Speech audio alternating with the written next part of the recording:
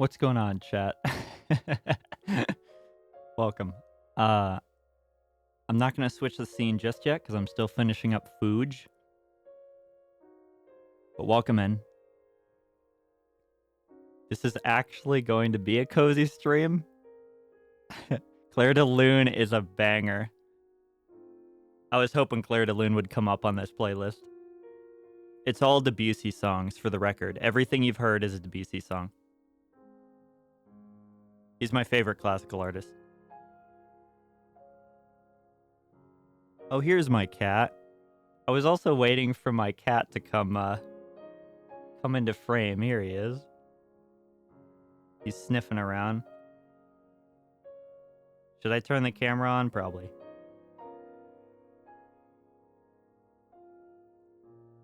Hello. He just went under the bed, but he'll be back, I'm sure. I'm eating fish, so I'm hoping that he doesn't, like, try to take it.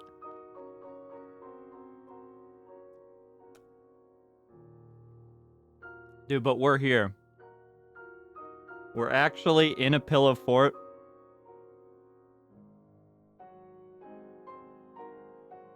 We're actually in a pillow fort. We're actually cozy. And we got the chat right here. It should be in the right place. Oh, but it cut off John's message. See that? Let me fix that real quick.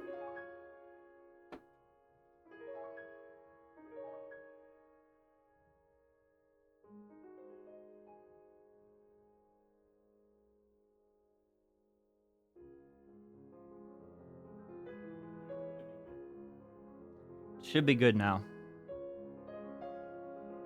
Try to type a bunch of messages, chat, and see if they get cut off. Also, I don't know why it's duplicating them right now.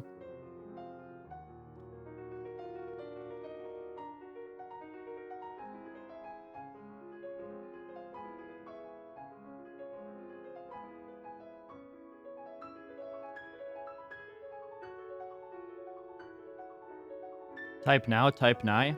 Are we getting duplicate messages now? Yeah, we are. Why? That's not what it was doing before.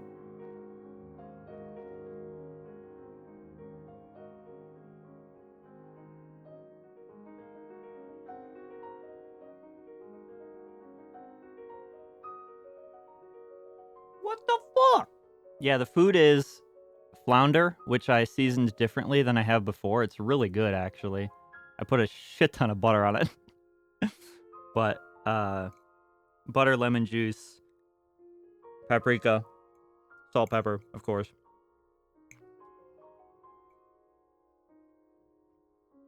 Garlic salt, that was the other thing. Why are we getting duplicate messages?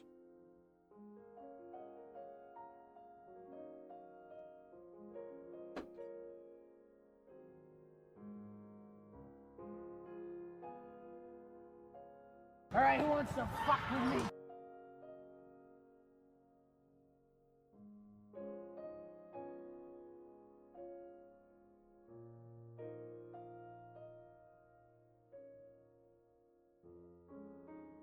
That'd be so good, Jack. I thought of doing that gag too. I was like, "Hey, chat," like putting in all the effort for all of this to be like, "Whoa, we have a pillow fort. We have a setup. We have all these things." I'm just gonna read to myself. You guys can read along if you have the book.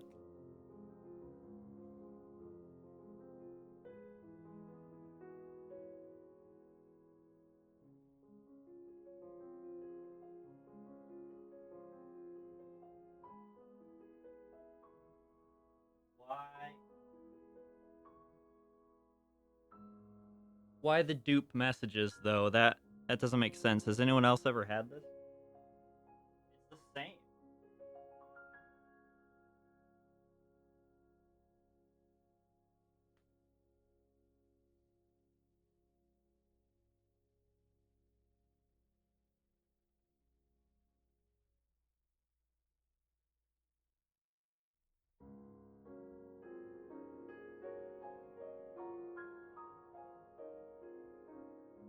Dude, it's pissing me off.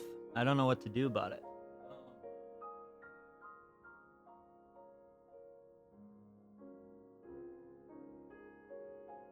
type now, does it do it on this one? This is my like generic chat box, so it'll show up here in the wrong place, but no, it's just one. Well, that's fine.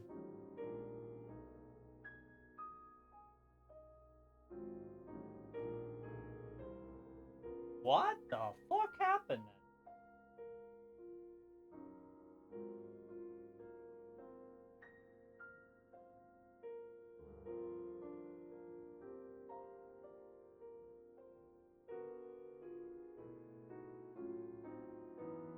Fixing on the fly.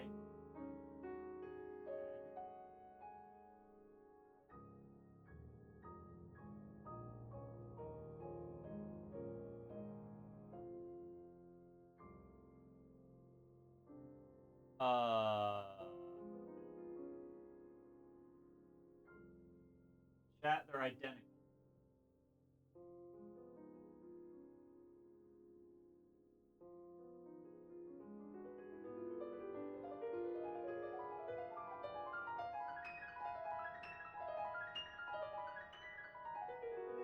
Chat, they're exactly the same. Which makes sense, because I know what I'm doing. Hey, I made this too, by the way. There's a whole, when we get to this book, there's a whole bunch of, like, overlays and stuff that we have to enable, which is cool, because we'll be able to track our skill points and stuff, which will be really nice. Why is this double? Fuck it. We're going over here. I set it up, but whatever.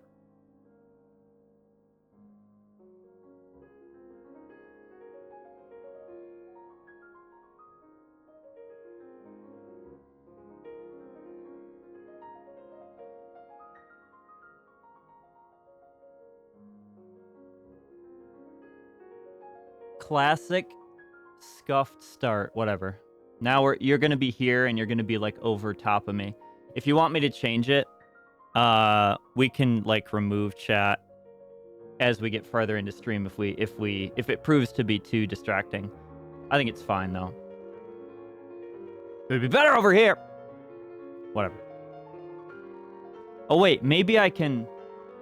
I know what I can do.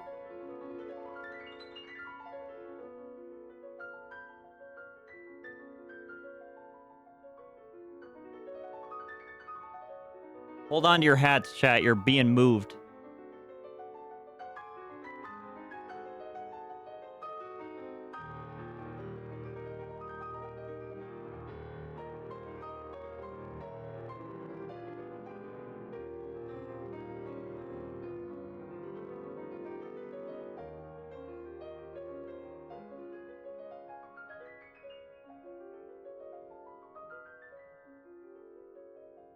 Okay. There we go.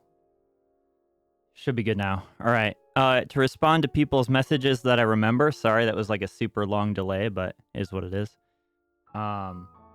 Yes, this is all Debussy music. I would like to have it displayed what song is playing, but I'm not that prepared, so that won't happen. But that's a good idea for next time. Assuming there is a next time for a reading stream. I don't know. We'll see how this one goes. Also, I have Metacam enabled, right? We can still redeem that, or did I disable that? I might have disabled that. Let me...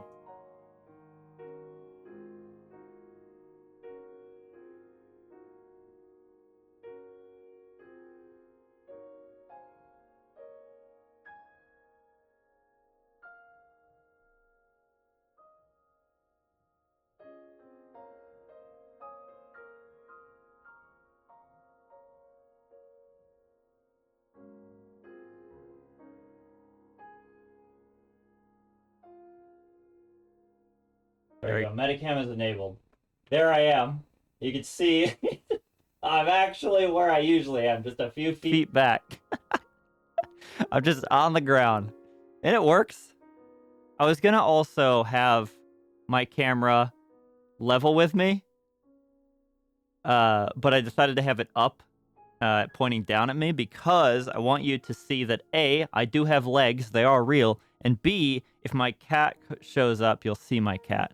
And I don't want you to miss out on cat. I mean, that would be a true crime, actually.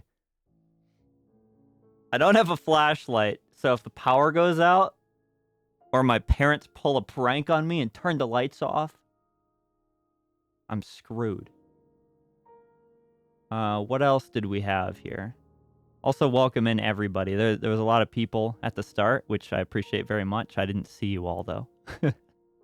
I know SCG, Beck, Jax, Dope, T-Zad was here. Jack was here. I'm trying to remember everyone else. Flowers was here. Flowers said this is exactly what I want from a cat stream, which I absolutely love. Because I think there's a kind of maybe an implication.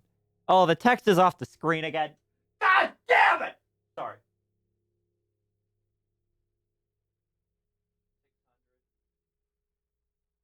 Oh, I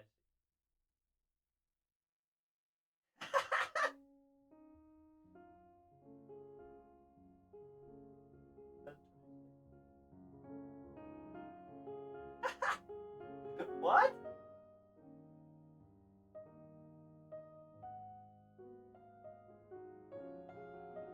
What? Huh?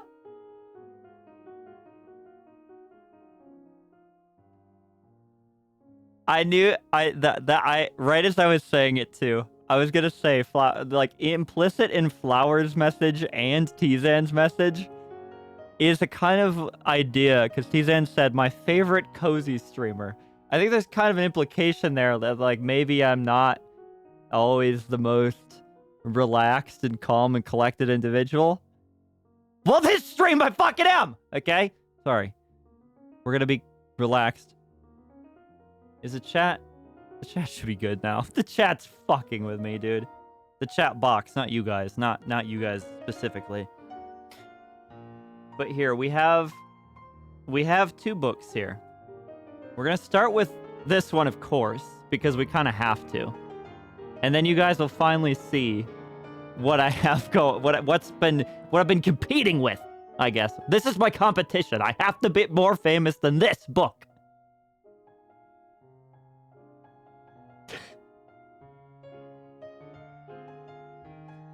It's the teleprompter is a little bit off. I can read your guys' chat message on the teleprompter, but it's like part of it is hard to read, so I have to go.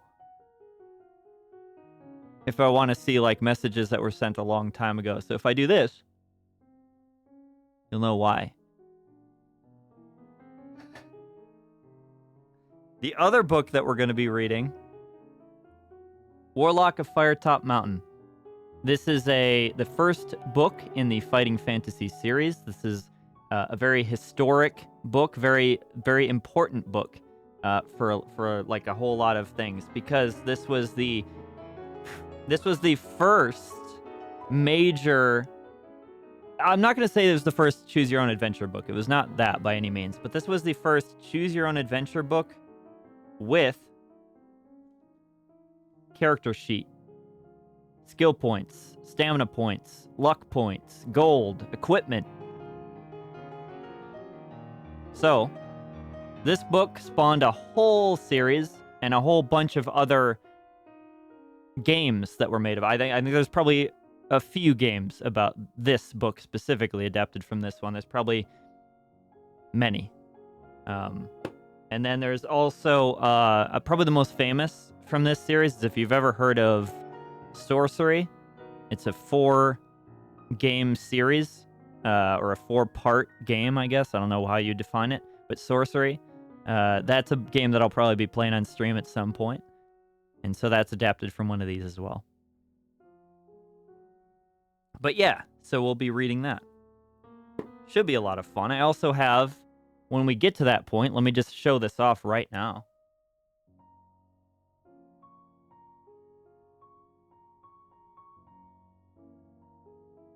We have stats over here. So these are our character stats. These are our monster stats. I figured that'd be easier than writing it down and showing you guys. And so I can adjust them from here very easily.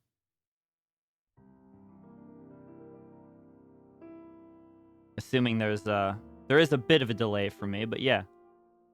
I can adjust them to whatever value we need. Dude, we're fucking rich! But I can only do it one by one, so I have to press that 24 times now.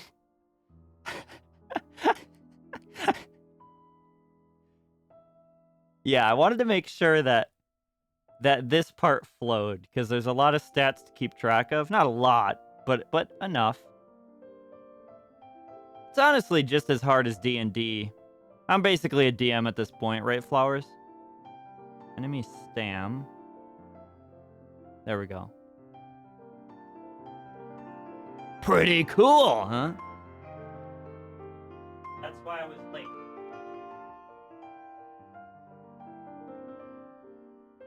That's why I was late, because I realized that, hey, I could probably make that overlay and make the stream like a lot better and a lot like smoother. So I spent like maybe 40 minutes making all that. So yeah.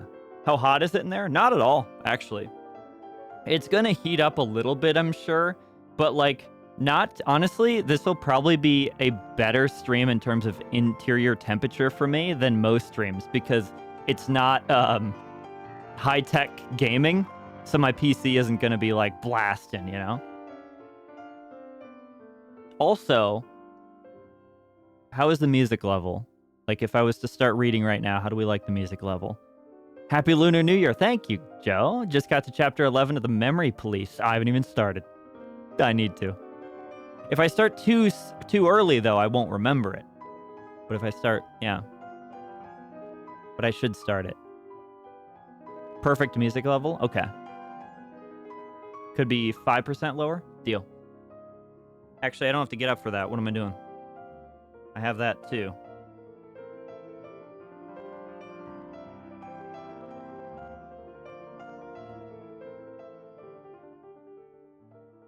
How's that?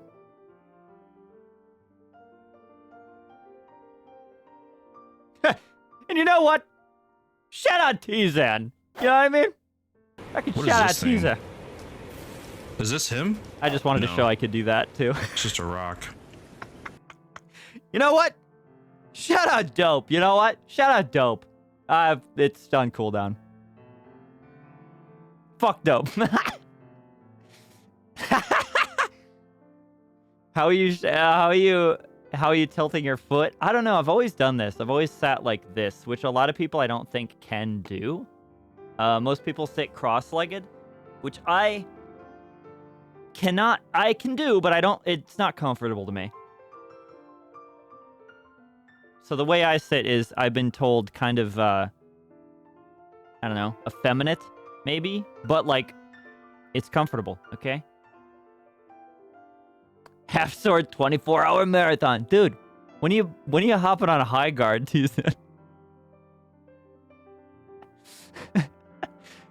flexible? Not really. That's why I can't cross my legs. Like, I'm flexible in this way only, but not any other way. I think in high school, I was the absolute bottom of my class in terms of, like, flexibility based on the gym, but not high school. That would have been elementary, but still, based on gym tests and stuff, I was the least flexible. But I got long fucking limbs, man. That's exactly right, Dope, too.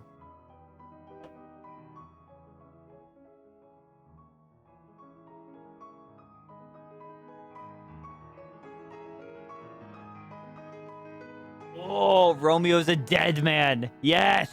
Yes. Romeo's a Dead Man is so sick looking, T-Zan. Harry and I are going to play it. Harry and I are saving that to play with each other, like, on the couch, dude. I'm going to go over.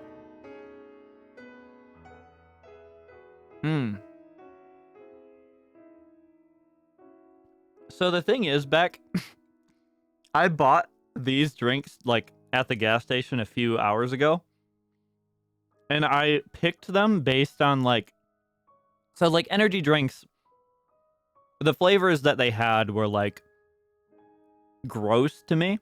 They were like grape, which, sorry, I don't like artificial grape. Or like peach flavored. Like, I don't really like peach flavored drinks either. Like, there was a lot of weird flavors that I didn't much like. So I looked at all of them. I did a glance, and I was like, wow, I don't want any of these.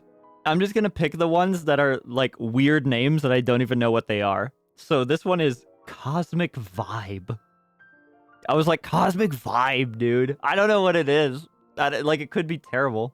This one's not bad, fortunately. But, like, any of the ones I got could be terrible. Cosmic Vibe.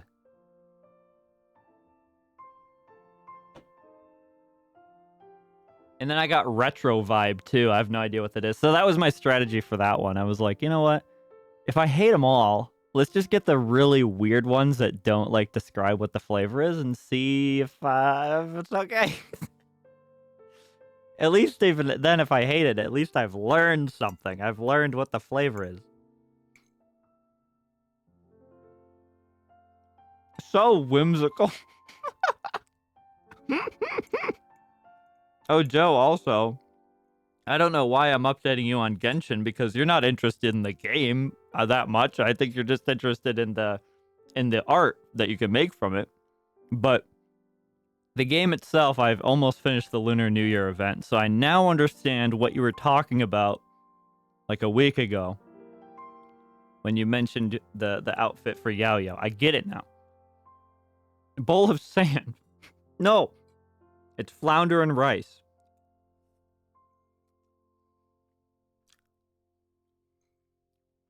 I agree, Dope. Citrus and cactus, both.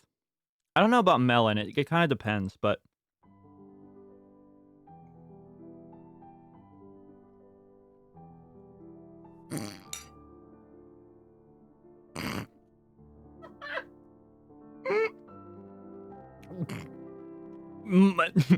Munching into the mic in a pillow fort.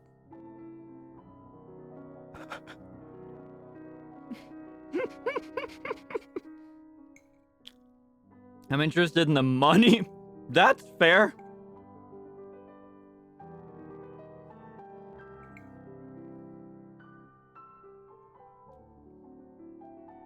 Yeah, melon's a wild card because sometimes it's really good.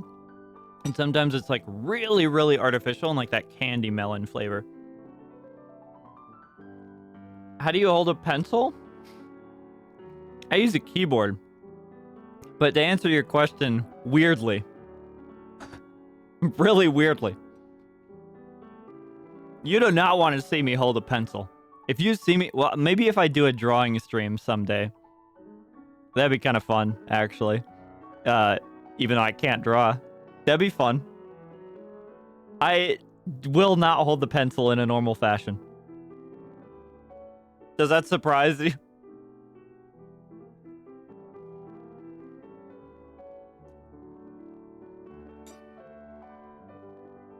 Okay. We're gonna let the rest of that food sit out so that's ready and marinated and good to go later.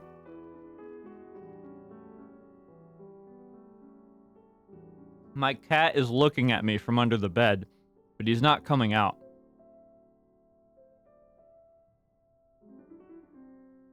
I see his little eyes. He's staring right at me. Hey! You!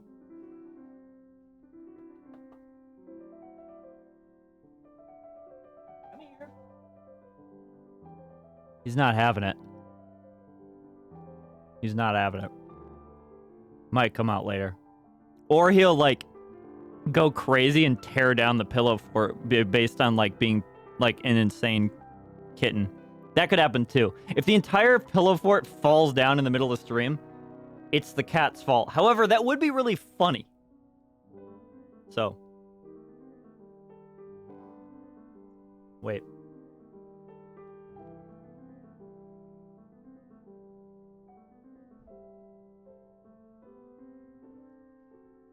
There we go. Now I'm more away from you guys. I was feeling a little cramped. We're good now. Drawing stream. I went to a temple and met some people who didn't speak English. They gave me soup and oranges, and they were posing with Yao Yao. What? That's so cool. Wait, what? Why, though? That's so funny. He holds it with both palms. I'm like, I gotta draw.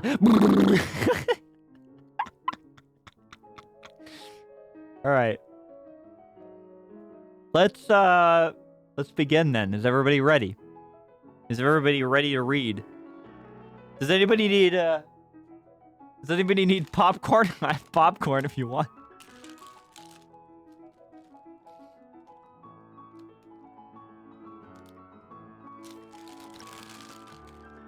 Dude, I made a joke about Clancy's the other day, and Stinky didn't get it. Stinky didn't know the brand, and I was like, but you have Aldi over there in Netherlands. But maybe they don't have Clancy's brand. That kind is so good. Yes, Grace, I've been consuming. It's been the snack that I'm eating. I will go to Aldi and I'll buy Clancy's cheese popcorn, and that's all I eat. Well, for snacks, that's all I eat. Even though yesterday I had Moose Tracks ice cream, cookies, pretzels. That's all I eat, though. That's usually all I eat, okay? Like yesterday was a chill day because I didn't have work, so it was a play Genshin all day and eat a bunch of shit.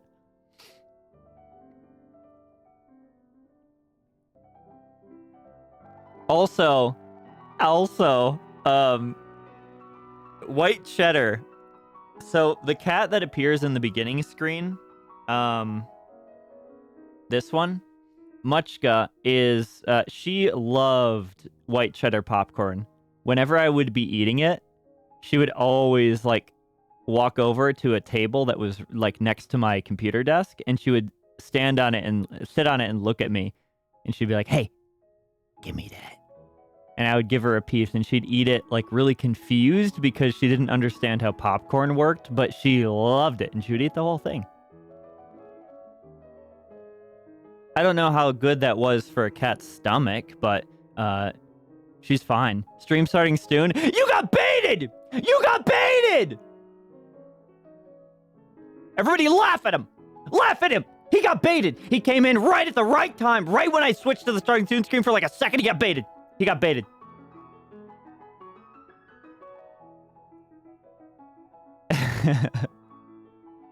Yeah, I'm all caught up with Genshin now, Kreese. By the way, latest fight scene was peak. I'm just gonna say.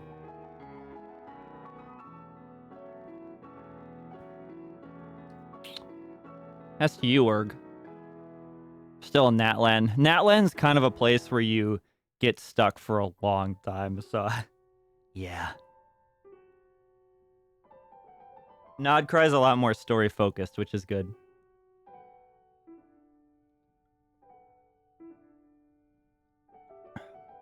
Popcorn isn't good or bad? Okay, good.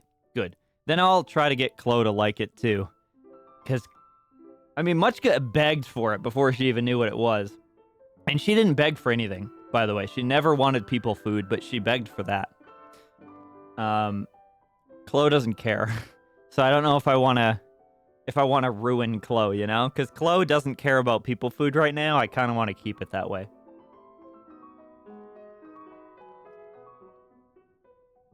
It is, Erg. It really is. I don't want to get super derailed and talk about Genshin the whole stream, but honestly, the latest content has been really, really good. Natlan's story was also good, but it took a long time to get there. Whereas Nodcry was just, let's go.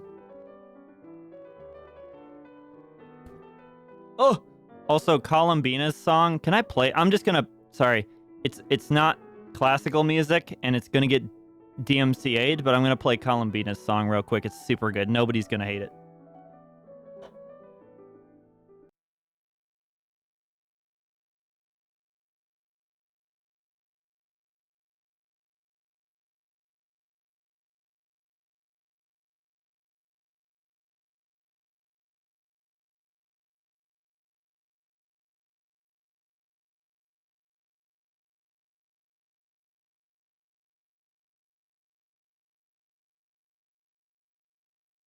Same, Erg, yeah. Same. I tried real hard, but I didn't get her.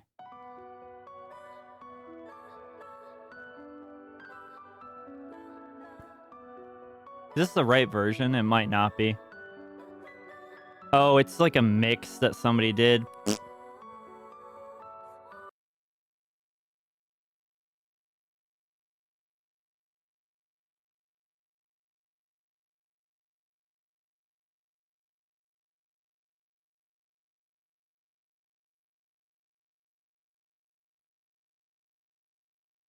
Yeah, I was gonna say that sounded nothing like it.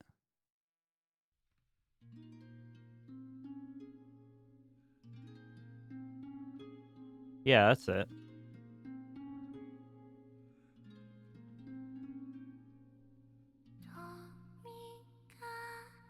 There it is. Yeah, this is the one.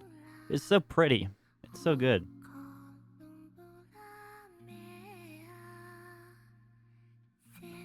Oh, you did? Wait, you played this, Joe? I feel like musically it's not super complex, right? It's mainly the singing that's impressive. What genre is it? I don't even know. Like Chinese classical, maybe? I don't know. It's almost like, it feels almost like opera a little bit, but not really.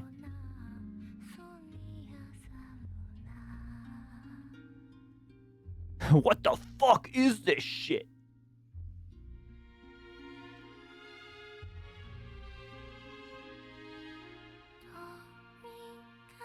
Dude, Erg, you may have gotten Zabai, but I got whoever the frickin' newest horse girl is. I don't even know who it is at this point. I pulled 5 times and got her, and I was like, oh, okay. Hey! What's up, buddy?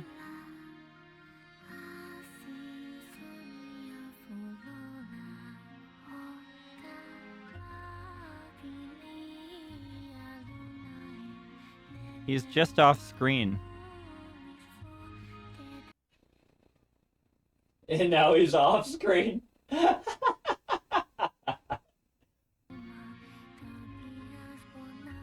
He's edging chat right now by just doing that. Hey, come here, buddy.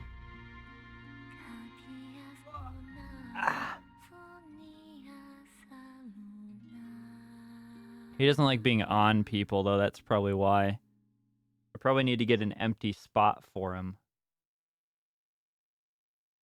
Is there an empty... He could sit here. Hey, that's an idea. Flo, chill here, buddy.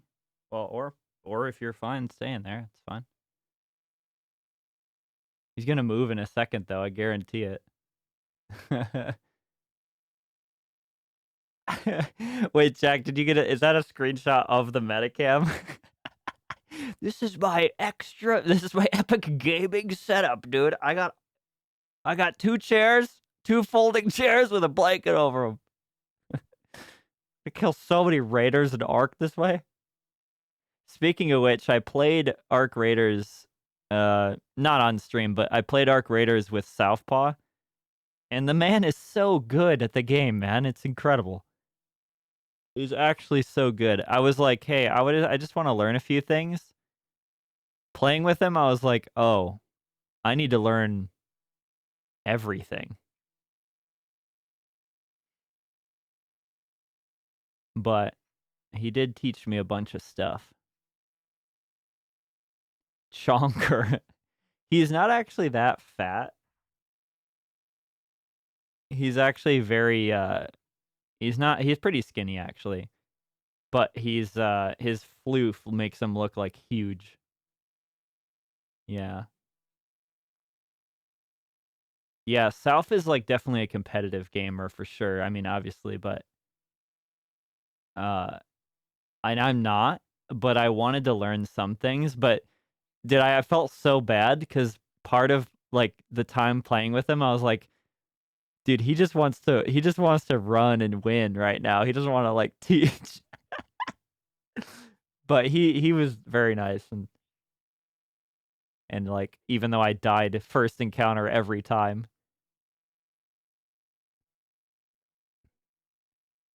Yeah, he's like it's because there's a hair, like a thing of hair right here. I feel it. It's like a little snag, and he's like,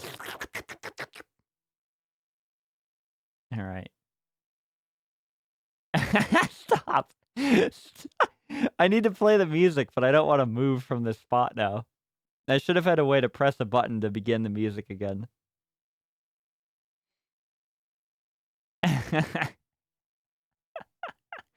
Please.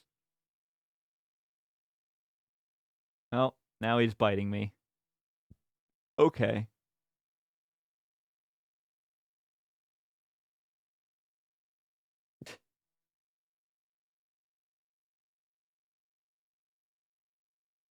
What a goofball.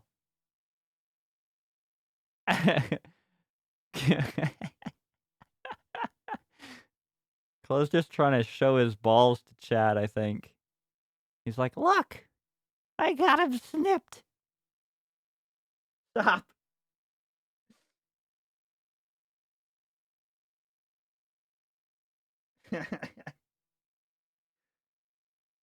Oh, he's all nestled in there, man. I can't get up now.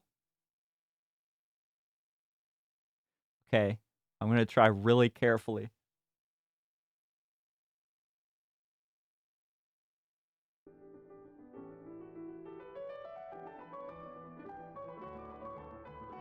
He left.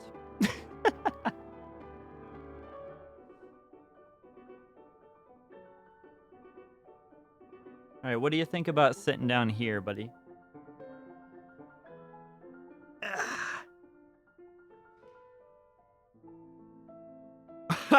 He's like, fuck this, dude. Get this iPad out of here. Okay. Well, hopefully he'll be back. We're going to start. What time is it? How long have I delayed before even starting? I delayed for 48 minutes on a reading stream. That's pretty impressive. All right, so it's been an hour 30. No, it is not. But I did start late, so.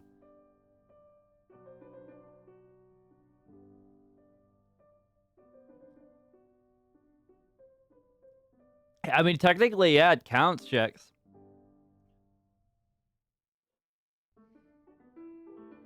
All right, let's begin. I like how I'm drinking an energy drink to read. I think that actually is bad for your vocal cords.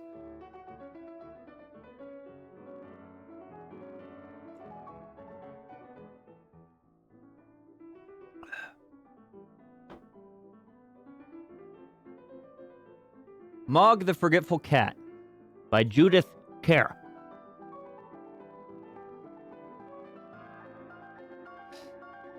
Once there was a cat called Mog. She lived with a family called Thomas.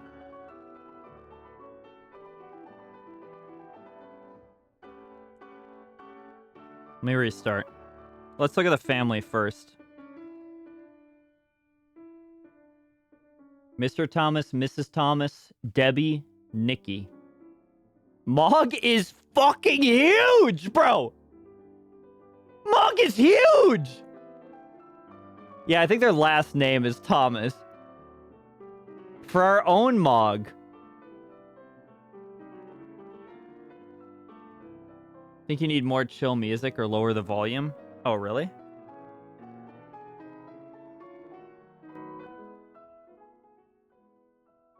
It's supposed to be relaxed. What if I just put Claire de Lune on a 10-hour loop, chat? I actually do have a Spotify playlist of calm classic music. I'll put that on, but it's not very long. It's like only 23 songs. Or like whatever they're called, movements.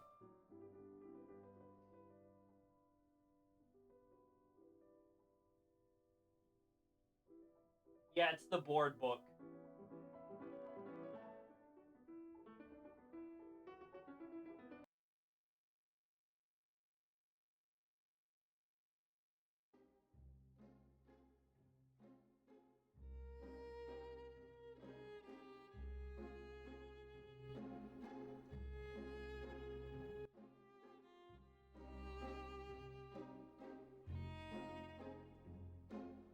What about that? Sturkey, welcome in. Are you really logging it?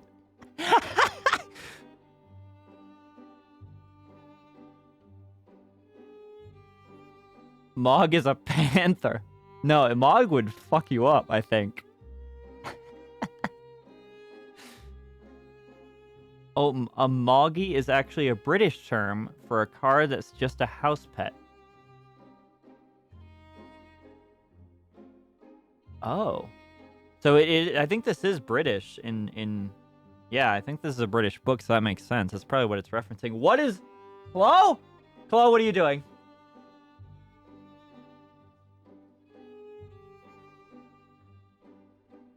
Hello?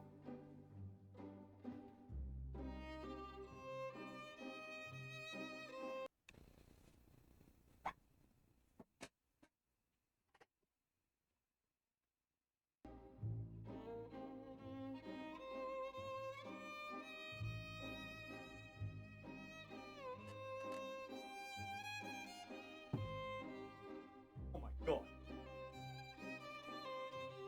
I almost died doing that. I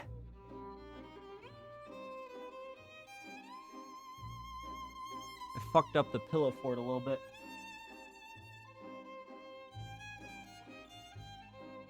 Okay. Puts on headphones to read.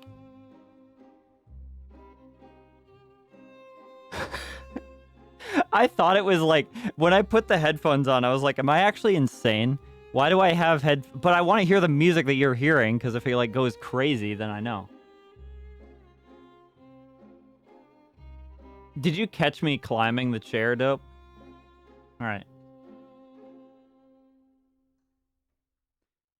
Let's start over. Once there was a cat called Mog. She lived with a family called Thomas. Mog was nice, but not very clever. She didn't understand a lot of things. A lot of other things she forgot. She was a very forgetful cat.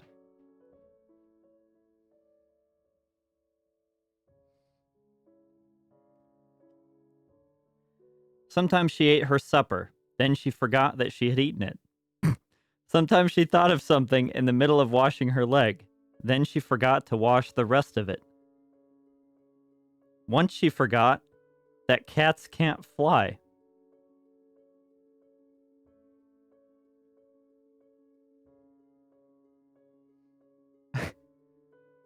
She's aura farming! Let's fucking piss! Forgetful cat mentioned. This is, yeah, you're welcome in, Charity. And it pretty much is, yeah. I mean, this is literally like a children's novel. Or not even novel. This is a book. A board book? Short story? I don't know. But most of all, she forgot her cat flap. The cat flap led from the kitchen into the garden. Mog could go out and in again. It was her own little door. I don't think it's little, Mog. I think it's very large. Look how wide this thing is. Look how wide this door is. That is, there are raccoons coming in there. There are dogs coming through that flap. Mog needs to maybe forget to eat a little more, if you don't mind me saying.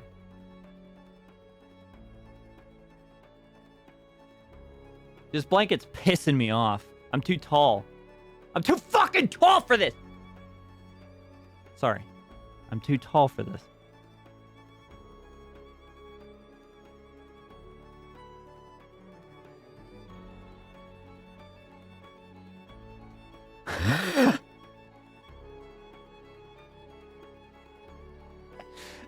The children's book. Yeah. Yeah, that makes sense. Is this a good song? Yeah, frick it is, dude. All of them on this playlist will be, because this is my playlist. Oh. What is Chloe doing? Hey. What are you doing? He's in a playful mood. I might have to get him out of here. He's gonna ruin everything. He's gonna bring the house down. Literally.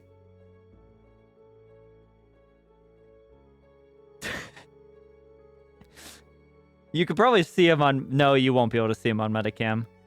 Sorry, I'm not even going to bait that.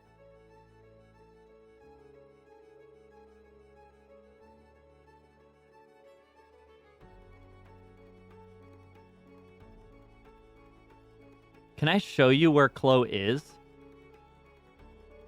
Dude, let me try.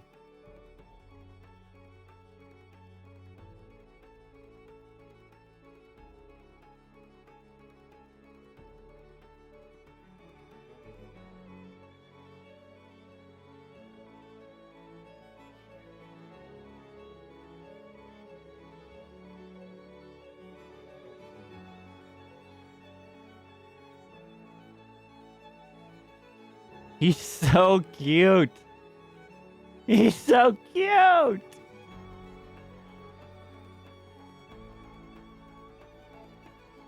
No, I did use support pillows, dope, actually.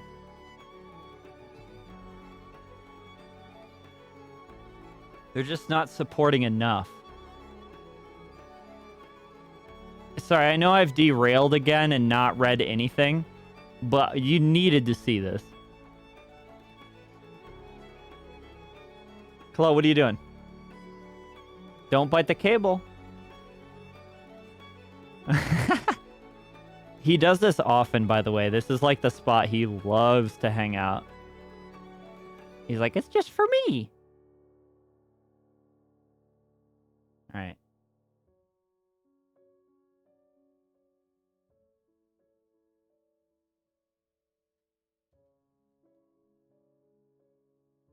There's like 30 wires attached to this thing. That was a risk.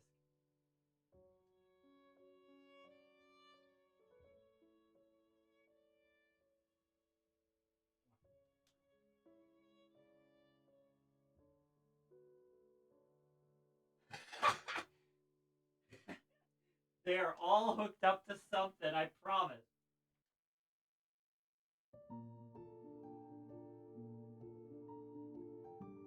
What the fuck? Oh.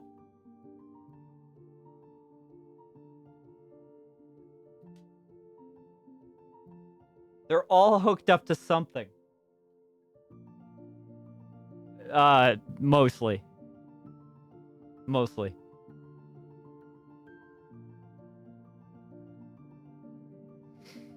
Oh my.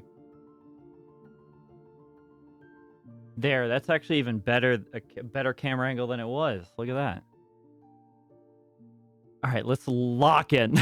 Let's lock in. Okay, she forgot. She knew about her cat flap. Okay. Dude, look at her. She's like a flat. Why is she so flat? The garden always made Mog very excited. She smelled all the smells. She chased the birds. She climbed the tree. Shut the fuck up.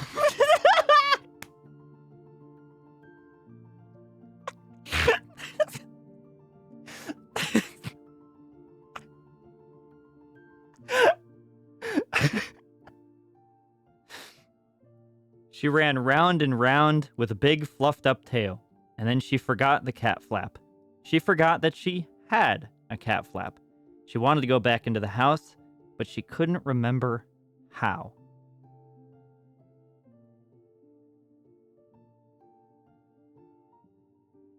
Now it's cutting off the top of my head.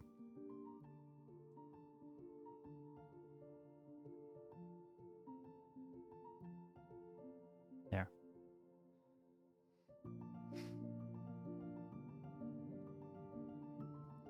In the end, she sat outside the kitchen window and meowed until someone let her in. Oh. I thought that was going to be like a big conflict in the book, but no, it was solved on the very next page. She's fine. She figured it out. Nikki let her in.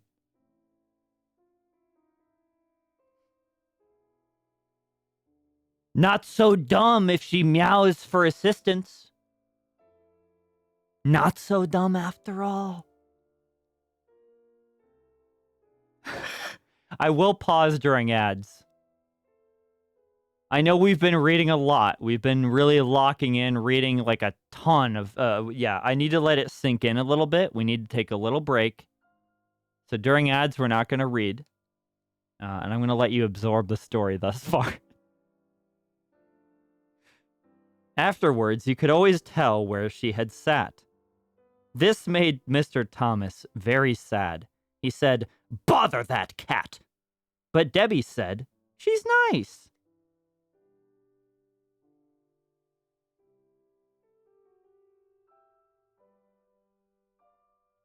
Bother that cat.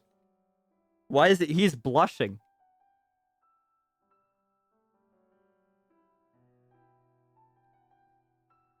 The No, you can't say that, Jax. This is a children's book, and we're cozy. This is a cozy stream. It's cozy. I'll see you after ads.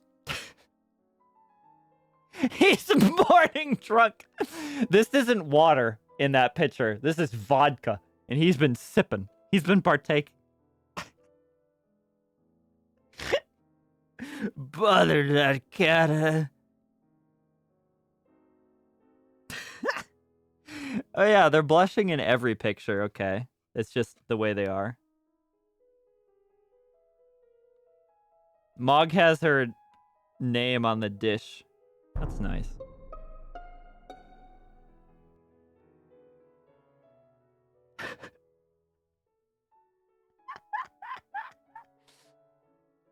Dude.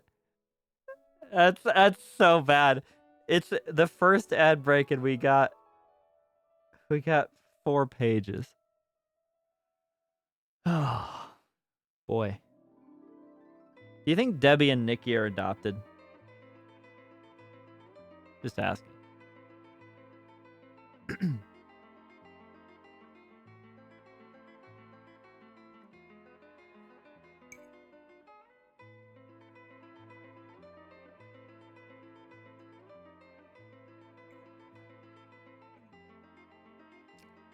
Oh, also, music good?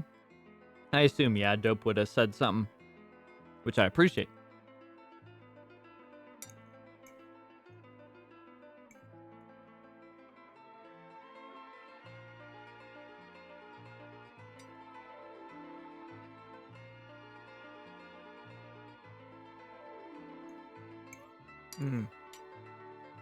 That's so good.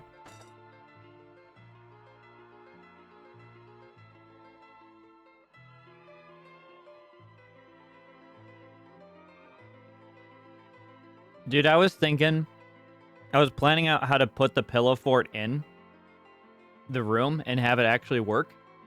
This works perfectly, though. This actually worked way better than I thought it would.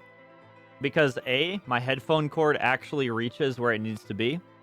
And I just move the mic up a little bit, and it's perfect. I'm using the same mic. I thought I was going to have to use a different mic than the one I use for stream. But no. So this is ideal. Like, this is way easier to do than I thought it would be. So we, like, this is possibly a reoccurring thing now.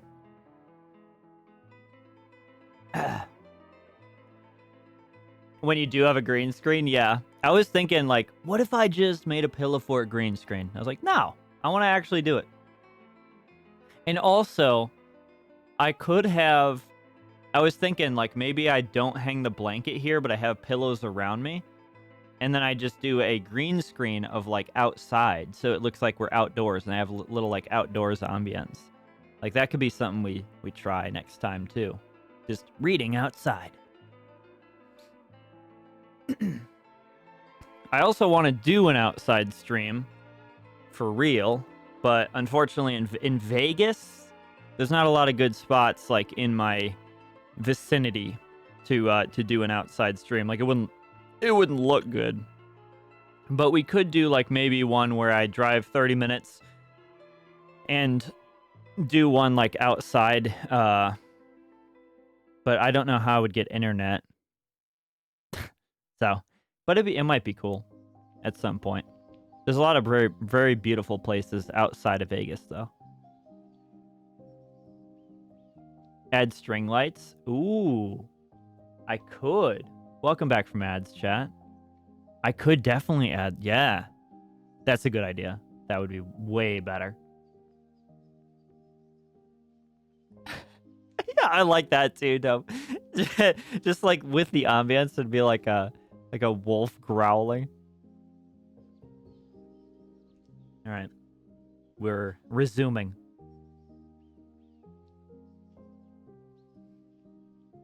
Afterwards, you could always tell where shit. Oh yeah, I already read that.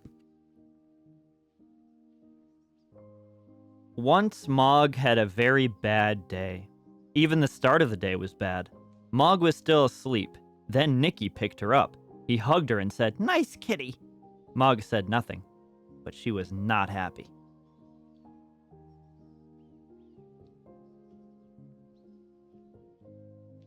What the hell, Nikki?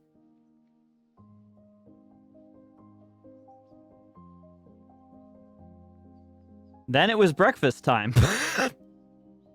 Oh. Okay, it's a continuing thing. She's having a bad day. Okay. I thought it was just going to disregard that immediately.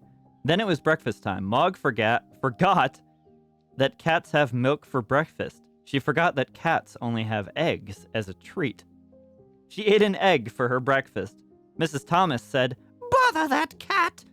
Debbie said, "Nikki doesn't like eggs anyway."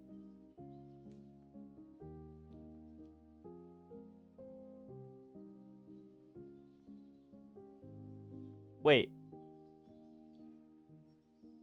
Are they eating eggs in like a... What is that bowl? I don't know what that is. It's like a little teacup. It's like a little freaking teacup, dude. Why are they eating eggs from a teacup? Oh! I need to watch Chloe very carefully. Hold on. I think he's about to piss. I need to make sure. Chloe?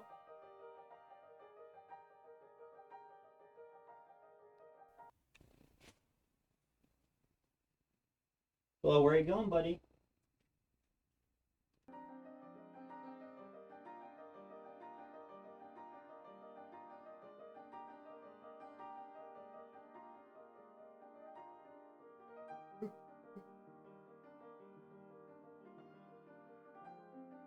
I'll let you outside now, Chloe. I don't trust that.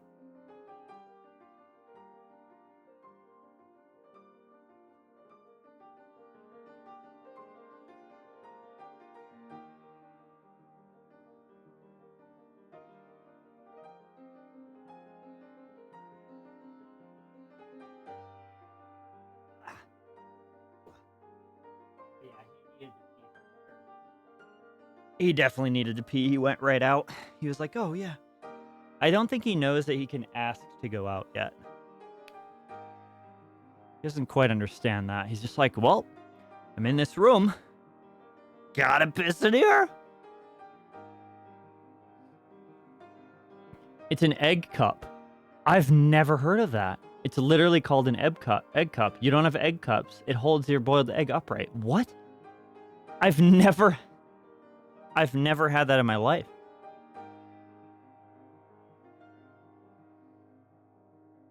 Everybody had egg cups. What the? I had a special egg cup growing up.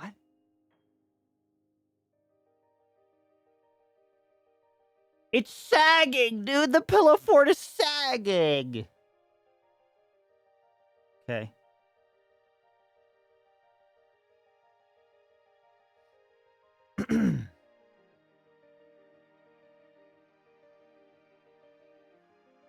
It seems like Debbie is a big Mog defender.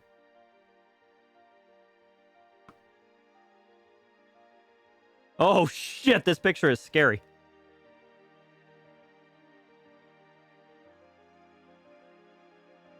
I like her expression. She's like, "What the fuck?" Mog looked through her cat flap. It was raining in the garden. Mog thought perhaps the sun is shining in the street. When the milkman came, she ran out. The milkman shut the door. The sun was not shining in the street after all. It was raining. A big dog came down the street. Mog ran. The dog ran too. Mog ran right round the house, and the dog ran after her. She climbed over the fence. She ran through the garden and jumped up outside the kitchen window. She meowed a big meow, very sudden and very loud. Mrs. Thomas said, "Bother that cat!" Debbie said, "It wasn't her fault."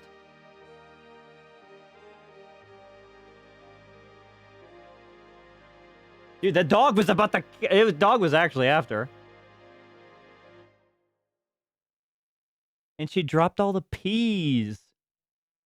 That's a Mrs. Thomas blunder, though. That's not a Mog blunder.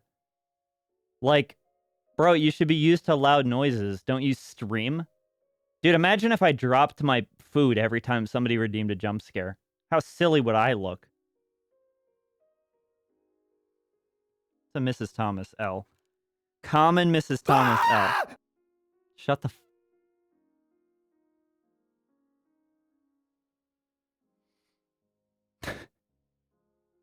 I'm too predictable. It does look like a Bloodborne boss. Actually, yeah, the dog looks horrific. Somebody's got to take care of that dog or brush his fur at least, man.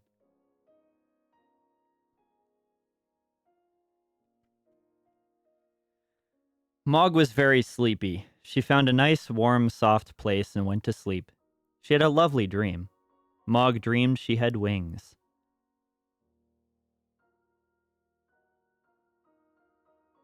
Oh. Dude, this is Claire de Lune playing very, very, very softly in the background.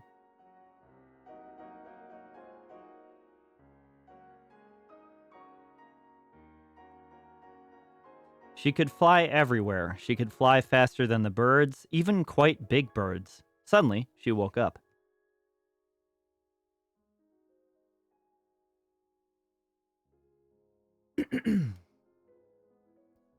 A lot like my first tattoo. Wait. Suddenly she woke up. Okay, so all she did on this page was dream. But, okay, this is confusing. Okay, I'm going to show you the picture first. Mog eating there, and the family is, you know, doing their thing. Looks like Mrs. Thomas is trying on a hat or something.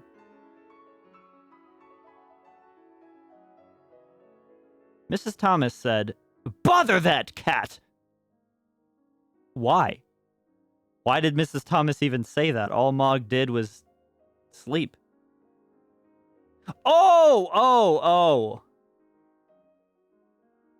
Mog is sleeping on the hat. Okay.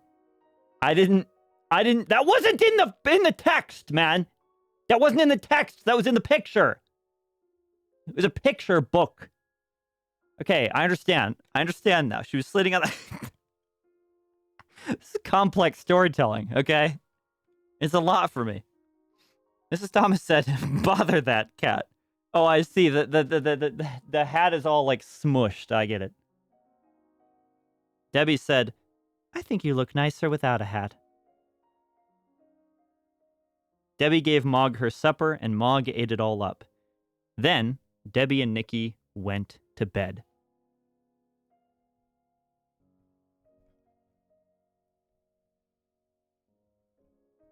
I don't think I'll ever be happy with this mic placement. There we go.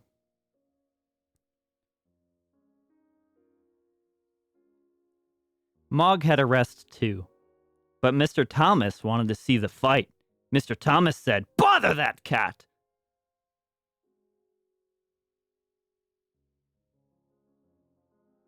I can't talk right now. I'm making piss.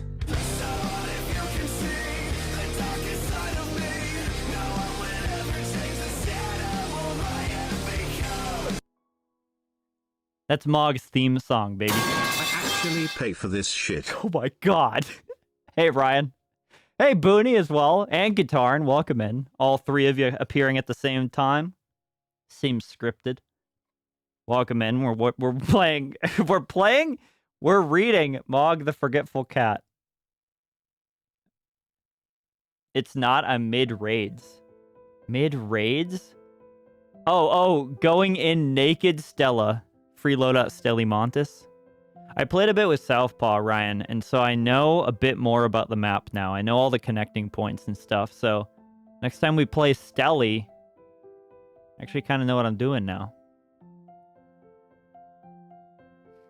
Oh, no loadout at all, just naked. That's kind of cool, actually. I like that. I did not dope. I don't think I saw it. I don't think I actually saw that.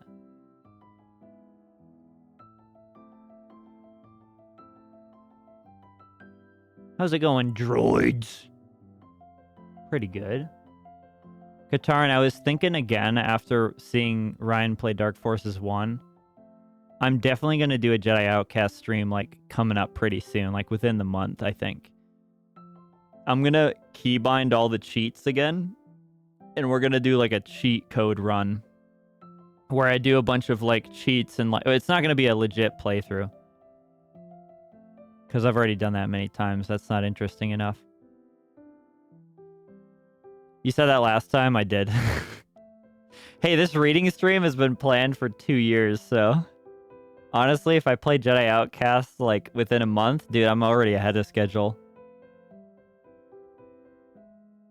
Like, I spin them up at the same time. They're all bots. Is that Bung as well? In the pantheon of Western literature, it's lacking the gravitas and verisimilitude. Verisimilitude.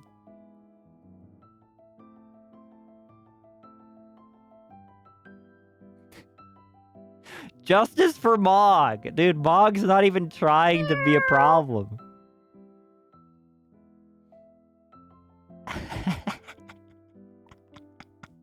Hey, Riot. Welcome in. Hop on Pop? I've never even read that. No, Pat. No. What? Wait, is that a... I don't know that one. Hop on Pop.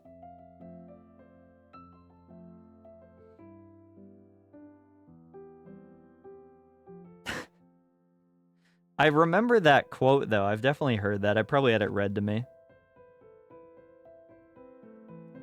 Mog thought, nobody likes me. Wait, what should Mog's voice be? It should probably be more. Mog thought, nobody likes me. Then she thought, Debbie likes me. Debbie's door was open. Debbie's bed was warm. Debbie's hair was soft like kitten fur. Mog forgot that Debbie was not a kitten. Oh, that's funny. Hey, that's what my cat was just doing to me. That's adorable. Then again, her hair is going to be disgusting in the morning.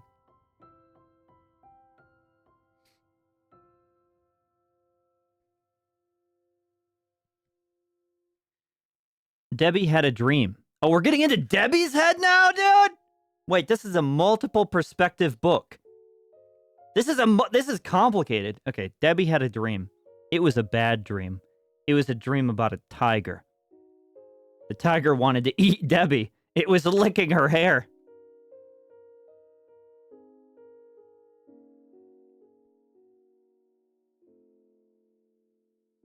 I missed some of Mog. You did. And I delayed for like an hour, too. Oh my god. This image is actually horrific. Debbie's face is like actual horror movie.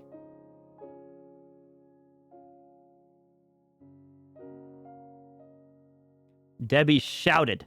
Mog jumped. Mr. and Mrs. Thomas said, "Bother, bother, bother that cat!" Debbie said nothing. She was still crying because of the bad dream. Dude, Mog even made an enemy of Debbie. Where can we buy your book? Should I like illegally resell this book as my own merch? No. Mog ran out of the room and right through the house and out of her cat flap. She was very sad. The garden was dark. The house was dark too. Mog sat in the dark and thought dark thoughts. She thought, nobody likes me. They've all gone to bed. There's no one to let me in. And they haven't even given me my supper. Didn't they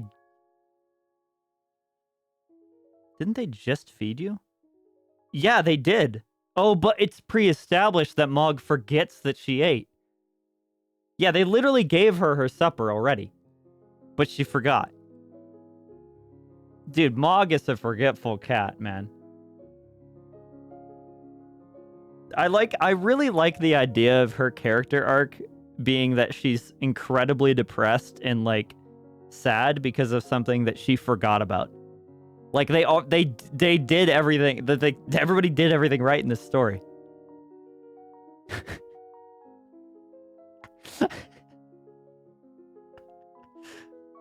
Just write on it with Sharpie. Yeah, I'll just replace Mog's name with Cat. Cat. Cat.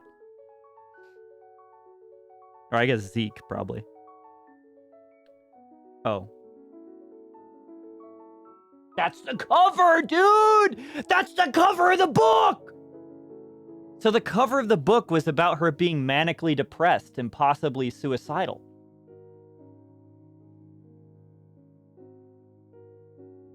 Then she noticed something. The house was not quite dark. There was a little light moving around. She looked through the window and saw a man in the kitchen. Mog thought, perhaps that man will let me in. Perhaps he will give me my supper.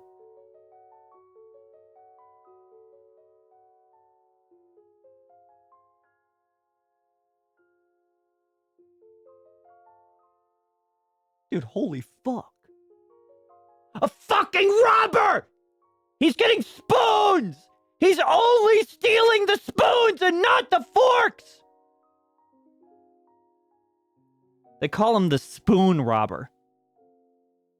The spoon bandit, if you will. Oh shit, he wasn't stealing just spoons. Okay, I'm not gonna spoil it, but he wasn't just stealing spoons. She meowed her biggest meow. Very sudden and very, very loud. The man was surprised. He dropped his bag. It made a big noise, and everyone in the house woke up.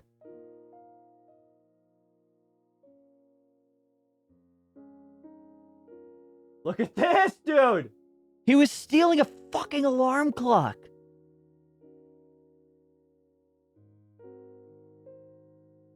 Dude, was he stealing the egg bowls, bro? If he was stealing the egg bowls, I'm gonna be pissed off.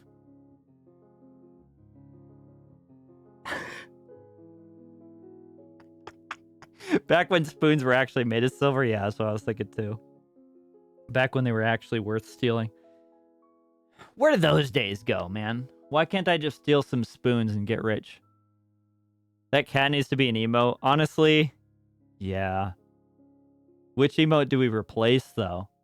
Or do I beg for like 50 more subs or whatever the hell Twitch wants to get me another emote?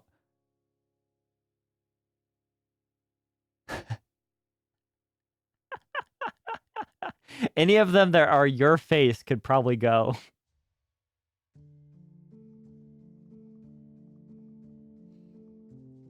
Mr. Thomas ran down to the kitchen and shouted, "A burglar!" The burglar said, "Bother that cat!" Mrs. Thomas telephoned the police. Debbie let Mog in, and Nikki shot the robber. That's not what it says. Nikki hugged her.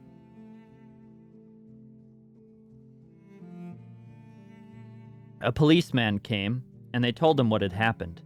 He said, "This is a stand-your-ground state, so technically, Nikki, what you did was legal. However, you did shoot him in the back, so we are going to have to take you in."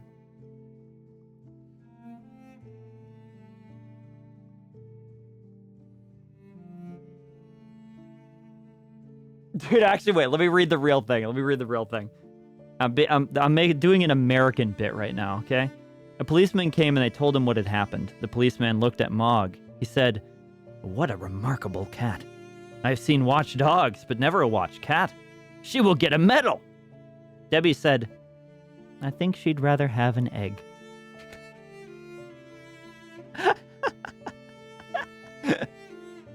I love that the robber has tea. It's so good. They're like, "Here, man, have some tea."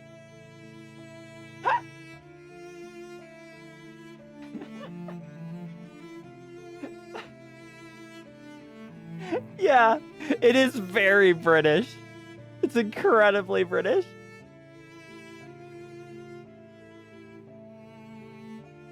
Oh, really? Oklahoma it doesn't even matter. Interesting. Didn't know that. Heck yeah, eggs for Mog. Dude, the line she'd rather have an egg goes kind of hard. I'm not going to lie. Mog had a medal. She also had an egg. Every day. For breakfast. Mr. and Mrs. Thomas told all their friends about her. They said, Mog is really remarkable. And they never, or almost never, said, bother that cat.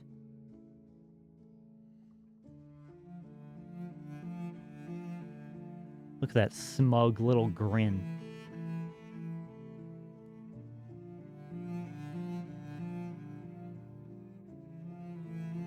To Mog for bravery, the medal says. And that's it. That's the book. That's Mog, dude. That's Mog the Forgetful Cat. The author also wrote a bunch of other ones about Mog. Mog's Christmas, Mog and the Baby, Mog in the Dark, Mog's Amazing Birthday Caper, Mog and Bunny, Mog and Barnaby, Mog on Fox Night, Mog and the Granny, Mog and the Vet, Mog's Bad Thing, and then Goodbye Mog, which is, unironically, I've already looked it up. It is about Mog's death.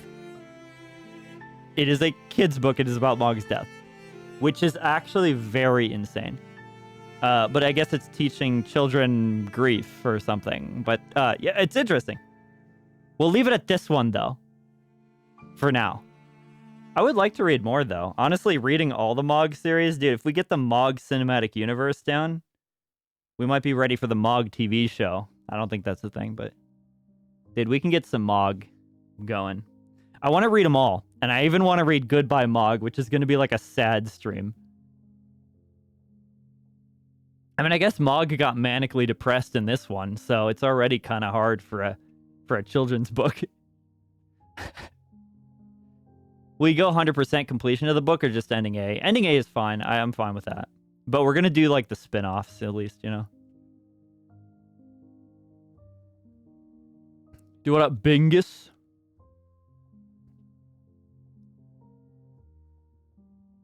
Started collecting when I was a kid. My dad used to buy me small silver bars. Wait, collecting what? I missed it.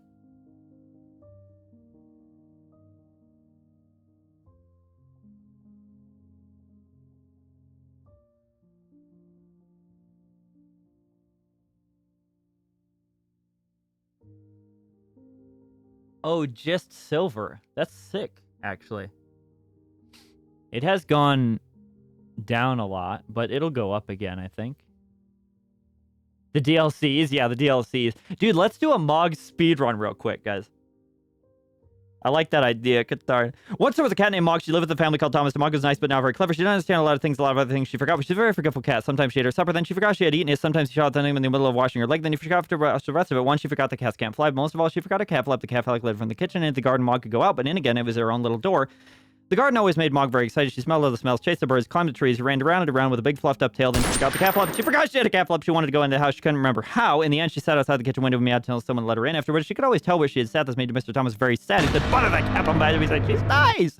Once, Mog had a very bad day. Even the start of the day was bad. Mog was still asleep. Then Nicky picked her up. He hugged her and said, "Nice kitty." Mog said nothing, but she was not happy. Then it was breakfast time. Mog, forget the cats have milk for breakfast. She forgot the cats only have eggs as a treat. She ate an egg for breakfast. Mr. Thomas said, "Bother that cat." Debbie said, "Nicky doesn't like eggs anyway."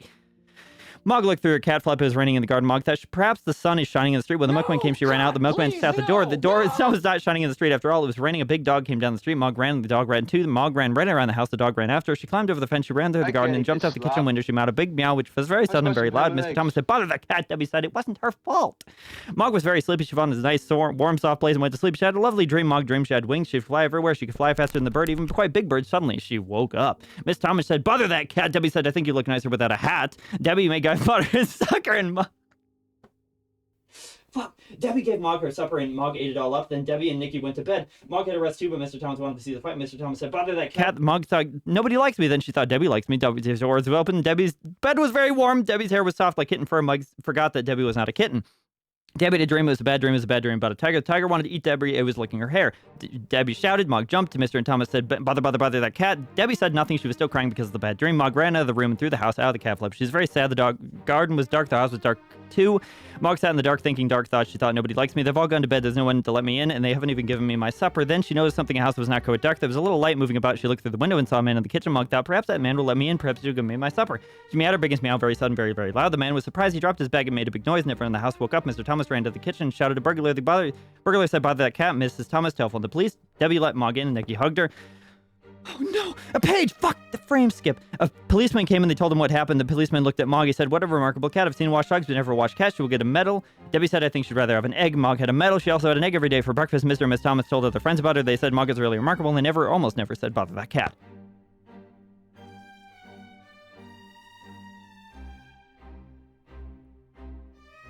There is a version of this book with a plushie? Dude, I would love that. I would love a Mog plushie, dude.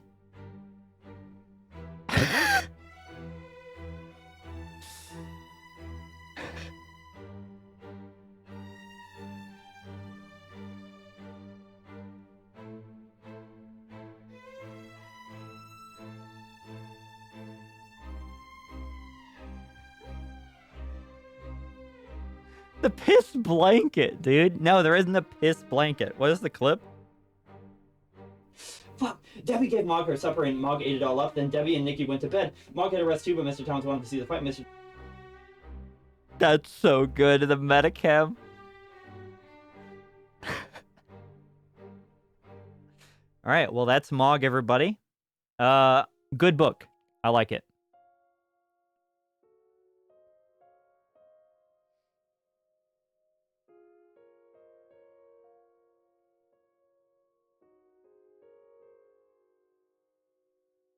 Next book. This one is significantly longer. Not a kid's book, of course. But this one is interactive. So, let's get the... Yeah, I figured Riot would want the summary, too. Let's get the data on screen. 21 books in the Mog universe. Actually... Dude, where is the Mog cinematic universe, man? Mog, oh, I didn't read the back flap, actually. Mog always seems to be in trouble for her forgetfulness, but one night it comes in very handy. Oh, yeah, because she didn't even know the burglar wasn't her owner. Like, she didn't give a shit. She was just like, let me in, bro. She didn't even do anything to deserve, like, praise or reprimands. She didn't do anything bad or good that entire book. She just existed, man. Oh yeah, maybe it's time for dungeon crawling music. Do we have that?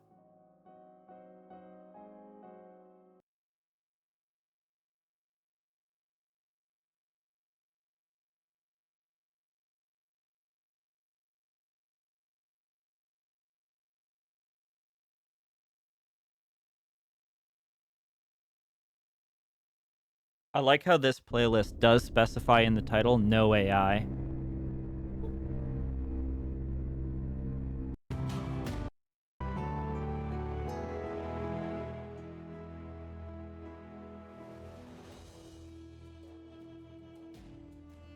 I like this. I like this a lot. That's a good choice, Dope.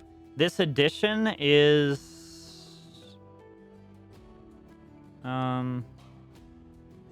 It doesn't have a lot of data on it.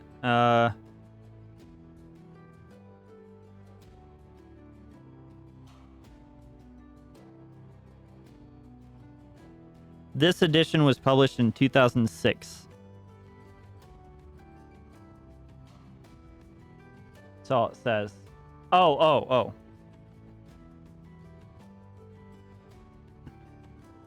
This is probably a republication, I would imagine. Because it already has like the series name and everything.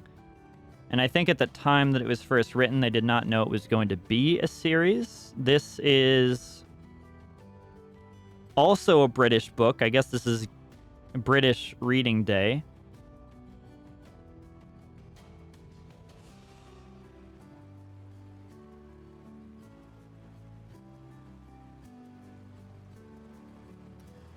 This edition published by Scholastic 2017.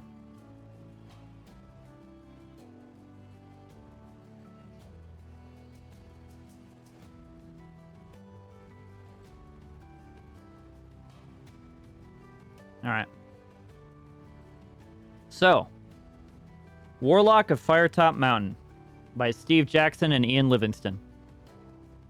I'm not going to do a British accent. I don't think I could keep that up. First of all, look at this map.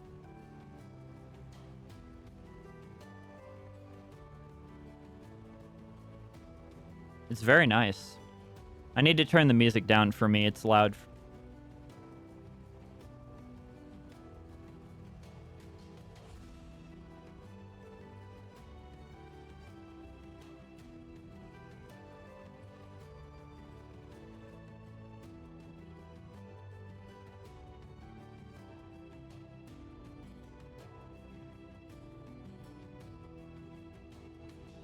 There we go.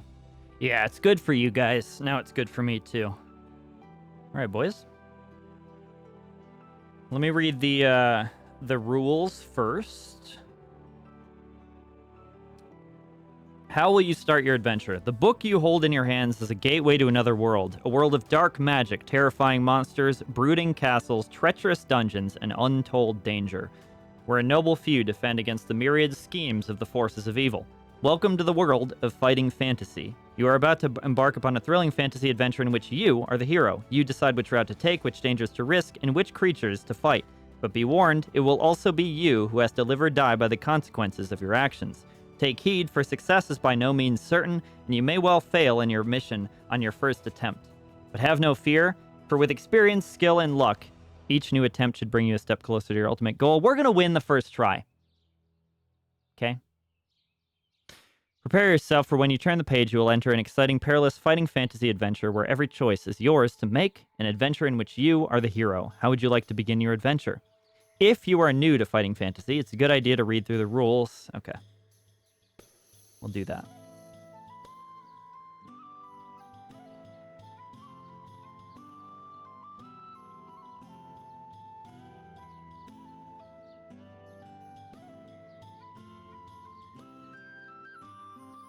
How to fight the creatures of the underworld. Before embarking on your adventure, you must first determine your own strengths and weaknesses by rolling dice. I need dice!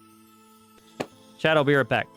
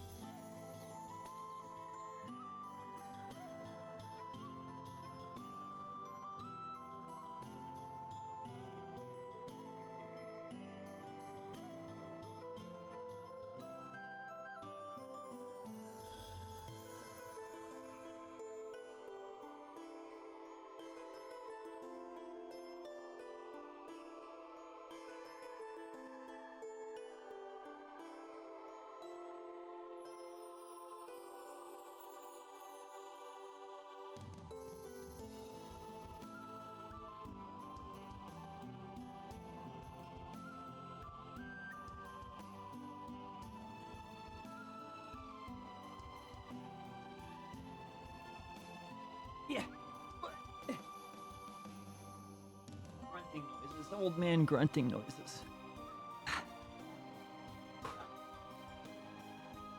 So, you know you have a problem, or you know you play too much like D&D when you have trouble finding D6s, or six-sided dice. I found a bunch of D20s before I found these. But we got them. So we'll be rolling these. Now, when I roll them, you probably won't see them. But I will play fairly, okay? I promise. Dice cam, well, maybe if I roll them here? Nah, you can't see that. That's alright.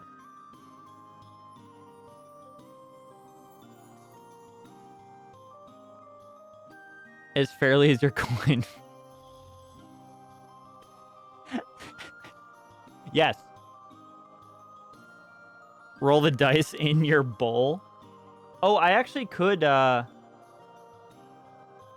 Bro, what am I doing? I'll be right back again. Ooh. Yeah, I don't know which... Yeah, thank you, Jax. I don't know which edition.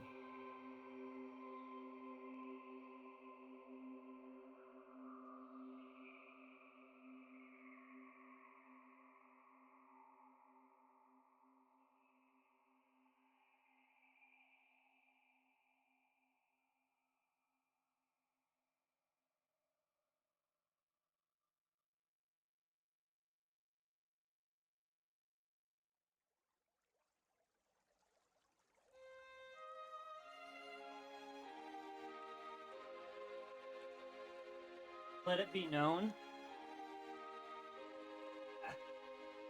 I pissed as well, so if you could log that. Okay. Also, major update, guys. Unpiss is now not a mod command only, so everybody can unpiss now.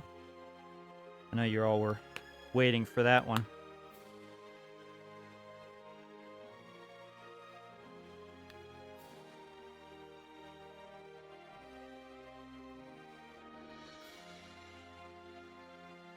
Get this fucking blanket out of here, dude. Hold up.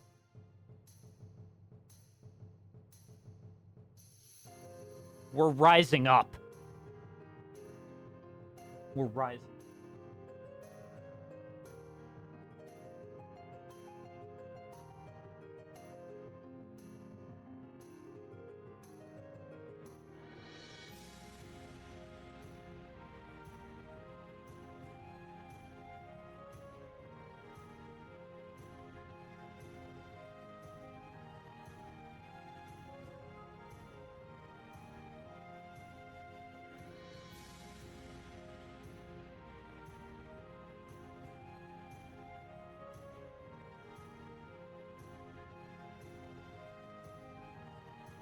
Yeah, the music is good.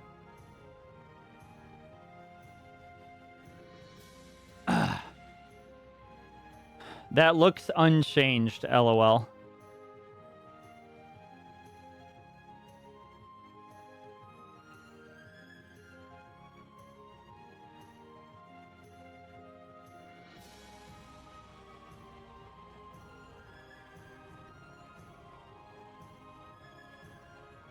There we go. More close up. Oh, yeah. So now I'll be able to... Yeah, this is much better. For this. And I have this dice roller here. So I will roll them in this, and then I will show you what they are. So. Let's get started.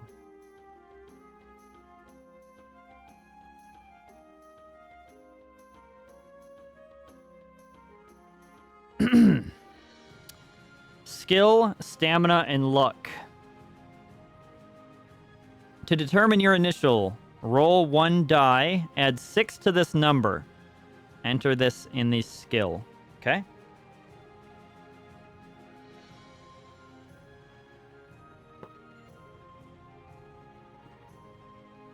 I meant every time you adjust something. Oh. Well, yeah. My bad.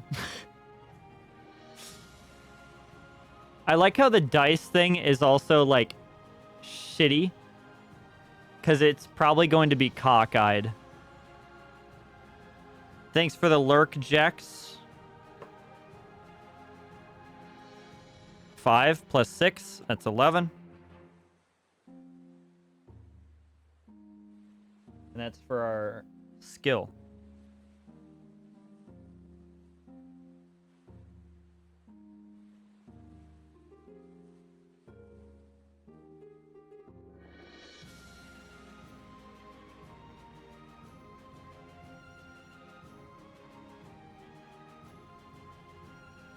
Cool. Roll both dice, add 12 for stamina.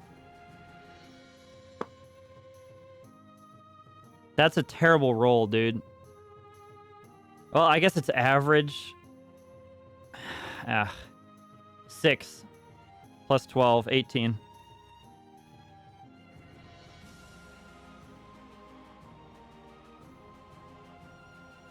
Yeah, our skill roll was goated.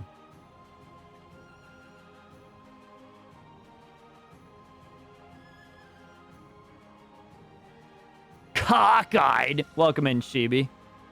Chibi, have you ever played any of these, or like played any of the games, or read any of these fighting fantasy games? They're like choose your own adventure, but with like D&D mechanics, light D&D mechanics. Roll 1 die, add 6. Luck is the thing I want the most, because luck seems very useful. It's kind of like a get out of jail free thing. 3. So we get 9.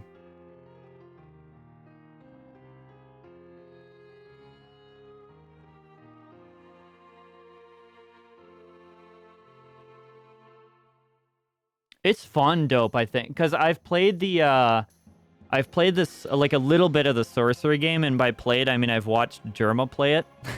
So I wanted to read the book first. When you roll the dice, can you make a noise? Yes, I will. I will. For like in the actual game, yes. We're just initializing here. Skill reflects your swordsmanship and fighting expertise. The higher, the better. Stamina represents your strength. The higher your stamina, the longer you will survive. Stamina is essentially HP, from what I understand. Luck represents how lucky a person you are. Luck and magic are facts of life in the fantasy world you are about to explore. Skill, stamina, and luck scores change constantly during an adventure, so keep an eraser handy. We don't need that. We're digital, baby. Oh, you must keep an accurate record of these scores, but never rub out your initial scores. Although you may receive additional skill, stamina, and luck points, these totals may never exceed your initial. Oh, shit. I didn't know that. Okay, 18, 11, 9. I'm going to just write those on my phone.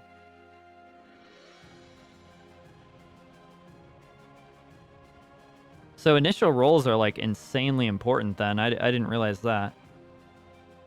Stam, skill, luck. Stamina is 18.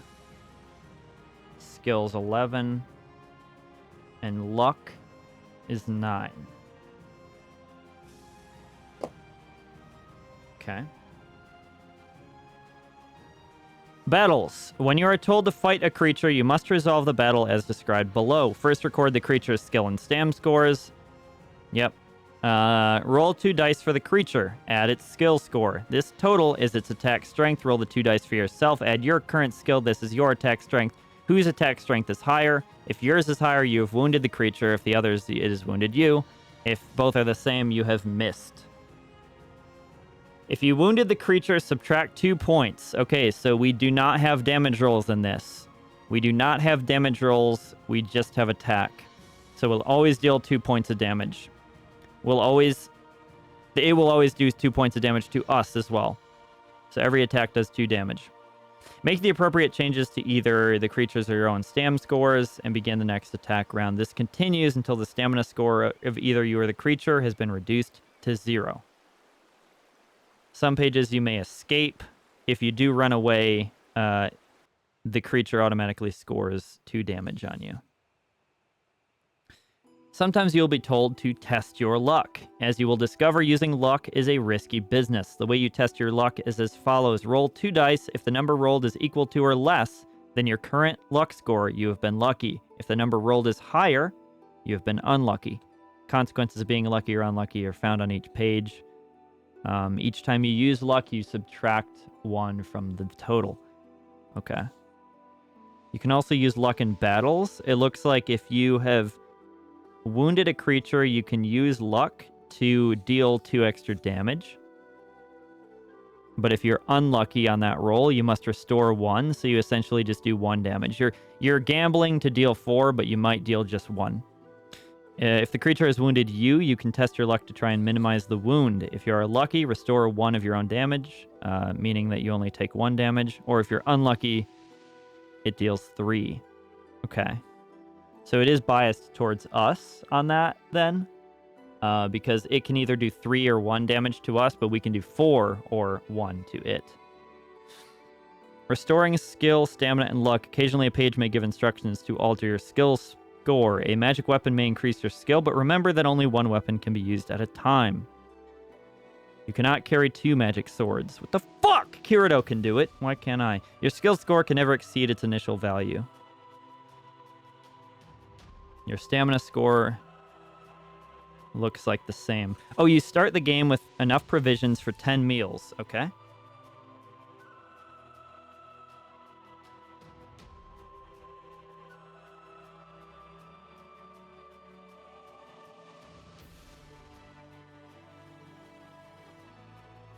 If it was only possible to add the numbers in parentheses to the stream somehow. Not with my... Well, that's true. We could, actually, yeah. 18, 11, 9. Nah, fuck it, dude. I'll just use my phone. We could, but I don't think it's necessary. I'll remember. You'll be there to keep me honest, but you won't actually see it, so...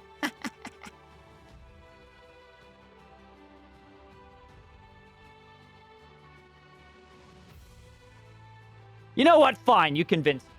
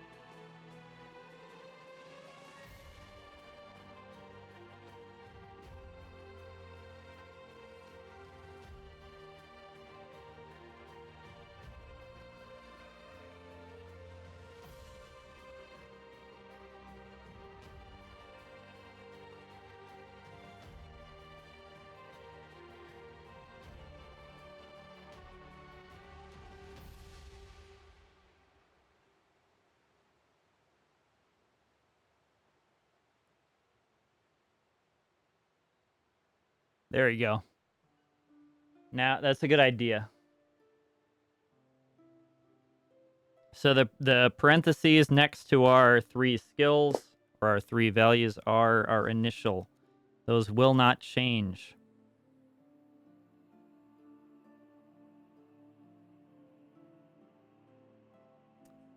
Okay, you start with 10 provisions. You may only eat 1 meal at a time. When you eat a meal, add 4 points to your stam score and deduct 1 point from provisions. Remember, you have a long way to go, so use your provisions wisely.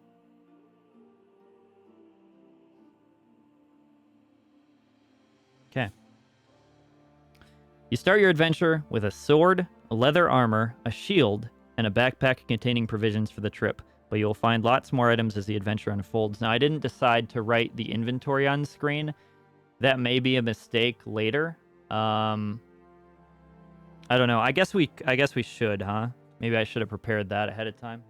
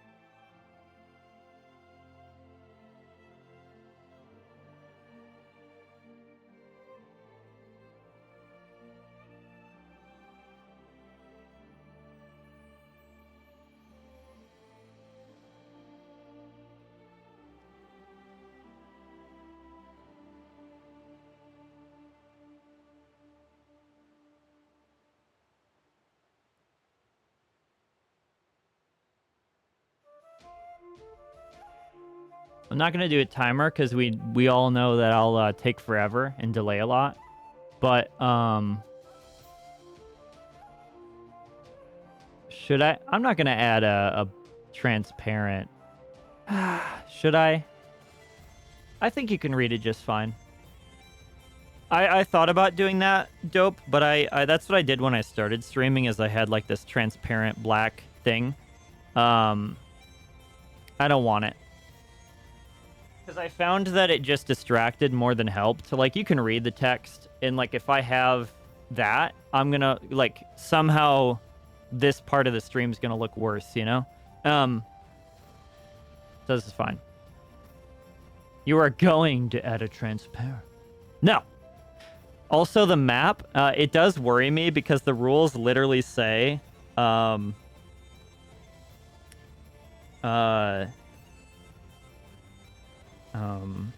make notes and draw a map as you explore. I'm not gonna do that. So hopefully that's not super important.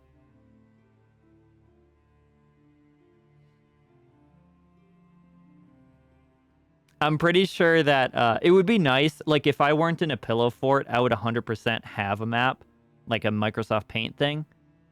If we do another one of these books, I'll like make that. But for this stream, I'm not gonna do it. Oh, you know what I should have done?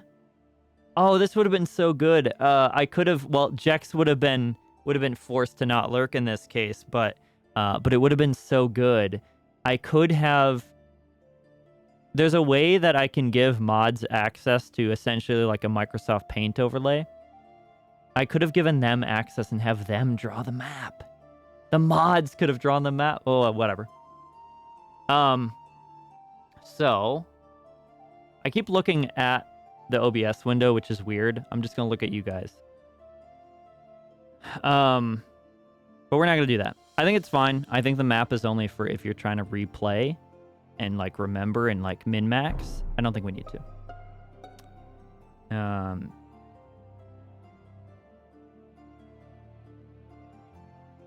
We're not supposed to know the map yet, so probably yes. You may also take a magical potion which will aid you on your quest. Each bottle of potion contains enough for one measure, meaning that it can only be used once during an adventure. Choose one of the following. A potion of skill restores skill points. A potion of strength restores stamina points. A potion of fortune restores luck points. And adds 1 to initial. Dude, I think the potion of fortune is actually the best one. I mean, so we already have provisions for stamina. Skill, if that goes down, I will be kind of screwed because that lowers my attack. But honestly, potion of fortune gives us an extra luck point and fills all our previous luck points. Potion of skill restores skill. Potion of strength restores stam. Potion of fortune restores luck, but adds 1. So we would get 10. It would go up to 10. I think that one's better because we can use luck to deal bonus damage, so the skill may not matter. Well, I guess if we don't have the skill, we never hit, though. That is true. Luck. Yeah, I live in Vegas, baby. Let's take the potion of fortune.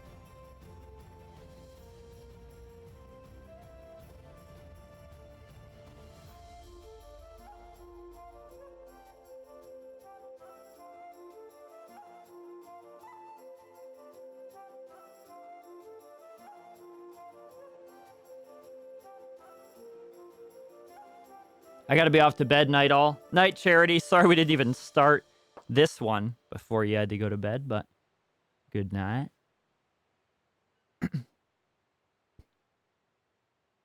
All right. All in. All right. These potions may be taken at any time.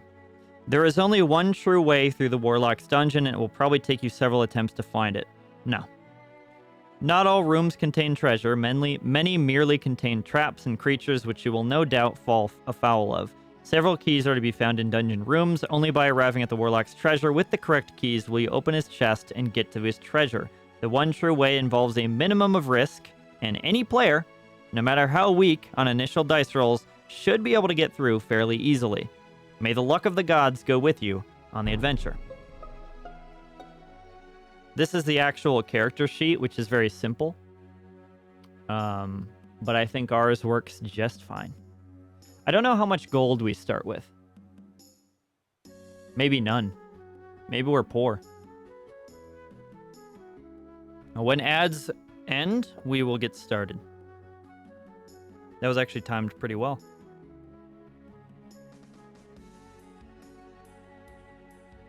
I'm going to restart the music. I like it, but I'm going to restart it.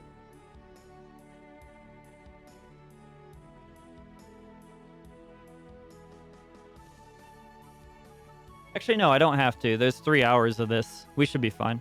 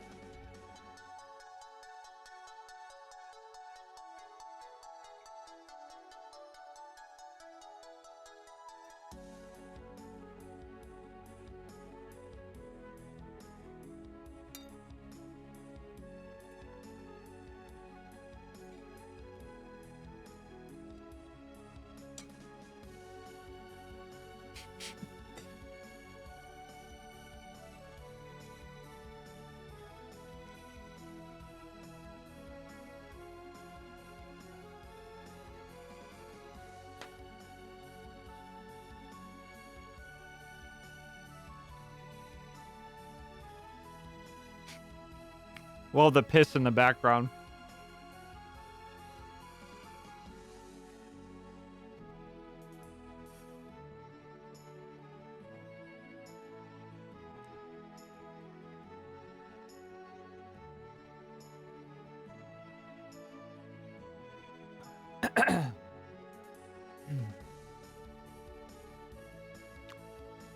Just about out of ads.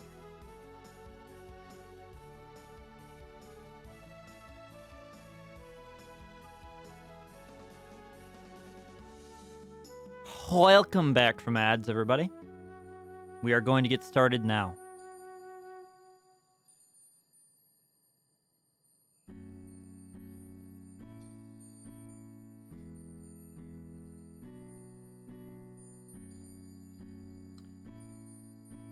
Only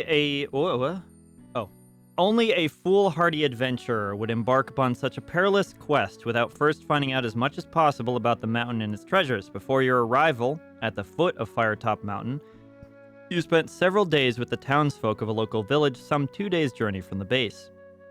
Being a likable sort of person, you found it easy to get on with the local peasants.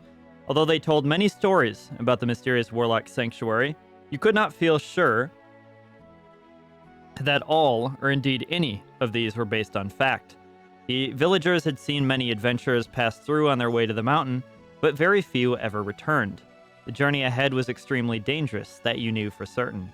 Of those who returned to the village, none contemplated going back to Firetop Mountain.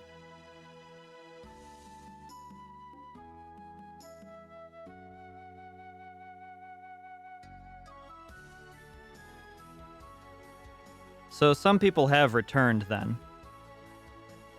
I mean, that's a good sign.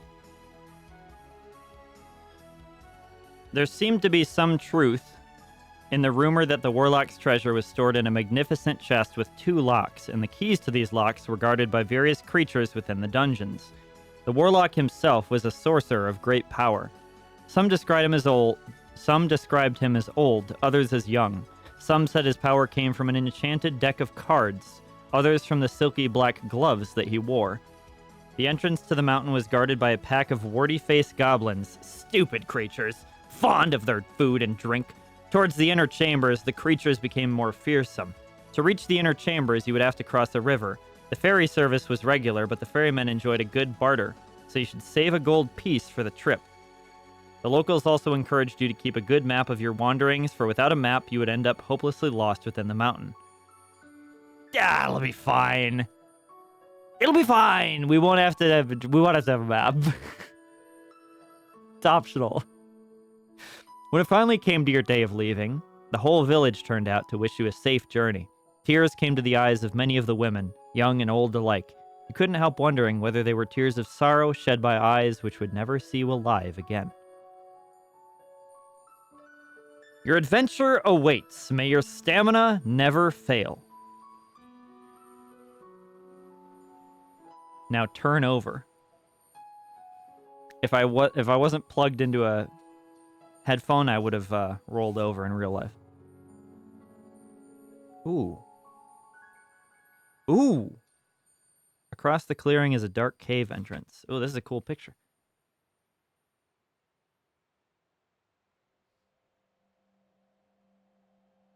Wait, is it with... Let me see.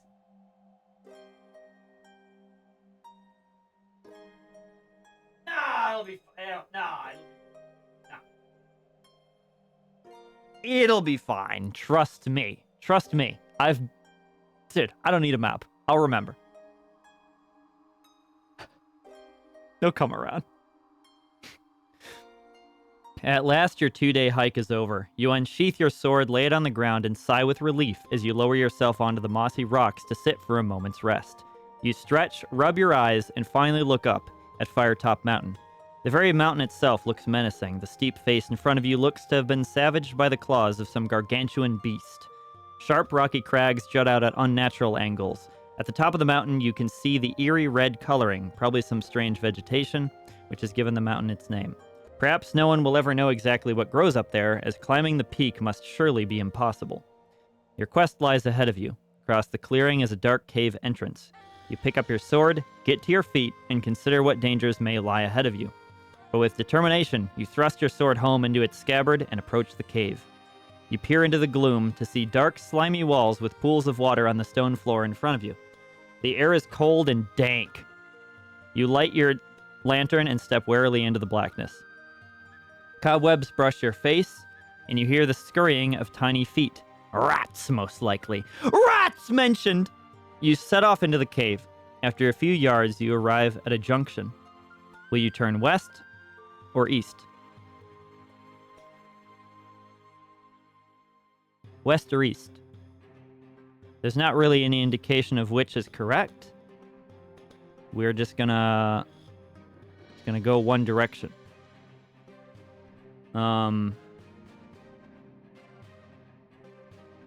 What's the psychology of normal people? I don't know. Do most people go west or do most people go east? Well, west is listed first here. I think most people would want to go... No, most people would want to go the first way because it's listed first, but a lot of people would go the last way because it's listed last and that's what they remember. You don't remember... If there was a middle option, nobody would pick that. But everybody remembers the first and the last option, so I don't know really which is better. I think most people tend to go right. Which is right in this case? Wait, which way are we facing? West or east? I mean, I guess west is left, probably. Well, if we're heading north, maybe we're heading south, though. I don't know.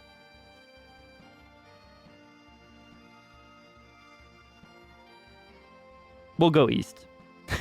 No, we'll go west. No, we'll go west. We'll go west. We'll go west. We're going west. So page 71.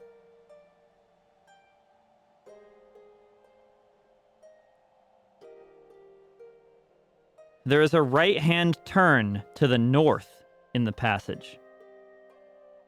That's not good. Right?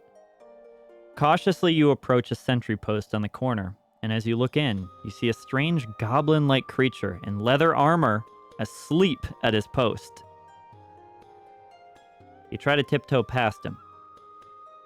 Test your luck. Okay. When we test our luck, do we... How many dice do we roll?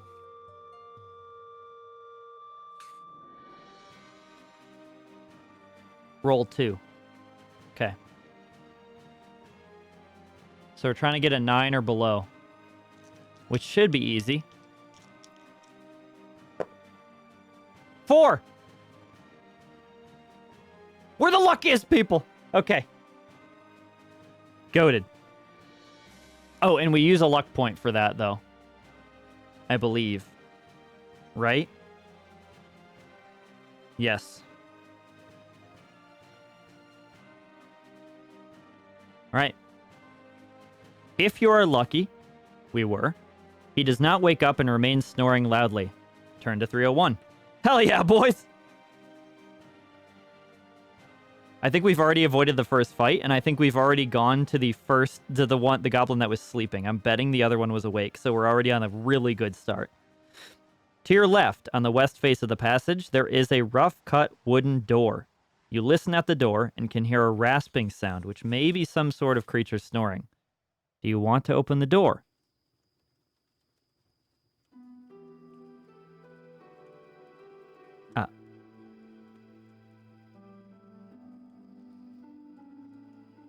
That's true, Dope. I don't think so, though. I don't think so. I think... I don't think they would give the keys to the guards. I think that would be foolish. Open? Okay. Okay, we're opening the door. It may be a friendly wildcat. You never know. It may be Mog. The door opens to reveal a small, smelly room. In the center of the room is a rickety wooden table on which stands a lit candle. Underneath the table is a small wooden box. Asleep on a straw mattress in the far corner of the room is a short, stocky creature with an ugly, warty face. The same sort of creature that you found asleep at the sentry post. Oh. He must be the guard for the night watch.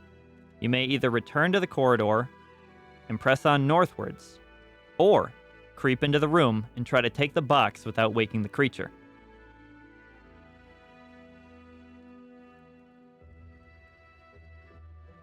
Get away from me. I knew somebody would make that joke the way it was a small warty creature.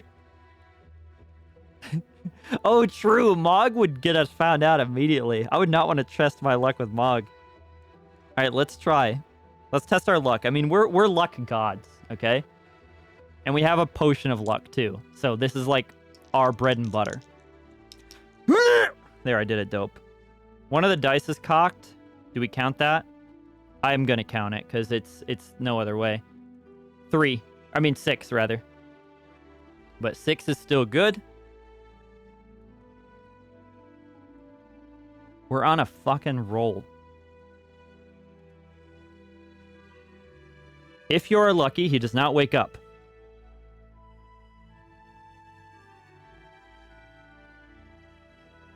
You leave the room and open the box in the passage. Smart. Hey! Hey! Hey! I'm down here! Okay, come back here. Okay. Alright. Hey, it's the Blanket Fort reading stream that was supposed to happen well over a year ago. Hello, Alora. Alora, I thought about messaging you to let you know this was happening too. But I was like, I don't want to bother her. But yes, we already read Mog the Forgetful Cat. We have not read... We're in the middle of the Warlock of Firetop Mountain, which is kind of like a choose-your-own-adventure type thing. What's up, Oprah? Dude, is that the real Oprah? Sick.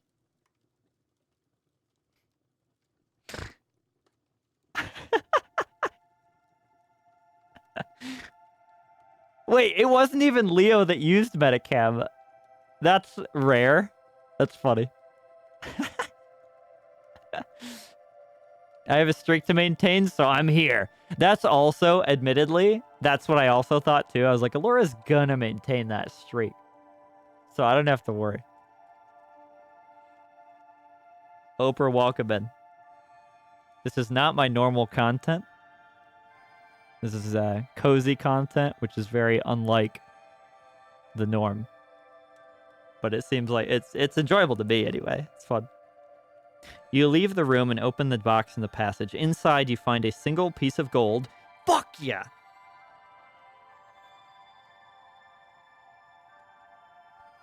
Single piece of gold. And a small mouse, which must have been the creature's pet. You keep the coin and release the mouse, which scurries off down the passageway. Gain 2 luck points. Holy fuck! Dude, we're fucking goated! We're not... Dude, this is easy, man! Dude, Riot, I would not have creeped to get the box. Fucking rad, dude! Dude, we released the mouse also. We're a good guy. Not only is our main character smart, because normally it feels like the main character would like open the box in the room with the goblin and then like the door would squeak and the goblin would wake up and be like, what the fuck are you doing? He didn't do that. He took it outside, opened it outside. Also, released the mouse. I thought I was going to keep the mouse for some insane reason, but we didn't. Good guy. Good guy main character. Okay. Dude, we're rolling. All right, 208. Further up the passage along the west wall, you see another door. You listen at it, but hear nothing. If you want to try opening the... Okay. So do we open the door or do we continue northwards? Do we open the second door? Or do we move on? There's nothing that we hear, but that doesn't guarantee that there's nothing in there. Open, northwards, we're split. We need a tie.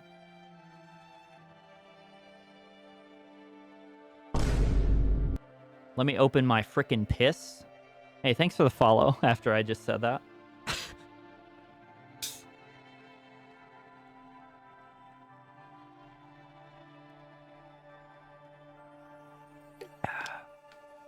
I appreciate that, Alora. Oop. Keep that piss right there. I appreciate that, Alora, but which do we go? Which do we go? Okay, do we continue northwards or do we open the door? I can't talk. Somebody right has now. to choose. I'm And it's not gonna be me. piss.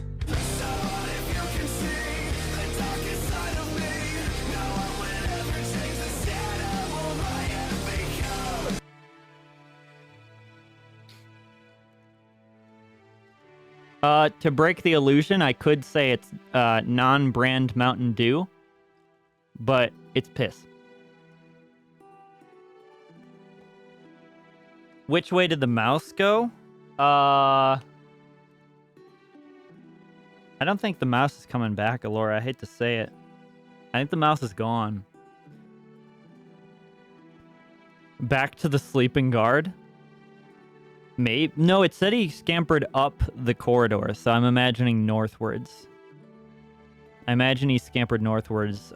He may have been able to fit under this door, though.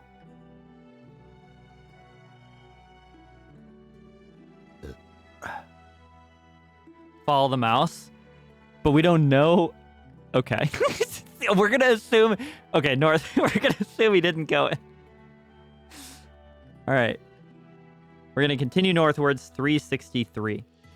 I don't think we're getting the mouse, guys. If we catch up to the mouse, I'm gonna be surprised.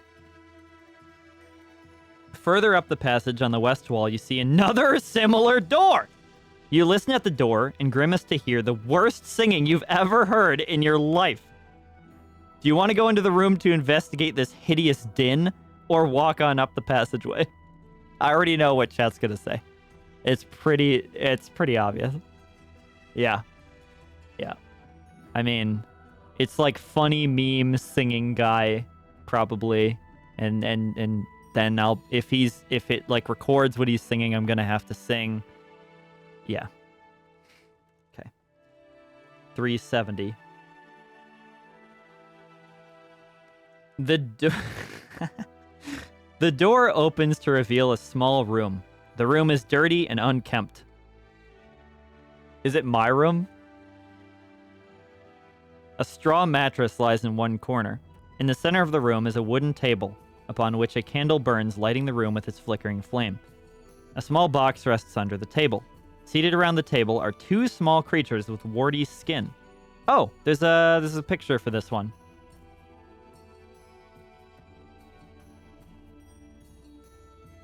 I don't know if it's more goblins or if it's I think it's just more goblins, right?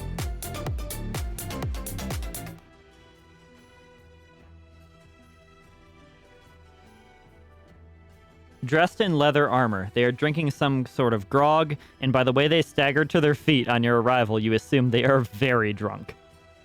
You may either draw your sword and leap forward at them, or slam the door quickly and run on up the passage.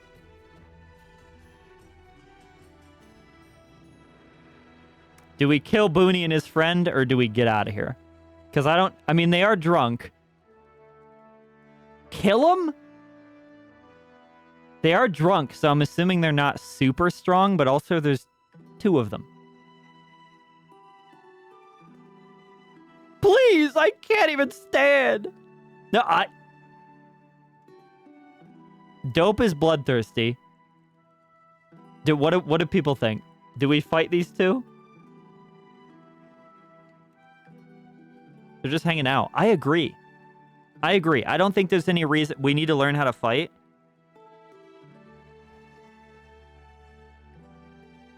It seems a little... Yeah, it seems mean. Exactly. If we don't kill him, we backtrack. No, we run on up the passage, so we actually continue on. We can just slam the door, and I don't think they catch up to us. Well, they may. But, like, I think they're drunk. I don't think they're going to catch up to us. I think we can just speed on out of here. Admittedly, they do have a box under that table, which would be nice. But... who's to say the box... The last time it had a mouse in a gold, but who's to say this time it doesn't have like a freaking saw trap, man? It might have a bear trap in there, and we open our hand, and then we lose a hand. You don't know. It emphasizes... Yeah, slam the door quickly and run on up the passage. So continuing forward. I actually just have a bomb in there. I'm running away. I'm running away. I think we could fight them, but I'm a hero. Okay, I'm a hero. I'm RPing as a hero. I'm not a murderer. So the fact that they're just hanging out,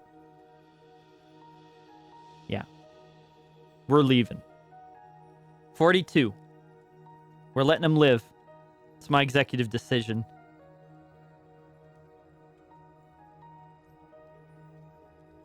You eventually arrive at the end of the passage. Oh, we're totally good. We're actually totally good. At a three-way junction. You may turn either to the west or to the east. What do you mean a three-way? Oh, the third way is the way I came. I was like, what do you mean a three-way junction with two choices? Okay, west or east again, boy.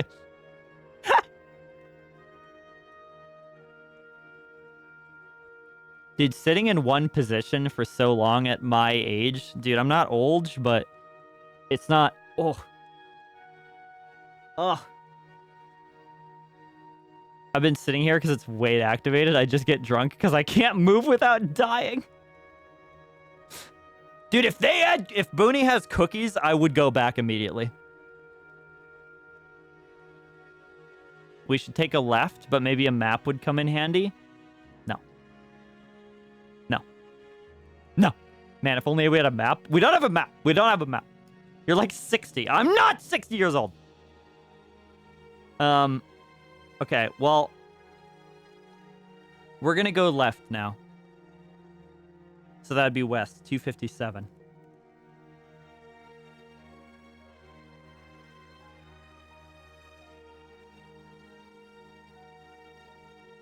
The passageway runs straight for several meters. Meters? What the? Okay. Sorry. And then ends at a wooden door. You listen at the door and hear angry shouting coming from within. Will you investigate or turn back? Angry shouting doesn't sound great, but that does mean maybe there's like a two squads in there. We could third party them. Sorry, I've been playing a lot of Arc Raiders. I don't know. We could get easy loot from this. We could third party. It doesn't matter how good you are. It just matters that you're the last one there. Yeah, investigate for sure.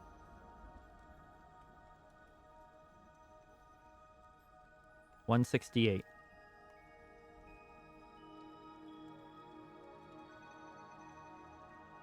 Oh, shit. This picture is insane.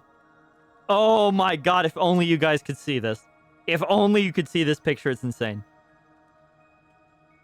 You open the door to a large room. A large chair behind a solid-looking table suggests to you that someone or something of a rank uses this room. A chest in the center catches your eye. In a corner of the room stands a man-sized creature with a warty face, standing over a smaller creature of similar race. With a whip in his hand, the orc chieftain has been beating his servant who is whimpering beneath him.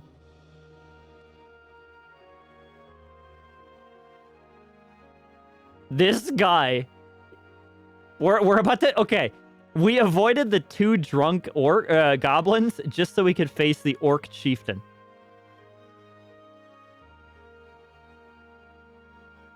I don't think our first battle should be the orc chieftain, but... will you attack them both? Spring at the chieftain in the hope that a servant will aid you? Or leave the room?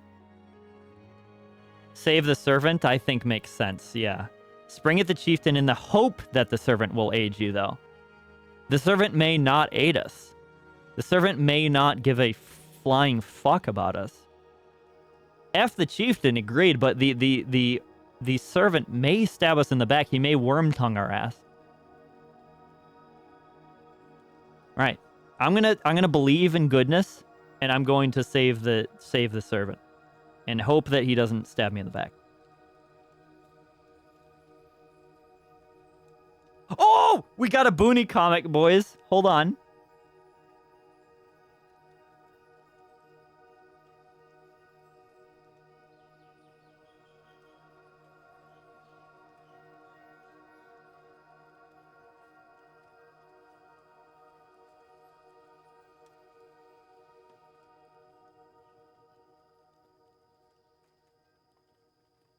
Oh, it's still gaining data. Oh, it's just the room. It's just the fucking room.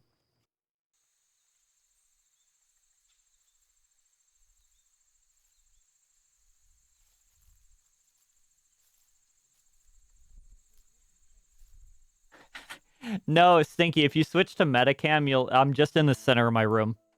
I'm literally just in the center of our room. Booney, could you draw a map? No, I'm kidding. Worm tongue stabbed Caesar. That's true. That's how it happened.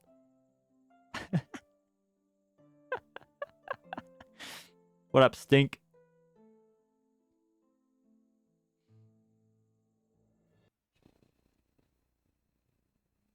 Hey. How's it going?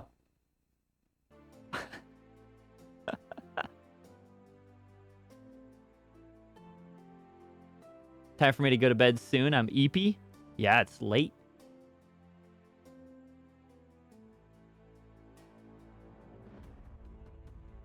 Where did we start? Dude, I have no idea. Dude, we'd have to start over. We'd have to wait.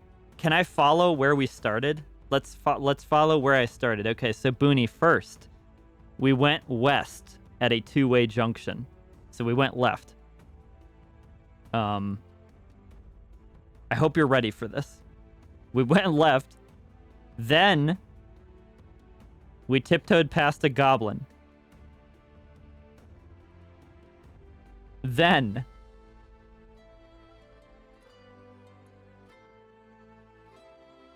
we opened a door on the left of that passage and got some stuff from it.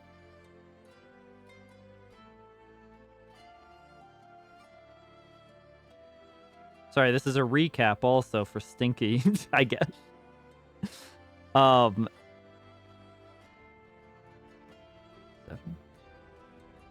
We got a box from that room, but there was a sleeping goblin in there. We then continued north. There was a room to our left that we did not enter. So we continued north again.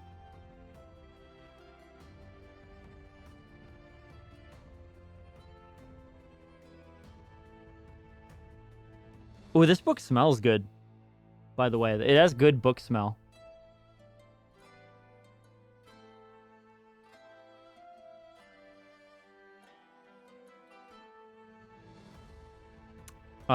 We went into the next room, which was on the left as well. But we immediately left it because there were 2 drunkards in it. 2 drunk goblins.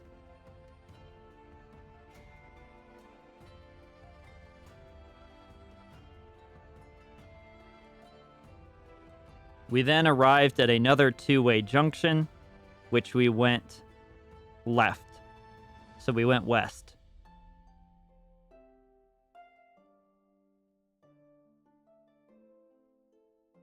Which then led us to the room at the end of that hall, which contains the current situation. Cool.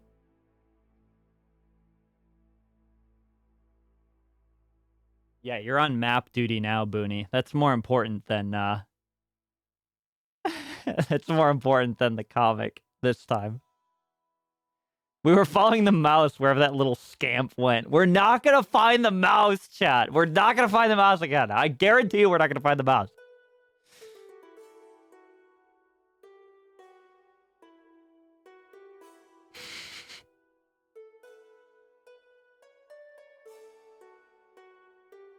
Book smell is a great smell. It really is.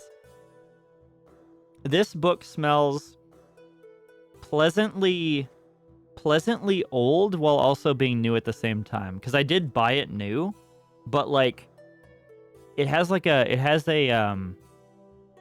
classic smell to it, kind of.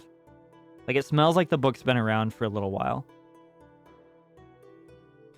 But not in like a it got dirty kind of way. Like it's still in good condition, but it just smells like it's been around for a while. And that's probably a result of it being in Vegas, and Vegas being like the dustiest place in the entire world. Also, dude, being on the ground, I now realize how much cat hair there is all over the floor. I vacuum too. There's so much cat hair everywhere. It's not a scratch and sniff. Smells like it is. Okay. Let's spring at the chieftain and hope that his servant will aid you.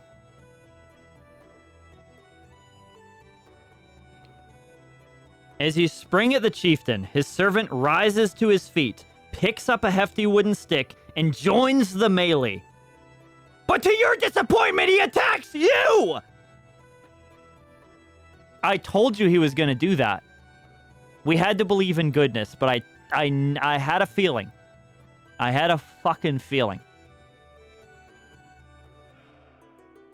You can't trust these damn goblins. Also, he's probably brainwashed essentially by the life he's led to save his master, I assume. Ungrateful wretch. Seeing this, you may escape through the door down the corridor. So continue on basically, or continue the fight. If you choose to escape, you will suffer damage. We're fighting them. We're fighting them.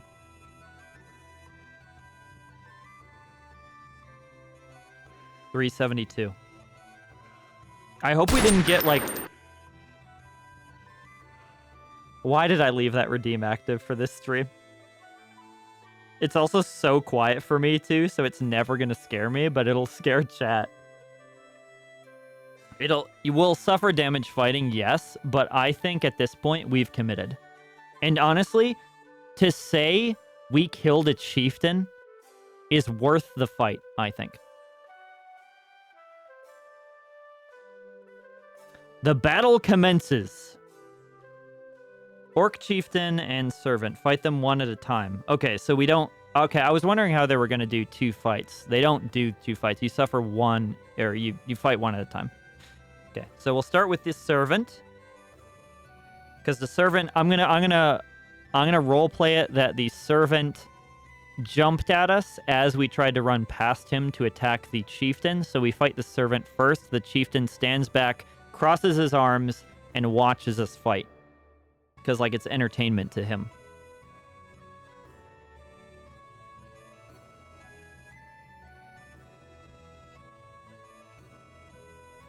He has 3 stamina and 5 skill.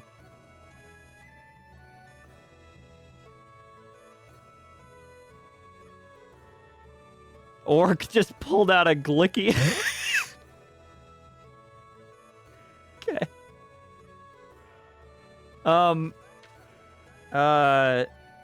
Fighting is... What order does it go in? Okay, the creature attacks first and then we attack. Not that it really matters, I guess. Okay. Alright. Should we have battle music? Probably.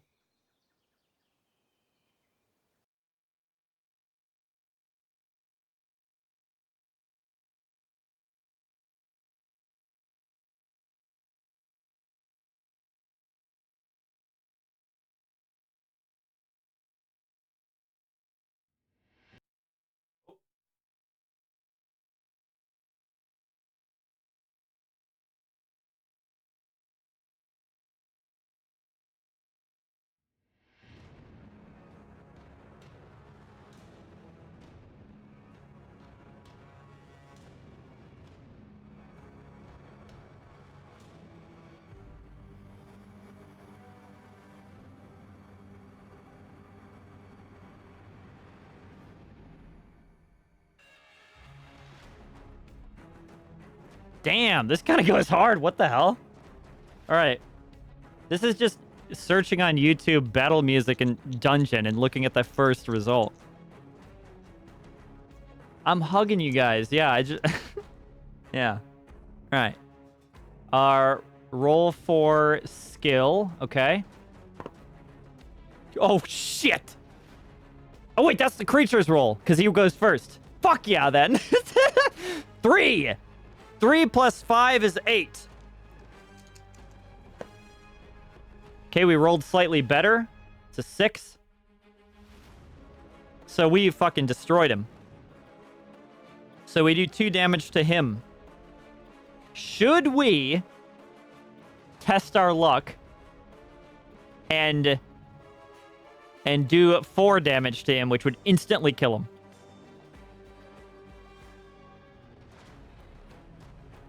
Was that how it worked? Yes. So we did more damage, or I mean, we did a higher skill attack, so we beat him. We do 2 damage by default. We can test our luck. Let's do that. I want to one-shot this guy. He had the gall to rise up against me when I was trying to save his ass. He dies now. 5. 5 is below 9. Which is our luck. We did use a luck point to do that. However... Wait.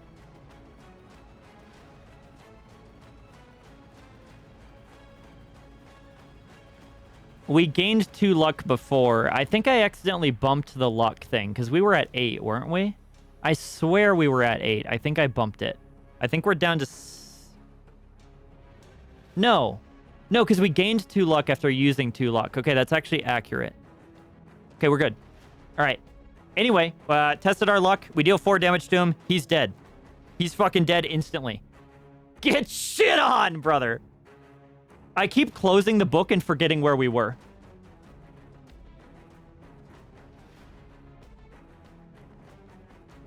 I need to look at the picture. I need to look for the picture. Okay, 65. I need to not do that. Okay. Continue the fight, 372. Dude, I have to go through an entire process to get back. Okay. Orc Chieftain has a skill of 7.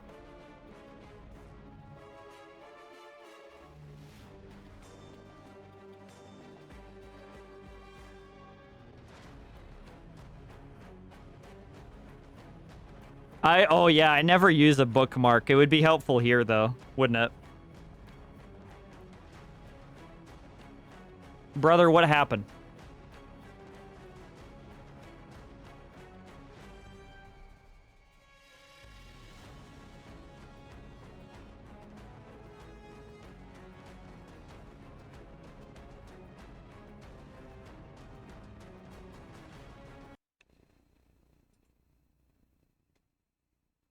I don't know what's happening to the thing. It's not updating.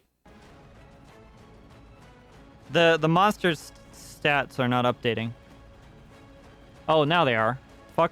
All right. Skill 7, stamina 6.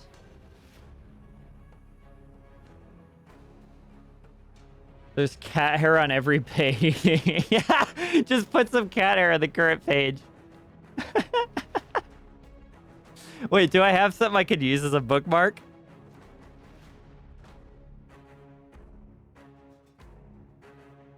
You know, use a fucking health insurance card. I'll use a fucking health plan. No, that's gonna dox me, isn't it?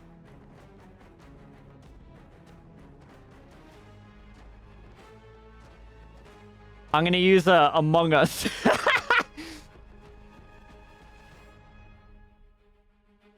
Okay.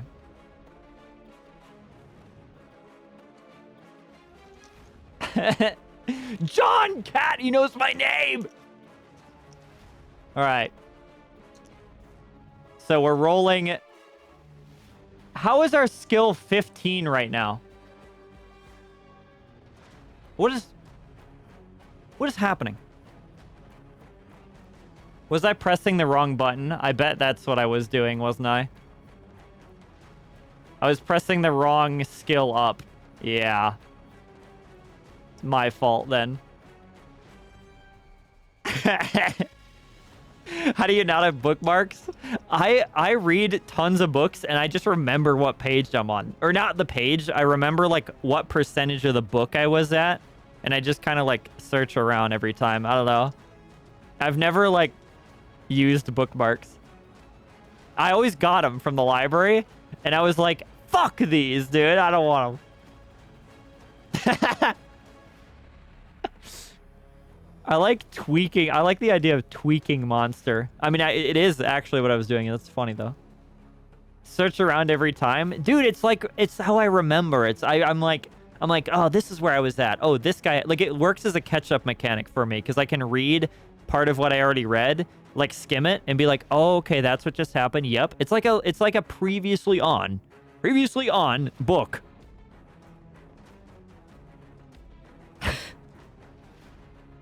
Okay. 6 for his roll. That's pretty average. So he has a 17. He has a 13 to us. Streamer does math. He has a 17 attack to us. He has a 13. Why did I say 17 again? He has a 13 attack. He has a 13 attack, a 13 attack to us. We rolled the same. 6 as well. But we have a higher skill than him. So we actually did get a 17. 17 versus 17 is a tie. Just kidding. He rolled a 13. We win. Should we test our luck again? We could deal 4 damage in 1 attack.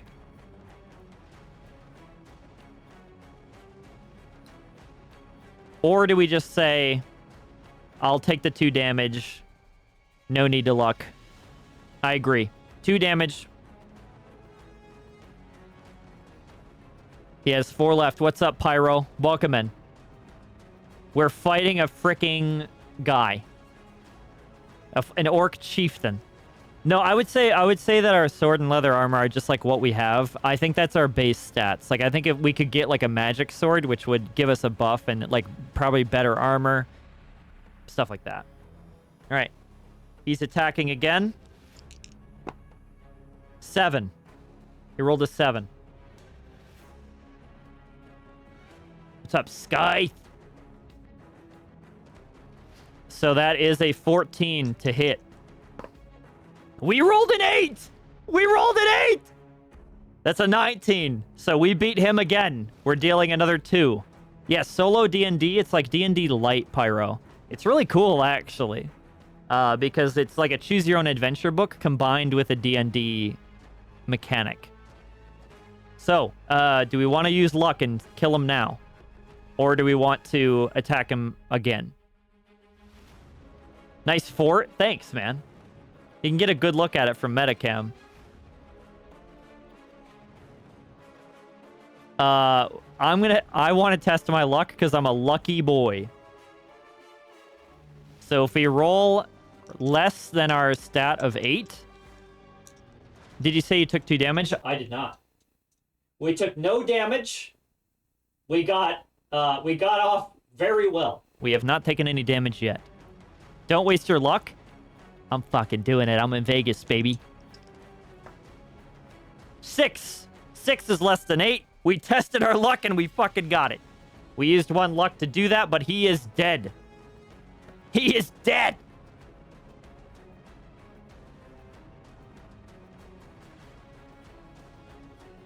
We actually took no damage at all during that fight. It's horrible.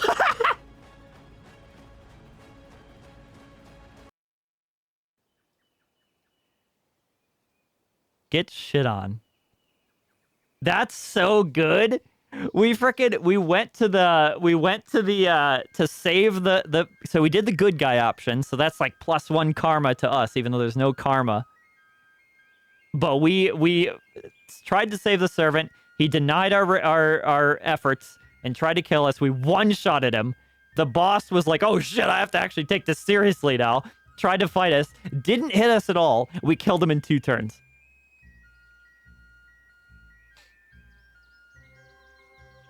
Gambling addiction. Turn to 21. Dude, we're actually on a roll, dude. I'm amazed. The green blood of the dead orcs smells foul as it seeps from their bodies. You step around the corpses and investigate the chest.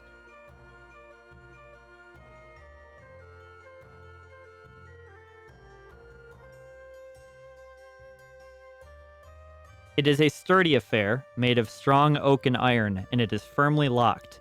You may try to smash the lock with your sword, or leave it alone. Well, we're gonna try to smash the lock with our sword. Why would we not? I'm not even gonna look at chat for that one.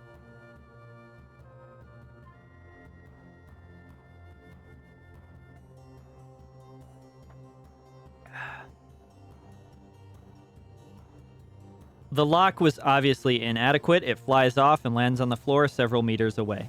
You lift up the heavy lid and your eyes widen as you see the gold sheen coming from within. A fair number of gold pieces are inside. In one corner lies a small black bottle with a tight glass stopper containing a liquid of some kind. Also in the chest is a silky black glove. But as you are admiring this treasure, you hear a soft click and wince in pain as a small dart shoots forward into your stomach. Roll 1 die and subtract this number of points from your stamina. What? What the fuck? 3 damage. 3 damage. Oh my. So some of the I was actually not far off when I said that some of them could be booby trapped. All right. If you are still alive, turn to 201. No, we're good. It did say it's poisoned, though. So I'm hoping that's just a one-time effect. You sink to the floor. You pull the dart out and decide to bandage the wound. This gives some relief, but you still feel weak. You decide to take it easy and examine the contents of the chest, but if you wish, you may eat some provisions here. Oh, we can only eat provisions when it says? Is that how it works?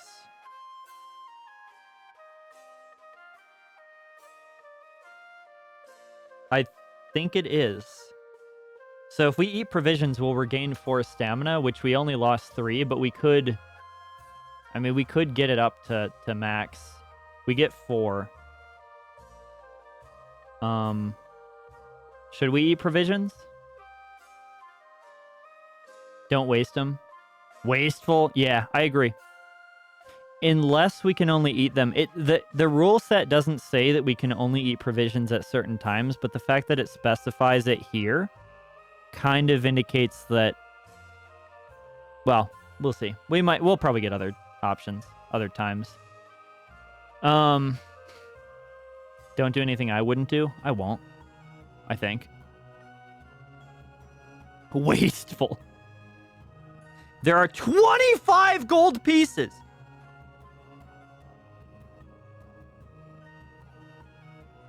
Dude, we went from fucking nothing to actual richness. We had 1 gold piece. Now we have 26. Wait, where are we going to buy stuff here? And the label on the bottle shows it to be a potion of invisibility. What?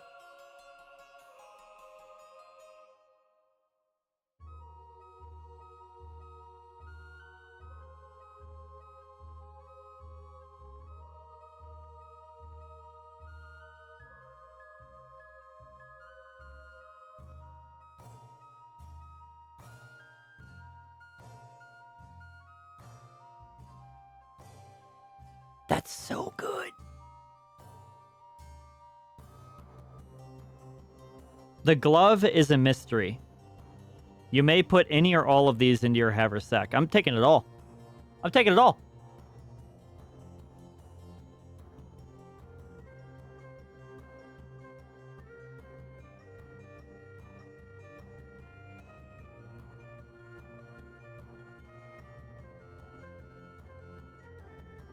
No limited space. No, we can carry as much as we want. There's no, like, weight limit or anything.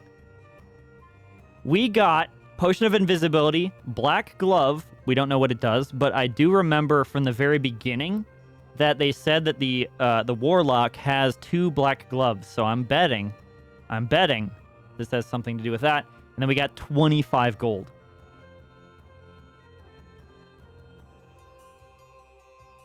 $293.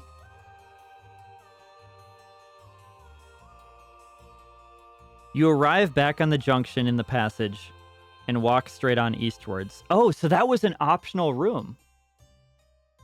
We actually didn't have to, we didn't have to go in there. But, I mean, it's huge that we did. Turn to 113.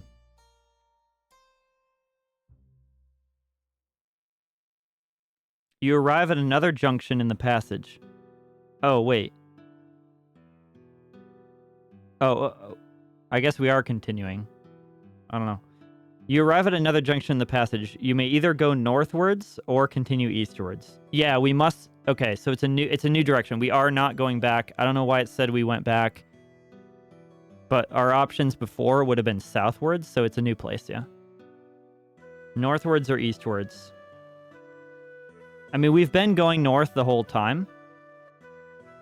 So we did go west to get to that room. Do we want to continue? It's basically a jog. Do we want to continue north? Or do we want to go east, which would be back? I'm confused. How is that possible? I don't think I picked the wrong page. No, I mean, I'll make sure.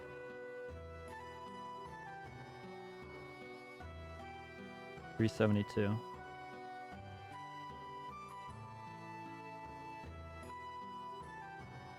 Battle commences, 21. Smash a lock, 339. Okay, 201.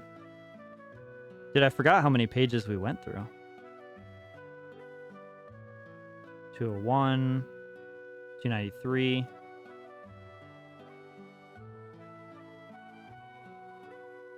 You arrive back at the... Oh, 28. No. Yeah, I was right. 293. You arrive back in the junction and walk straight on eastwards. Oh. I get it. So we actually did go back.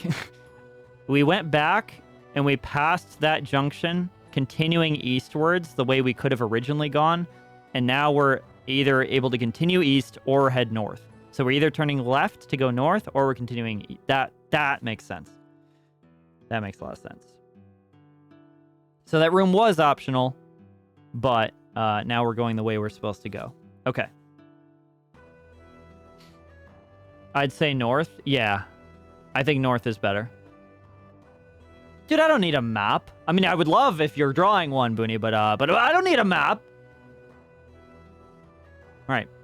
285. We're going north.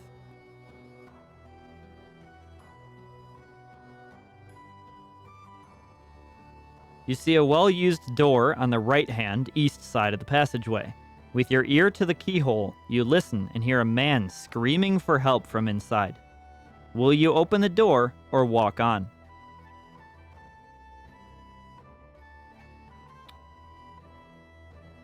We have played the hero thus far, so yeah, we're gonna help him. 213. Also, he might be a merchant, and just, even though he's screaming for help and imprisoned, he might have like 7,000 items, and he's like, "How are you, stranger? Do you want?" The door is locked. You may try to charge it down by rolling 2 dice. If the number rolled is equal to or less than your skill score, the door bursts open. Otherwise, the door remains locked, and you lose 1 stamina point for your bruised shoulder, and you must progress up the passage. So we get 1 try at this. Let's give it a try. I mean, we have a high skill, so we should be fine.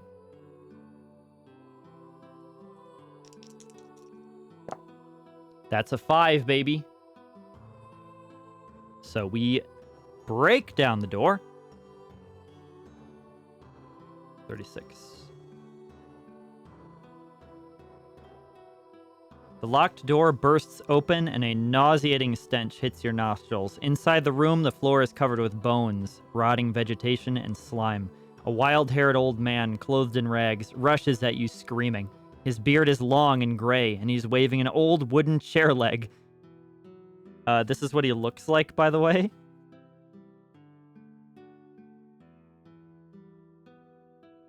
I think they finally found John, actually. This is canonically John.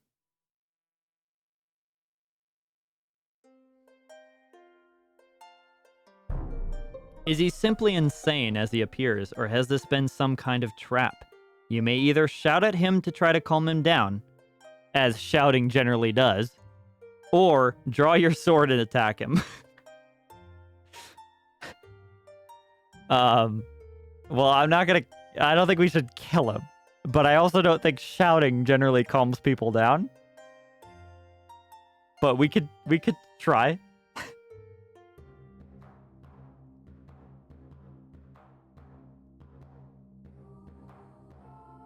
Dude, I love the idea of like you're imprisoned for like who knows how long.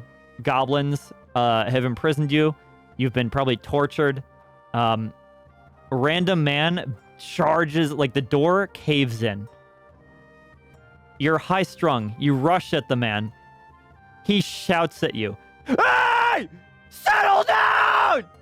Do you think that what are you gonna do? Are you gonna stop? Or are you gonna... Right. You shout. You are freed, old man. Wait, I need to think of a voice for the main character. You are freed, old man. Wait, he's shouting though.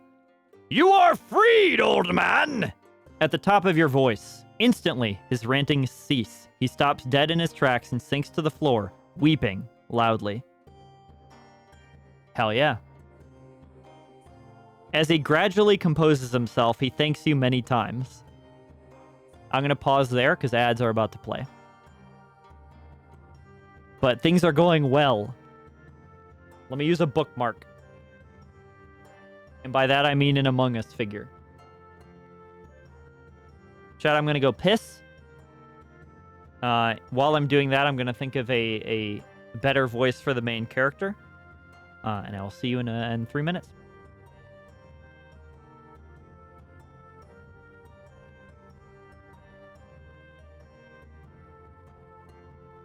Come on, dude.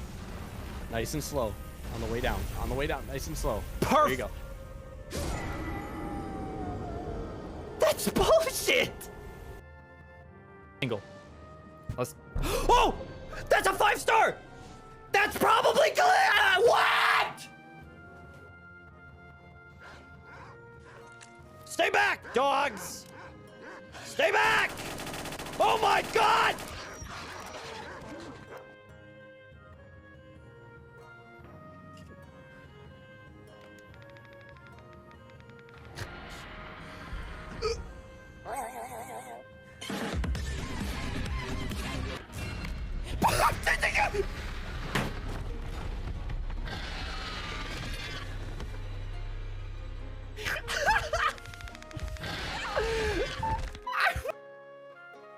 Hey, yo. Oh, Right on. ow, I shocked myself. What a dumbass. This is the gameplay you're known for. Oh, okay. Just switch to this thing. And then we do this.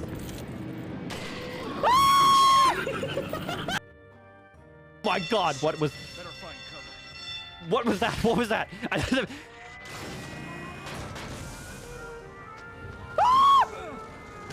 Ow! Ow!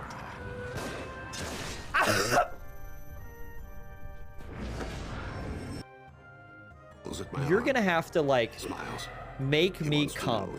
Like, you're literally gonna have to make me... What?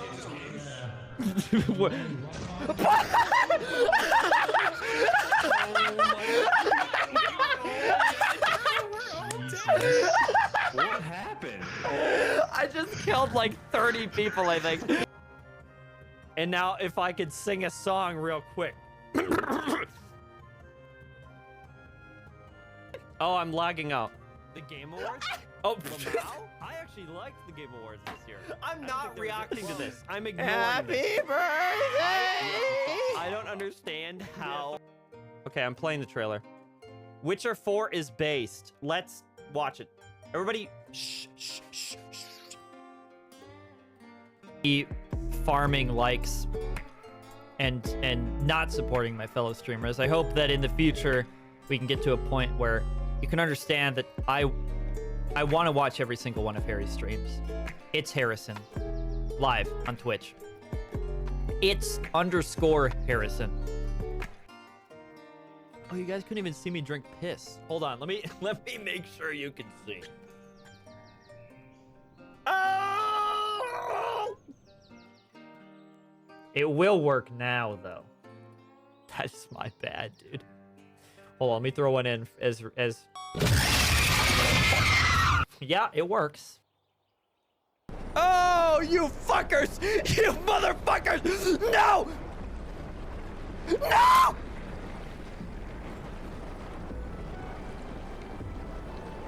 I cannot believe they did this shit. Are you kidding me? Are you actually out of your fucking mind? He's low res as well. Low res is the only thing keeping me from actually shitting myself. Amen! Welcome back from ads. What the heck happened to my fort, dude? Hey! This is fucked! Sorry, we're fine. We're chill. It's fine. Welcome back from ads. Hope you all are having a lovely evening. I've obtained some chocolates and some more water.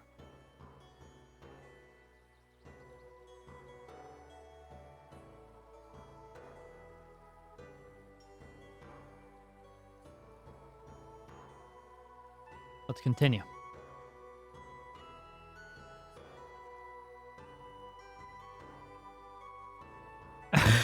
I'll bookmark where we are, yeah, and then we'll redo all the other stuff.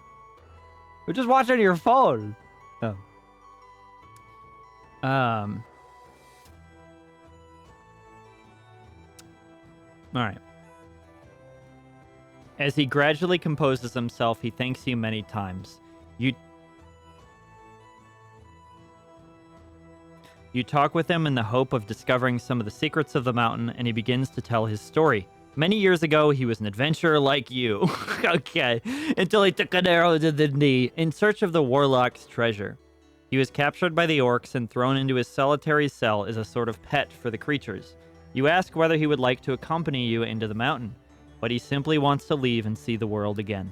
You ask him for advice, but he says he knows little. He advises you to pay your respects to the boatman.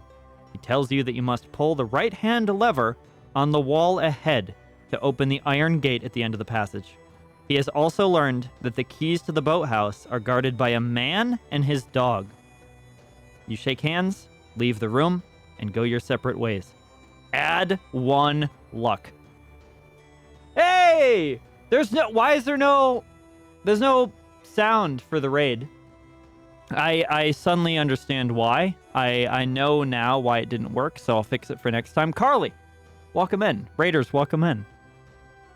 I always forget that if I stream late on Tuesday, Carly also streams before me. That means I'm missing 1 out of every 2 Carly streams that exist. Carly, what were you gosh darn up to? Let me reach over and hug you guys while I shout Carly out.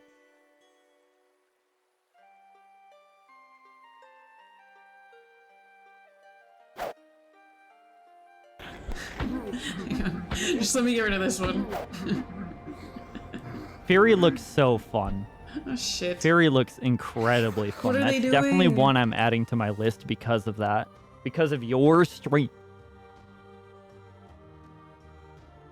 Welcome. Raiders, we're yeah, Carly, mark yourself down as an influencer right now. I'm hoping that I can be an influencer and have you play Arc Raiders. That's what I'm hoping. I'm hoping it's a fair exchange where you recommend me a good game and I influence you to play a shit one. No, it's good. It's good. It's an extraction shooter. But I would be super down to play. Super down to play. We're reading a book right now. We already finished reading Mog the Forgetful Cat, which is not my namesake, but does share a Google search result with me.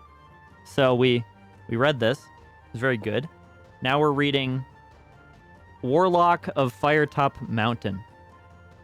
And so this is a choose your own adventure book with D&D elements, thus the inventory and the stats on the side of the screen here. And we have just killed the orc chieftain, which is actually the first enemy we fought. So we've gotten extremely lucky. I also keep losing my place in the book because I keep I keep closing it. Where was I? We were at 293, 113. Okay, yes, we walked through. We went northwards, 285.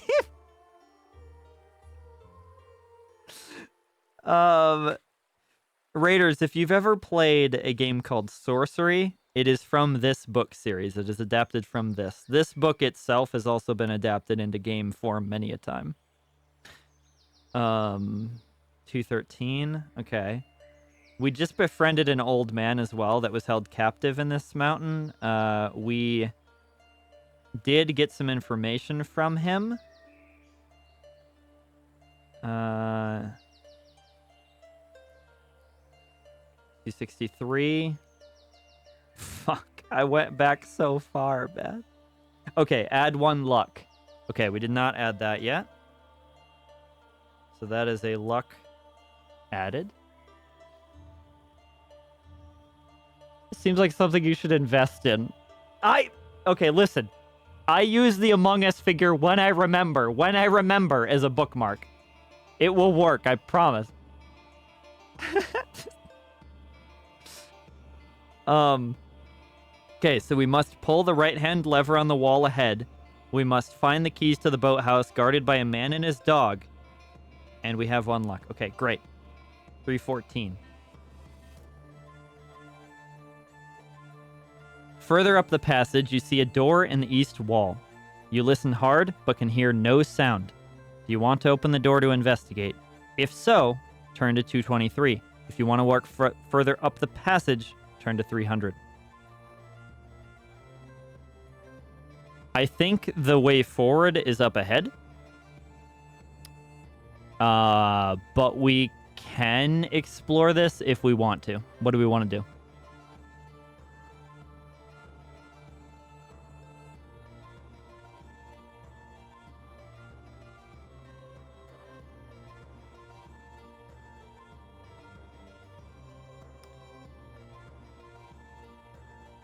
Explore. I think there's no harm in it, unless, of course, it's a another poison dart, in which case I'm going to... The door is firmly locked. It's like... It's like a Silent Hill game, dude. It's like, oh, wow, so many choices. I could explore that. Oh, it's locked. The door is firmly locked. You may try to force it open. Okay, you may try to force it open. Or you can continue on. Well, we've already committed. Let's force it. 53. It doesn't say we, like, lose anything for forcing it open. You charge the door, hitting it squarely with your shoulder. Roll 2 dice. If the number rolled is equal or less than your skill score, the door opens. If not, you will lose 1 stamina. Okay. We have a pretty high skill. It's still 8. But that is fine, because we would have to roll a 12 to lose. That is literally the only roll that we would lose. Dude, getting the skill that we have is actually goated. Alright, the door opens. 155. The door splits along its length, and you can wrench the timbers apart to let yourself in. A torch hangs from one wall, lighting up a small armory room stocked with swords, shields, helmets, daggers, breastplates, and the like. You examine the weaponry and find nothing. Nothing appearing superior to your own sword. However, a circular iron shield with a golden crescent at its center catches your eye. You pick it up and feel its weight on your arm. If you wish to take this shield, it will aid you in battles by helping to fend off wound damage inflicted by a creature on you. If, in future, during a battle in which you are using this shield, a creature wounds you, you may throw 1 die. If you throw a 6, the creature inflicts only 1 point instead of the normal 2. If, for some reason, the creature would normally only inflict 1, then it would mean none. Okay, yeah. So it just negates 1 point of damage, no matter what. However, the shield is heavy, and you will have to leave behind 1 item of equipment to be able to carry it. I mean, 1 item of equipment could be our shield, no? So we just leave behind our other shield. We're not going to keep both shields. Yeah. Yeah, it's a no-brainer, dude. It gives us an option. Yeah. I mean, it's unlikely that it will work, but we get to reuse it every single time. It doesn't say... Yeah, it's reusable.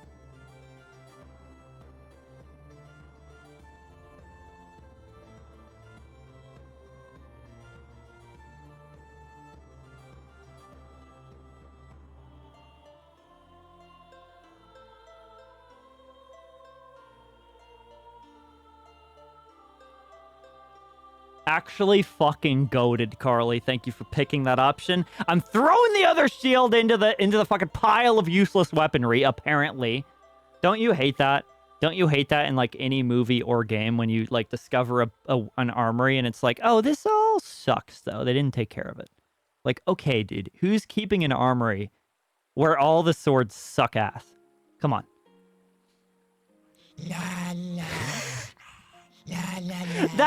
This is a yapping stream, Bingus. What else am I gonna do? Okay, I'm fine. I'm not mad. Yeah, Bingus, I'll see you this Friday for Yap Yap. I'll see you this Friday for Yap Yap Cake, and I won't ruin it. You now leave the room and continue up the corridor. 300. Dude, last Friday when we played Yap Yap, I literally, when we were extracting, used the Teleportana skill, and it took everybody outside of the region, and we all died. I killed everybody. I don't need to do that again because I've already done it once. I don't need to ruin it again. I'm not going to do that again.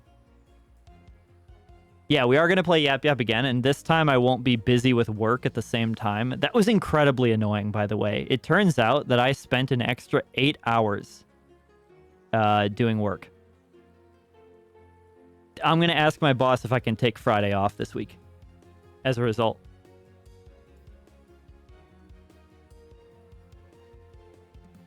Oh, you were on podcast mode. That's cool. Yeah, sorry the second half of stream was me just working.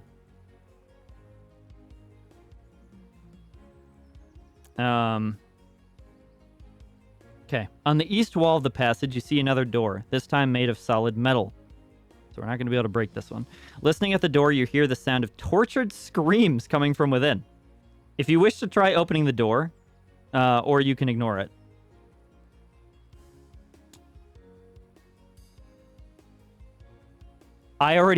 So what happened was I worked late that night, and I worked for like probably 4 hours.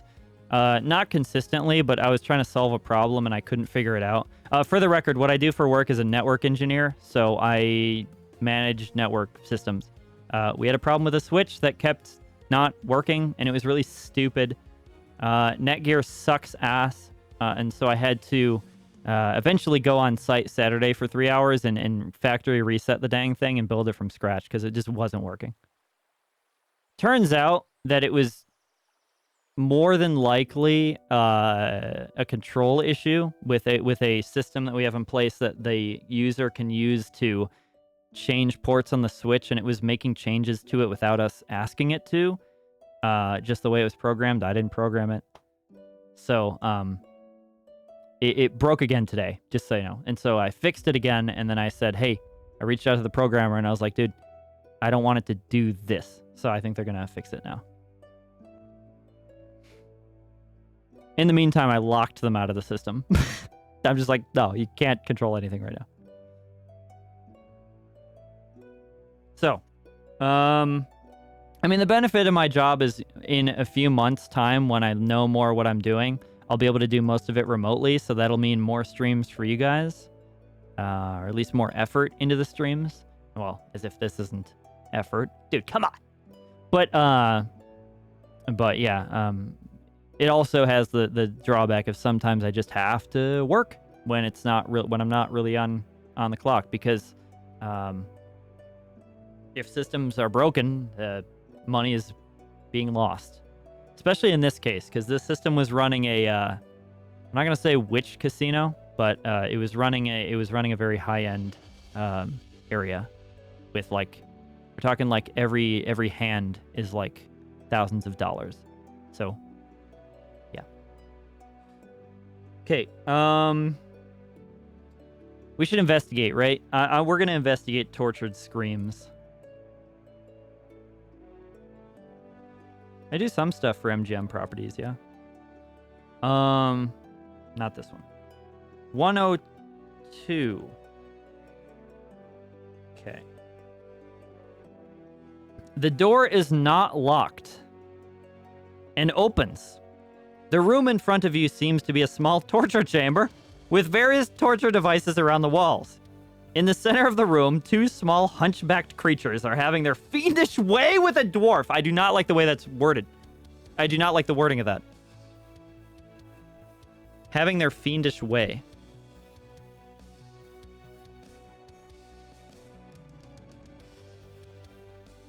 Who is tied to a hook in the ceiling by his wrists. The two hunchbacks are poking and cutting him viciously with their swords. Okay, that's fine. Thought I was going somewhere else. The dwarf lets out a final scream and falls silent, eyes closed. His captors make disappointed noises and look round angrily at you as if it was your fault that the dwarf has collapsed. You must act quickly. Will you close the door quickly and continue up the corridor? Nope, didn't see anything. Goodbye.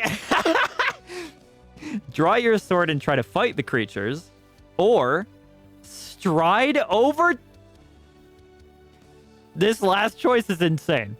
Stride over to the dwarf, give him a jab with your sword, and put on an evil laugh for the tortures. What? Are you kidding me? Aura walk up to the dwarf and stab his dead body.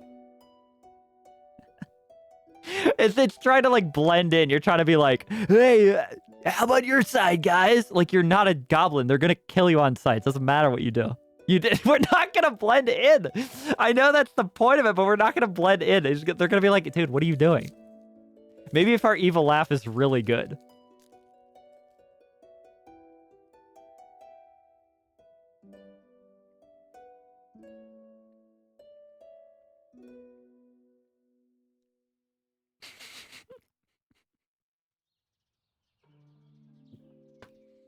God damn it. Okay. No. I don't want to stab him, though. I don't want to stab him. Okay, we're going to stab. We have been a hero this entire... Okay, we're stabbing the dwarf. We're stabbing the dwarf. Oh, the next part skips over the laugh. So we're going to... We walk over and we stab the dwarf. I can't... Hold on.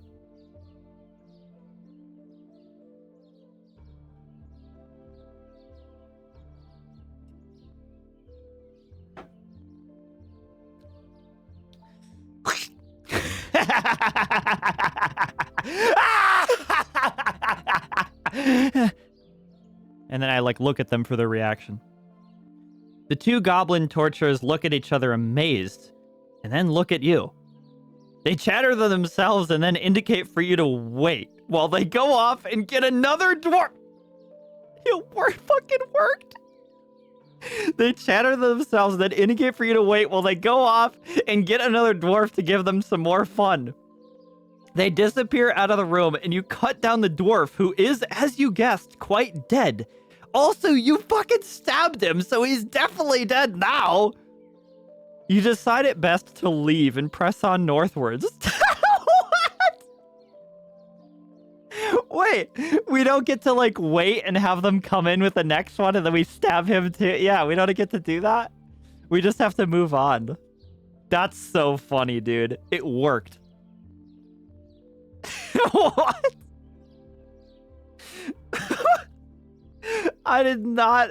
The rest of the game has been like so like realistic, and this one's just like, I guess he's evil. I don't know, dude. Insert Coder 2 evil dark side option sting. Insert like. Let me play it real quick.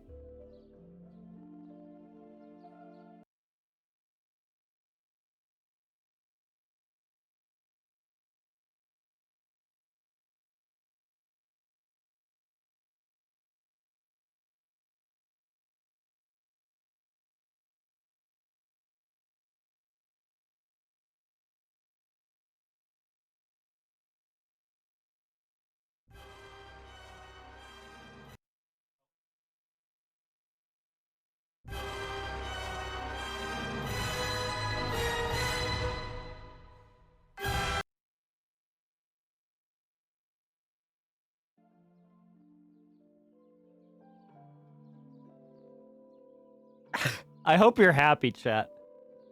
I hope you're more than satisfied with that result. You arrive at the end of the passage where it meets another going east-west, but an iron portcullis blocks your way, and no amount of charging is going to budge it. On the wall to your right are two levers. It seems likely these levers have something to do with raising the portcullis. Do you want to pull the right lever or the left lever? We would not know this. John, you were here. You were literally here. Always right? Well, we know to do right because the old man from earlier that we rescued told us right. So we know the answer. So 128. Who up pulling they portcullis?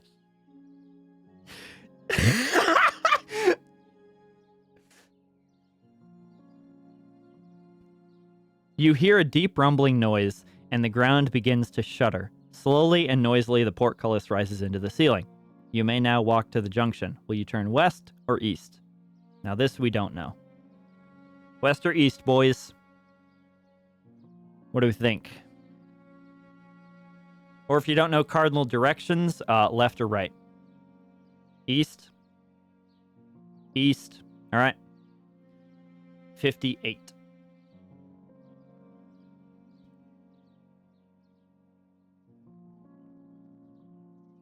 Cautiously, you creep along the passageway. After a short time, it turns sharply to the north. At the corner, there is a bench of solid wood, and above the bench a sign that reads, "Rest ye here, weary traveler." Oh, I thought it was a trap. Here you may stop and eat provisions if you wish. Oh. We still we would still gain 4, wasting 1. I mean, this seems like we've gotten farther. We could have. We have 10 provisions. We have 10 provisions. We can use 1 and regain 3 stamina. We would technically wasteful, but like maybe we need to do it.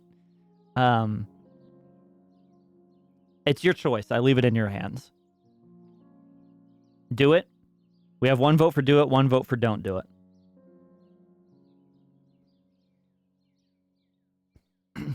Ten is plenty. More fights upcoming. I agree. Which is why I need that. Yeah, we need the stamina. I think so too.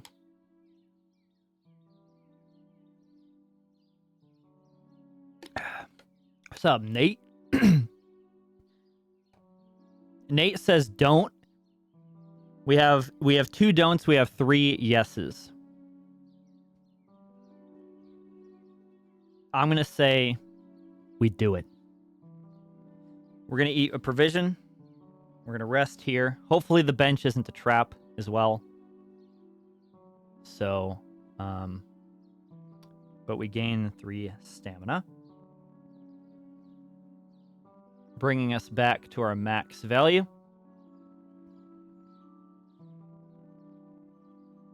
Okay, 15.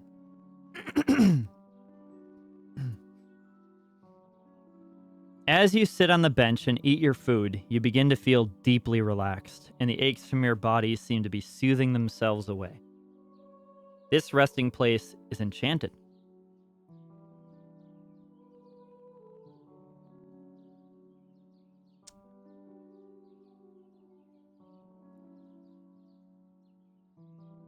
You may restore 2 additional stamina as well as the normal amount, but only if this does not exceed your initial stamina. Damn it, dude. So we're actually wasting 6 stamina. Or wasting 3, getting 3. That sucks. And restore 1 skill point as well. We haven't lost any. So we're wasting that too. When you are ready to continue, move along the passage. So it wasn't a trap. It was actually really good. We just didn't need it. Damn it. 367. I mean, honestly, it's not wasteful. It's just we are doing really well. So we didn't need it. What happened? I had to reload. Wait, are people... Wait, is it the stream? It's not the stream. Oh, never mind. I'm on fiber, dude. It's not the... It can't possibly be the stream. It's, Yeah, it's just Twitch being Twitch. It was a good thing, Booney. We didn't benefit from any of the things, but it was a good enchantment, and we would have gained more. But we didn't need it. So to us, it was just a regular frickin' bench. Yeah, I have fiber now, officially. It worked. It took way too long. I also, by the way, I had somebody pull up turf. I paid a contractor to pull up turf from my neighbor's yard so that we could do it, which is stupid that I had to pay for that. But I didn't pay him yet. And he hasn't asked. It's been a week. I mean, I'm gonna message him and say, hey, I'll pay you. I'm not gonna ghost him, but that would be really funny. All right.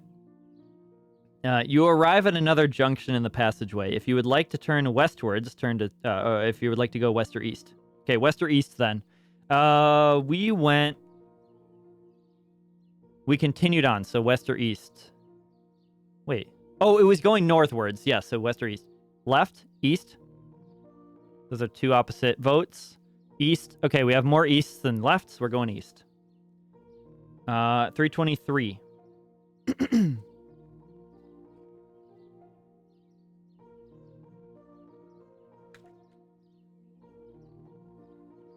After a few meters, you reach another three-way junction. You may either go north or east. We've been going north most of the time. I'm thinking we go north, right? We're going in circles? No, I don't think so. West. That's not a real direction. East? Wait, if we go... Wait. We went east, and then we went north, and then we went west. If we went east... I don't fucking know, man. I want to go north. But chat is saying east. You're saying east. God damn it, chat. All right, we're going east. Every time I've been able to go north, I've gone north. This is the first time I won't be going north. The passageway ends in a sturdy wooden door. If you want to try opening it, you can, or if you want to go back. Okay, want to try opening it, obviously. We're here. 193.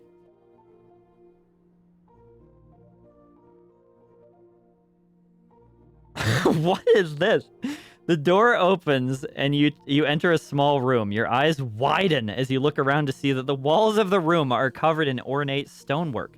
Mosaics and marble inlays give this room a kind of beauty you have never seen before. In a corner of the room is a large metal statue of a one-eyed creature. In its single eye is a sparkling jewel. This is what it looks like.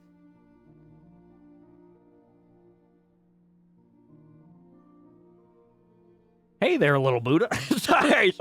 sorry. No.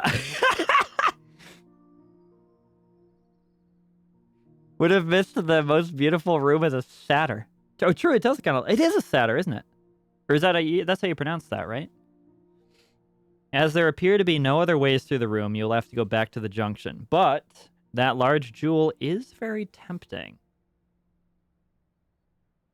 Let me adjust my fucking mic again.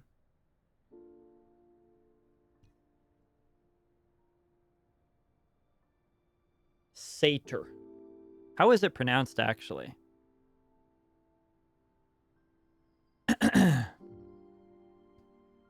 Will you leave it alone and go back to the junction, or try to take the jewel with you?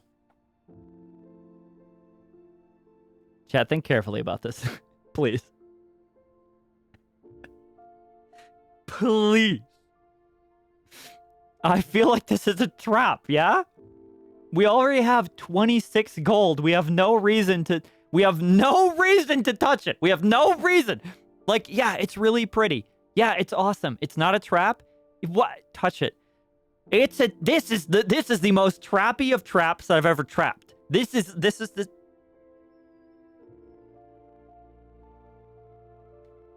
touch it for the plot. It's satyr. Okay.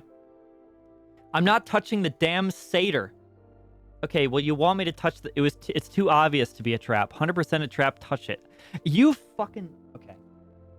We're gonna touch the damn jewel. Try to take the jewel with you. Turn to 338.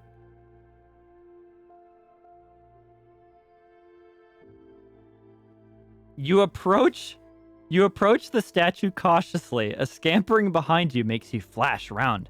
But it is only a rat. Oh shit, a rat! Fucking rat! Wait, is it the mouse from earlier? Did we finally find him? I don't think so. It said it was a mouse before. This is a rat. Totally different. Fucking rat! Fucking rat! W. Stater. Oh, statue Stater. Stater. Okay. Exterminator. Relax. What's up, Muppet? You feel at the jewel, but it's solidly in place. You try to work your sword in behind it. And as you work, you hear an ominous creaking noise. To your horror, the statue is beginning to move. You jump down and draw your sword. The Iron Cyclops. Oh, I guess it's one-eyed, yeah. Okay.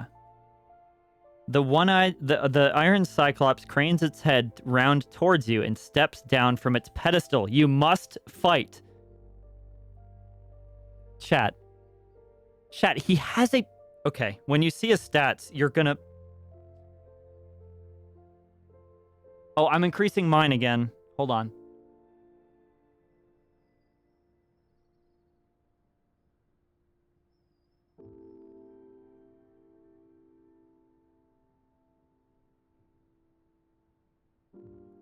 We've probably chosen the most powerful creature in the game.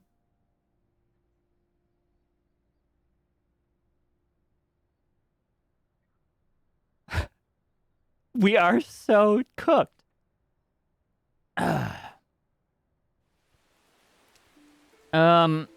If you win, turn to 75. If we win! Now remember, chat, we can run away. That is an option available to us. We can escape at any time. It does say that we can escape. Now, if we choose to escape, we guaranteed take 2 damage to stamina. Charge? Okay! We're gonna fight! Let me hit the battle music.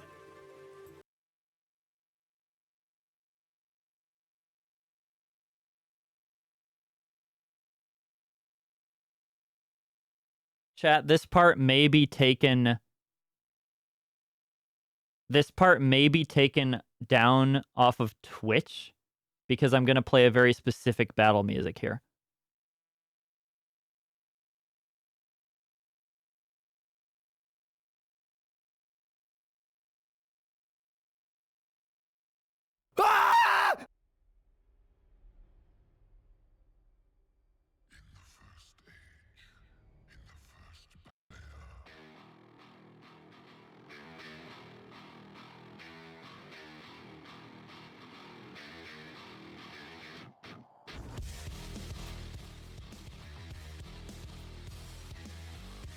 Okay. What's up, Shale? Welcome in! We're fighting a fucking golem. Alright, he rolls an 8. That's an 18 to hit. What's up, Nismo? Welcome in. We rolled a 2 to start with. Awesome. Fucking snake eyes to start. We rolled a 13. He does 2 damage to us.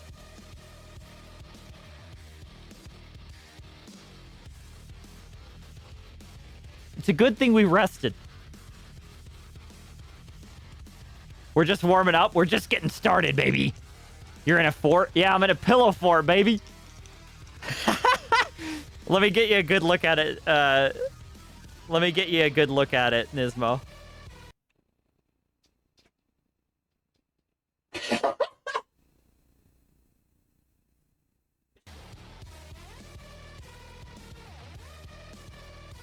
Looks like you're gooning. What? Why did I read that? Why did I read that? Okay. All right, boys. Rolling his dice. He attacks first. He rolled a 7. Still above average. That's a 17 to hit us. We are going to roll a 7 as well. Not bad. 7 as well. Our skill is higher. We rolled a 18. He rolled a 17. Correct? Yes. So we hit. We actually hit. Now, boys, we could do 2 damage to him, or we could fucking use our luck. Use our luck. I'm using the luck. I don't even want to ask you. I'm using the luck.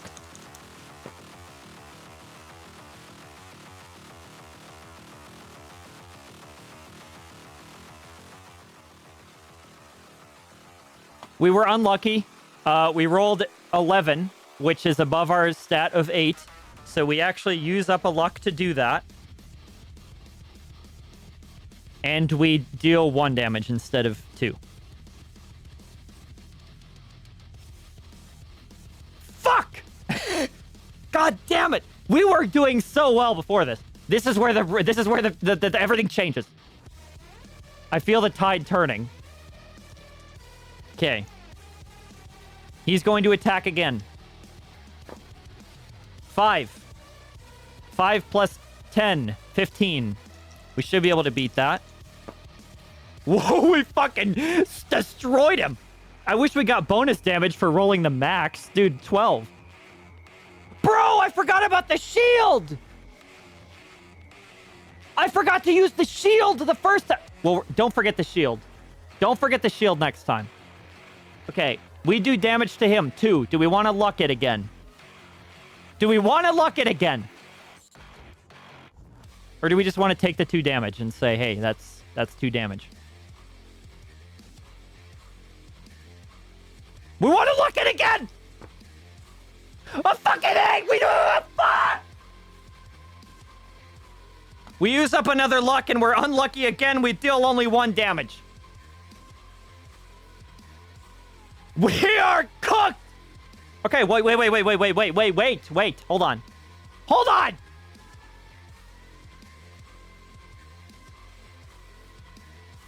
How does the potion of invisibility work? If we use it, do we just go invisible? It didn't tell me how it worked. It did not tell me how it worked.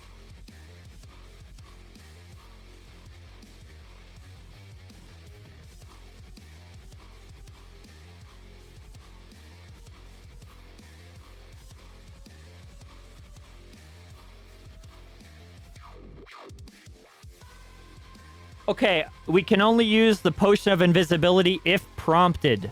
If prompted. We have not been prompted. We cannot use it.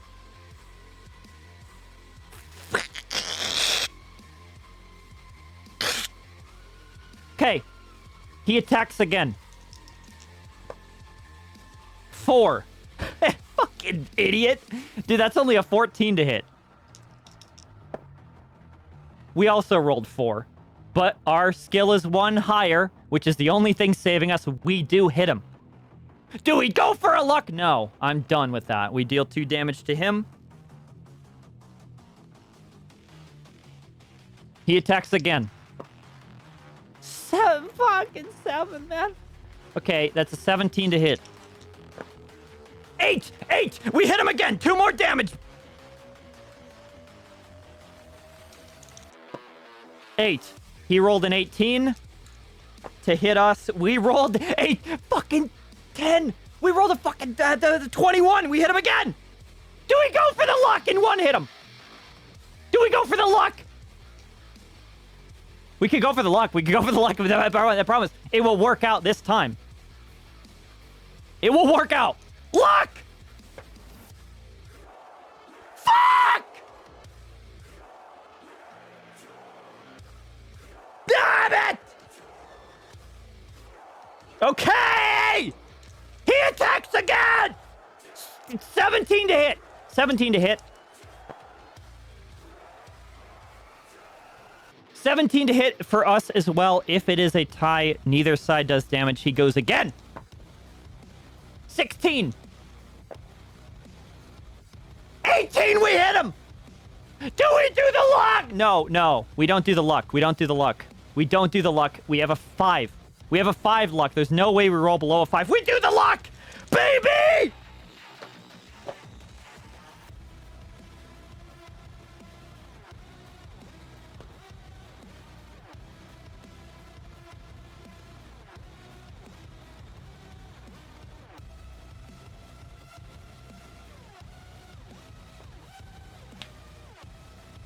We didn't do the...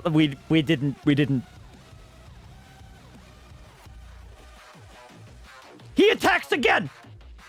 18 to hit.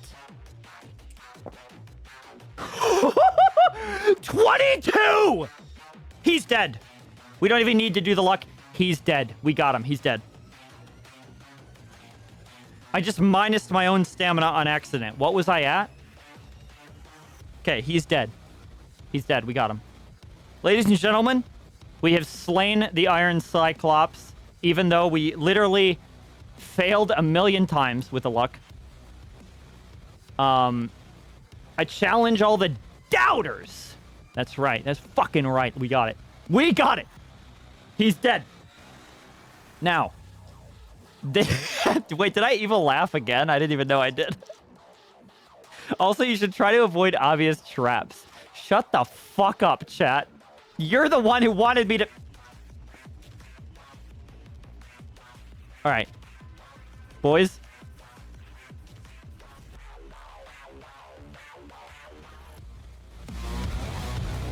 We fucking did it!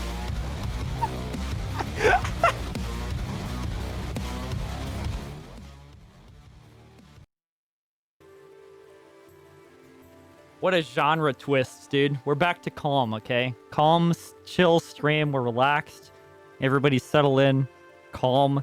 Get a tea. Get a glass of tea or a glass of water, and maybe some popcorn. Okay. What was this all about? You're about to find out, Shale.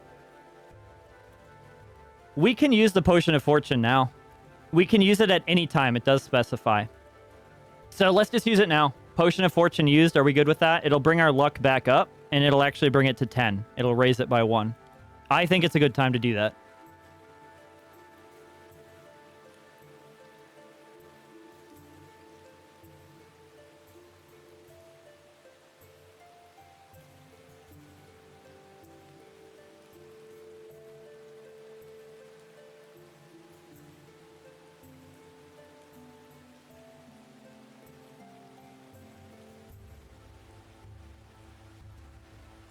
That is true, Dope. But I don't think you can use potions in the midst of combat. So if we get a forced combat encounter, I don't want to be caught with my pants luck down, you know what I mean? There we go. Alright.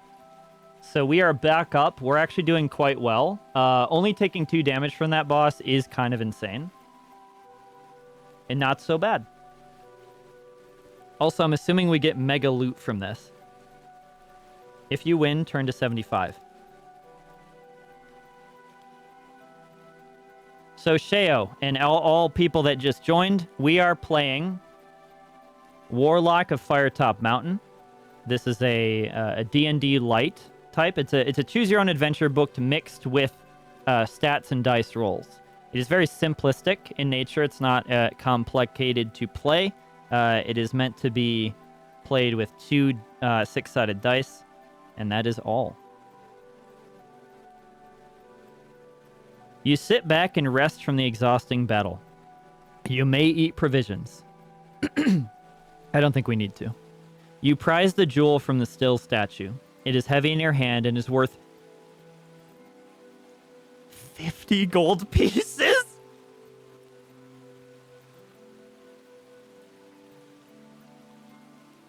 Dude, we were rich before. Now we're actually mega rich, dude.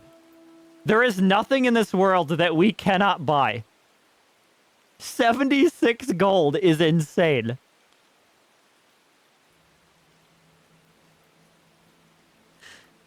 You put it in your pack. As you explore the room and the statue, you notice that one of its breastplate sections is loose. When you open this, a small key is inside. This was necessary.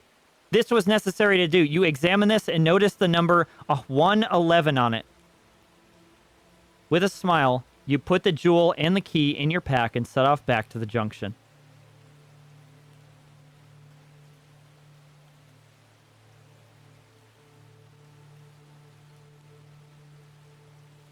$111.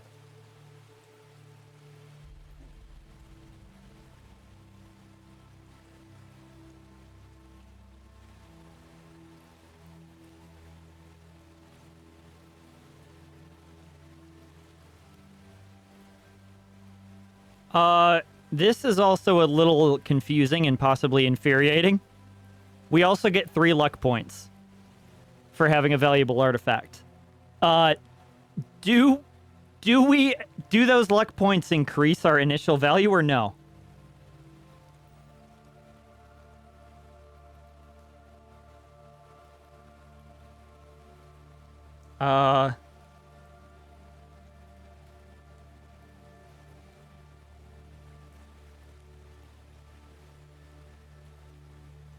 It does not. We just wasted our potion of fortune. Dope was right.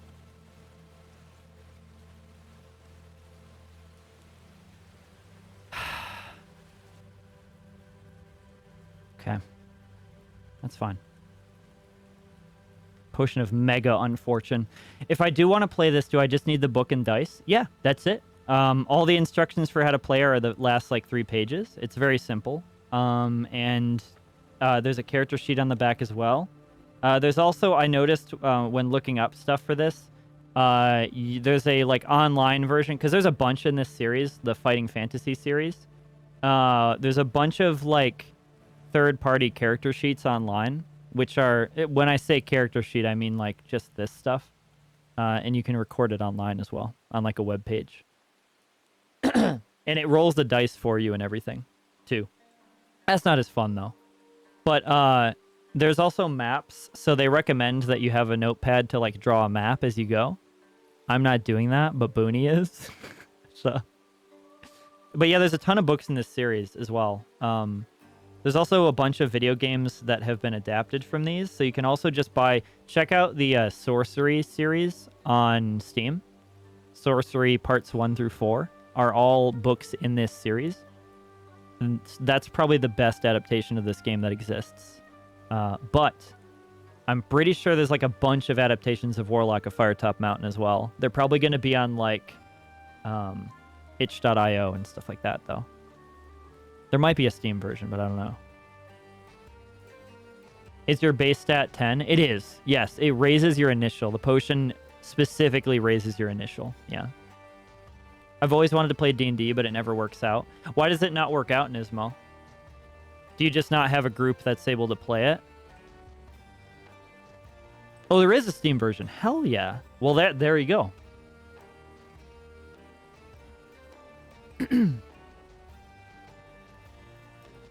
Okay. We continue on. This is my first time playing one, for the record. So if they're all like this, I might play more. You arrive back at the junction. This time you turn north. Okay, we're being forced to continue on. Turn to page 8. I was right that north is the right way, but I'm glad we took that detour, chat. It worked out.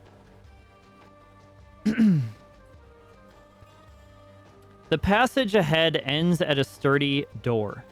You listen, but hear nothing. You try the handle, it turns, and you enter the room. As you look around, you hear a loud cry from behind you and swing round to see a wild man leaping towards you, wielding a large battle axe. He is a mad barbarian, and you must fight him. Well, this guy's easier than the Iron Cyclops, so let's kill him. He has a skill 7 and a stamina of 8. Or 6, sorry.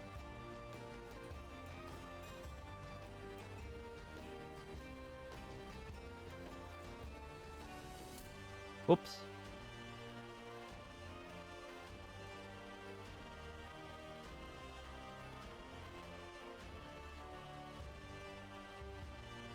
Hug him instead. I wish I could.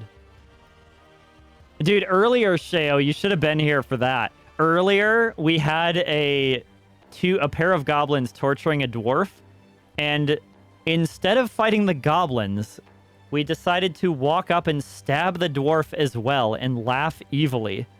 When we did that, the goblins believed us and went to get another dwarf to torture and let us go. We got nothing from that encounter other than enjoyment, I guess. Everyone says the same thing. You just need to know a DM. And I think, what about your group? Nismo, I was about to say, if you want to play D&D, I'm not going to say I can invite because I am not a DM, but I do know a DM that is on Twitch, and I knew 2 actually now. So if you want to get in that group, it's possible. I'll see. We are in the same time zone, so it should be pretty easy.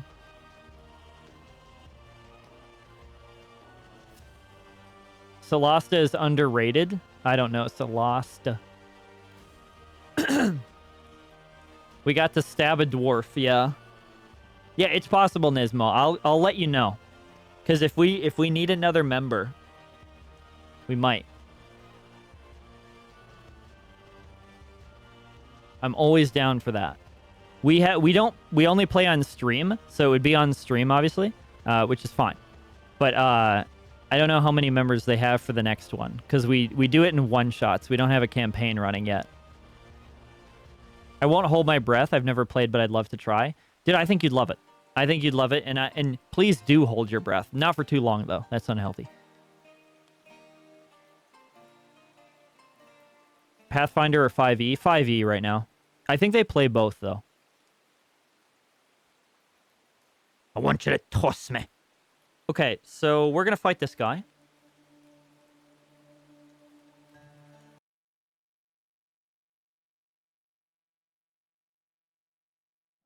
Requests for battle music. Taking requests. I don't think this is like Doom worthy. This guy's like kind of medium range or medium tier.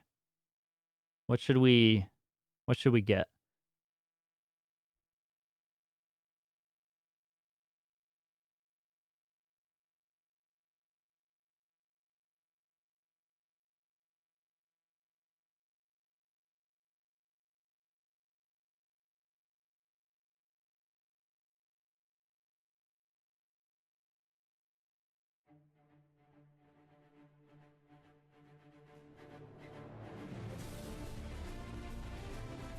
He's a barbarian, dude. All right. Okay, so we're gonna fight him.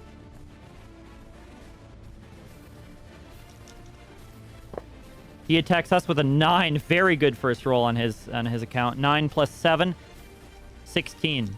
So in order to play this, the skill is your attack bonus and the stamina is your health, essentially. 17. We also roll.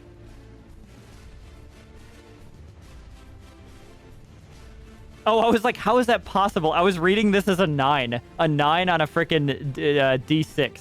No, we rolled full, like we rolled the highest value. So we obviously beat him. Do we do a luck? Do we do a luck roll, boys? Let's not. We know how that goes.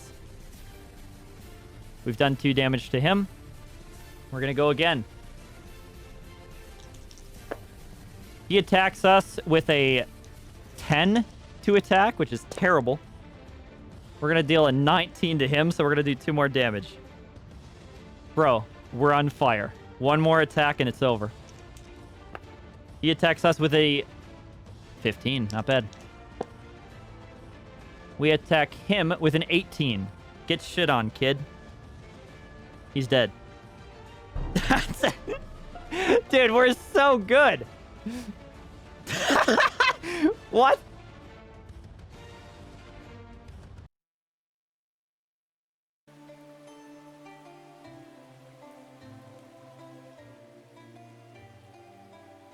Yeah, a little Pirates theme for that fight. Dude, most enemies have not touched us. I think we're so good. He's dead. 273. Do we get his battle axe? That's what I'm hoping. We do not. A search of the room reveals nothing of any value, although an old box in the corner contains a wooden mallet and 5 short stumps of wood sharpened at one end. You may take these if you wish. Sure. Wooden mallet and 5 stumps of wood.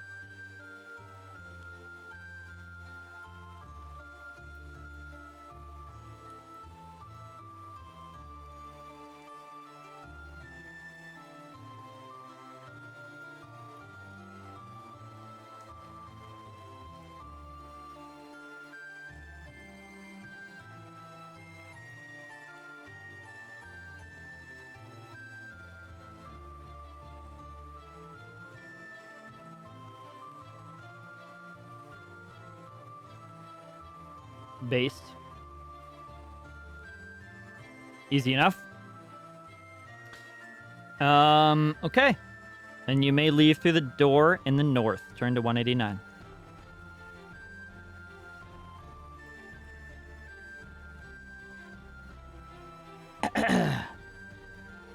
The door opens into a short corridor which ends several meters ahead at another door, similar to the one you've just come through. You listen and hear nothing. You try the handle, it turns, allowing you into another room of a similar size. But this room is splendidly decorated with a polished marble floor and rough walls painted white.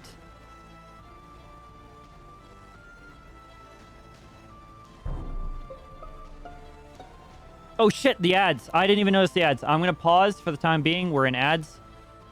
My bad. We will wait. Oh, copyright free Doom music. I actually should have used that. I have the Game Chops version. Is that the one that you sent?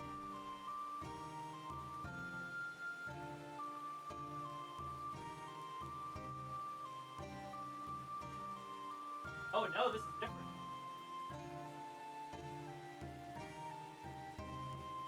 Somebody type in chat. I cannot at the moment, but somebody type in chat and say that we're waiting.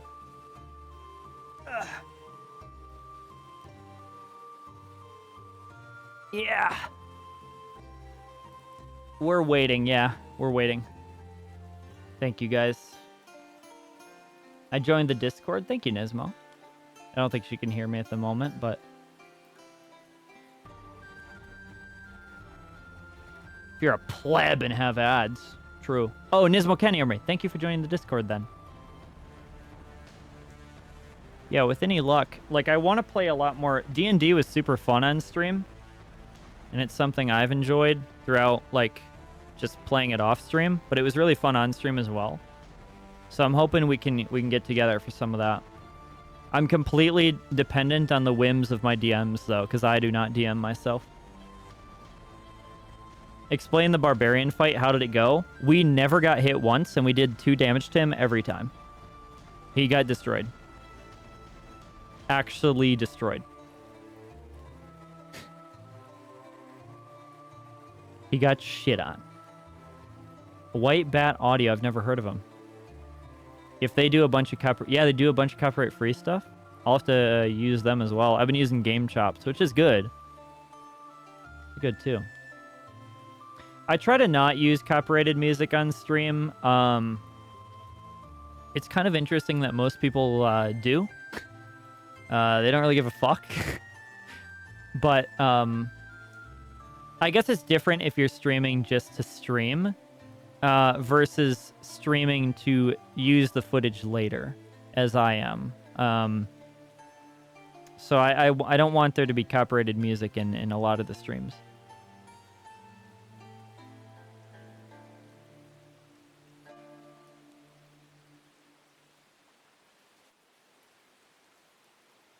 Yeah, dude, we had a giant gem in our backpack poking out because it was so big and hefty. And he was like, yeah, I can kill this guy. Yeah, I can take him. He was deranged, man. He got it one-shotted, essentially. Not really, he got 3-shotted, but still. We just dodged around his attacks. He was using a battle axe, and we focused agility, he focused strength. The meta changes, you know?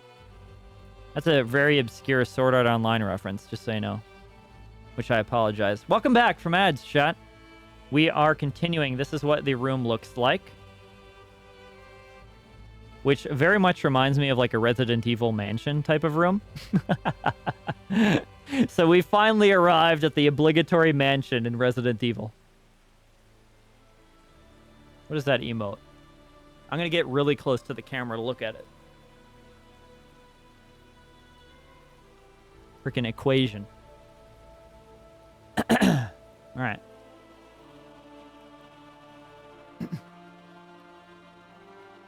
On each of the 4 walls hangs a painting. There is another door in the north wall. You can either go straight through the room, or you may stop to look at the paintings. Oh, now I can see it. Thank you, Nisma.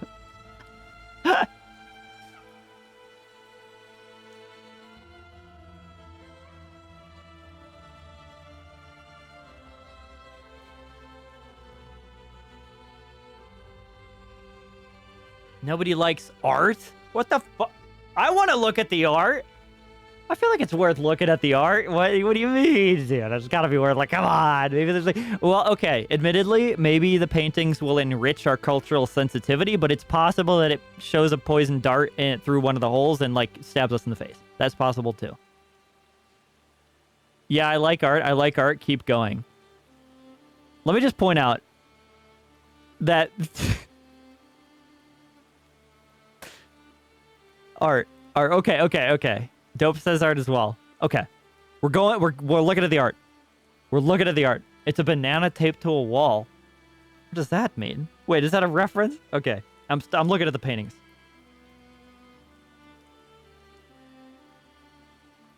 I'm going to appreciate art, okay? The paintings are portraits of men. Let's fucking go. The paintings are portraits of men. Your spine shivers as you read the nameplate under the one on the west wall. It is that of Zagor, the warlock whose treasure you are seeking. Oh, shit. We get like a cameo appearance of the main villain. You look at his portrait and realize you are pitting yourself against an awesome adversary. You admire his rippling, shredded muscles dripping with sweat. You feel yourself... That's not what it says. That's not what it says. I added that. My bad. You have the feeling that you are being watched, and notice the piercing eyes following you as you move. You find yourself drawn towards his portrait, and your fear rises. Lose 1 skill point.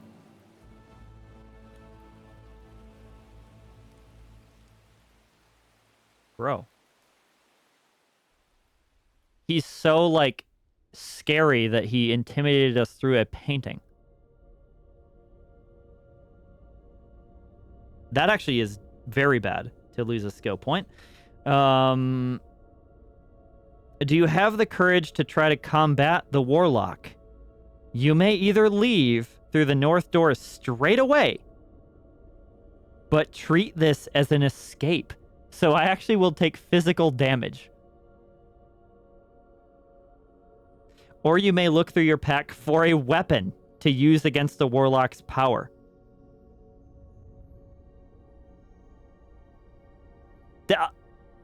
Dude. What do you mean? What? We're gonna fight a painting. I'd suggest running. Not a coward. I am not a coward. I'm gonna fucking kick this painting's ass. If it has one. I'm fighting the art, boys. What is going on? Dude, if we lose to art, I'm gonna be pissed.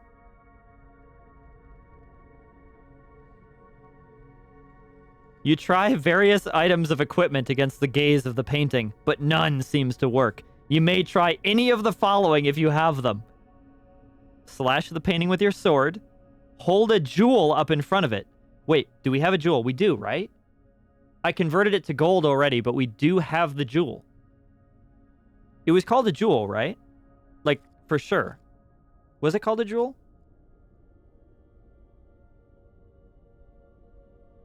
Does anybody remember?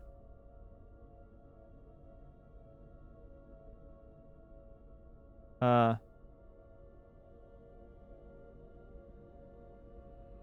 need to find the picture of the golem. Oh, there it is. Jewel. It's a jewel. So this does count. Hold a jewel. Plunge a wooden stake. We have that as well. Or throw cheese at it? We don't have cheese, but I'm perplexed as to what that would do. I don't think throwing cheese at it is going to matter. However, we do have 2 options here. Well, okay, we have 3 options. We could use the sword, but you start with the sword. I don't think the sword's going to work. So hold up a jewel or wooden stake. The wooden stake we got through killing the barbarian. The jewel we got through killing the Cyclops. The Cyclops is a harder enemy. I think jewel makes sense, but potentially we lose 50 gold. It was jewel. It was called jewel. I don't know if it's going to consume the jewel. So it's worth... I don't know. Stake? Stake, and now again, jewel, 50 gold potential loss if it's consumed, but harder boss fight to have gotten it. Stake is mid-tier boss fight to have gotten it. Not easy, but not hard. And we have 5 stakes, too.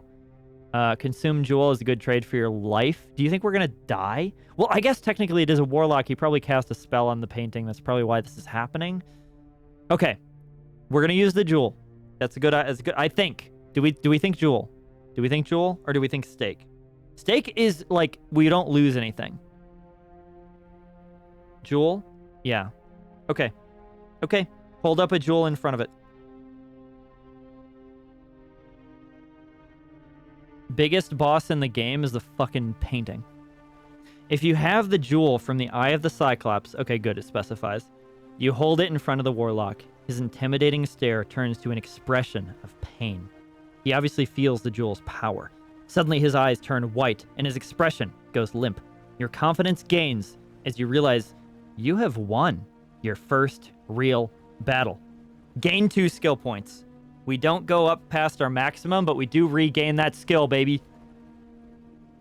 Put the Jewel into your pack and leave. The Jewel's not consumed either.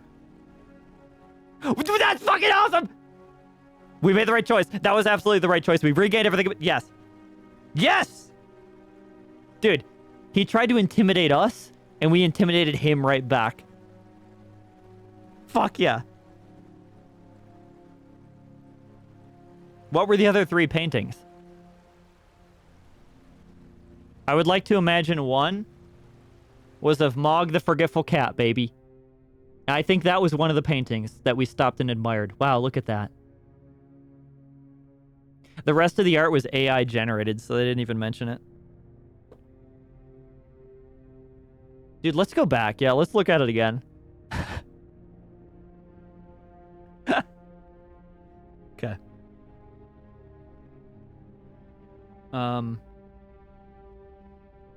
What did I just say? We just beat him with a 31, so we go to 9. Yeah, okay, 90. You open the door into a narrow passage and follow it northwards. Some meters up the passageway, it turns to the east, and then it turns to the north. However, at this second bend, there is a small alcove in the rock. It seems a convenient hiding place, and a large rock forms a comfortable seat. You may stop here and eat provisions if you wish. I don't think we need to. However, I don't know how many more times we're going to get. Probably many. It's fine. When you have rested, continue northwards, turn to 253. Now, keep in mind, Art. Art? I called you guys Art. You're welcome. Keep in mind, chat. If we use a provision, it will get us 4 stamina points up. We only need 2 to get to hit max, so we would be technically wasting half of the food. We would be eating half of it and then throwing the other half on the floor. So that's why I'm opting to not do it. But if you want to, we can. We have 9 provisions left.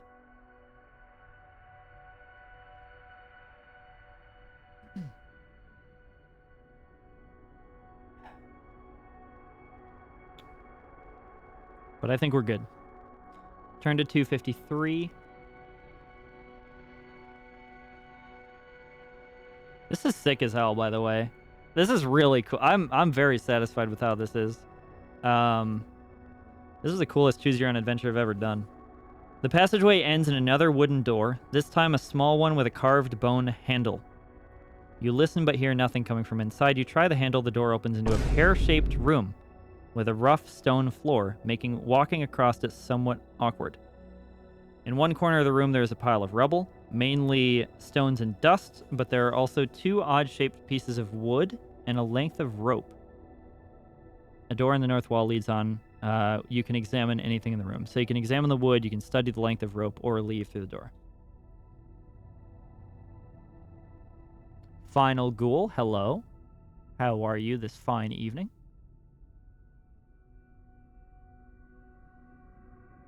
I wish I was starting with grid mapping software. Yeah, I imagine it's kind of hard to map all of it. Always investigate. I agree. Do we start with the bits of wood or the rope? I'm going to say rope. I feel like rope is very valuable. So 125. Going to start up a book up myself soon. Oh, sick. Are you streaming it or just reading it?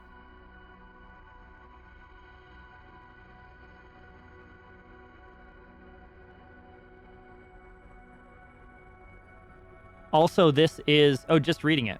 What book, if you don't mind me asking? I guess you probably don't if you're saying it. We're reading the... We're reading the Warlock of Firetop Mountain right now, Ghoul, which is a choose-your-own-adventure book with light D&D mechanics, which is what all this stuff on this side of the screen is. So, yeah. It's cool. Vampire Academy. Vampire Academy. I have not heard of that. But I think you would fit in well with... There are many in my chat that are preferential to vampire novels. But yeah, this is a lot of fun, actually.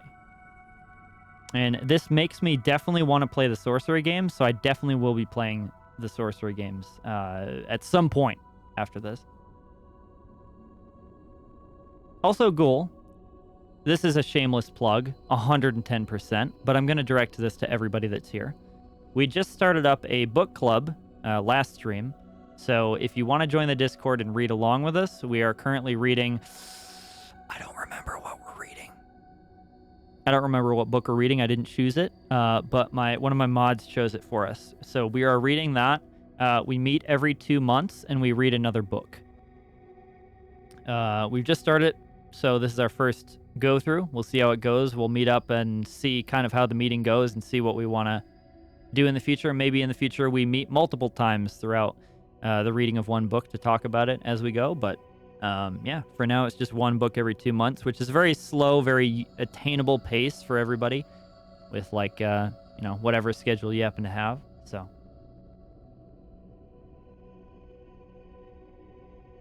A Legend of Grimrock 1 and 2.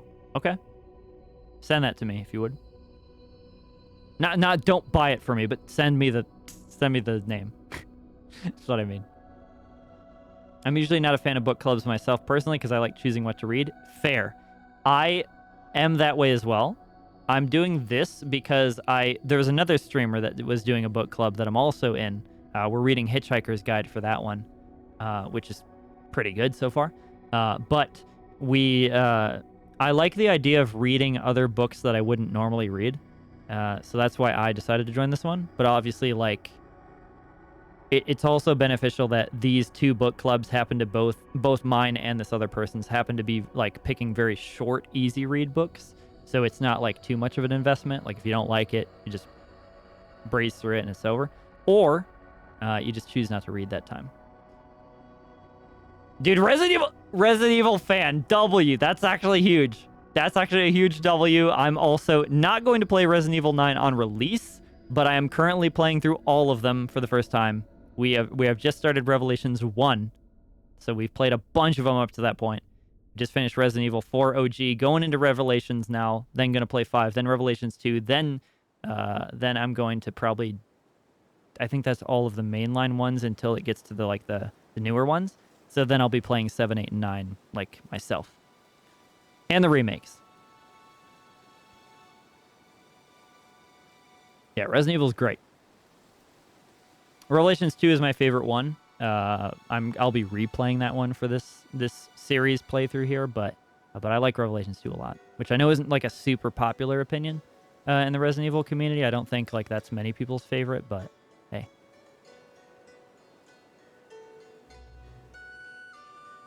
Powerful blend of human and vampire blood. Dampier roasted.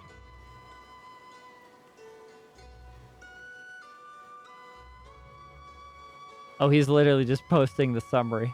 Or like the book flap, I should say.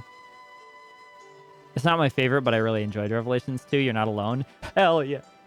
I think it's good. I think it's really good. I also think it's good because it's playable in single player or co-op, and it's fun both ways, which I think is very rare. Like most story-based games, if they're co-op, are probably fun only in co-op or single player. Like it's not both usually. That's pretty rare.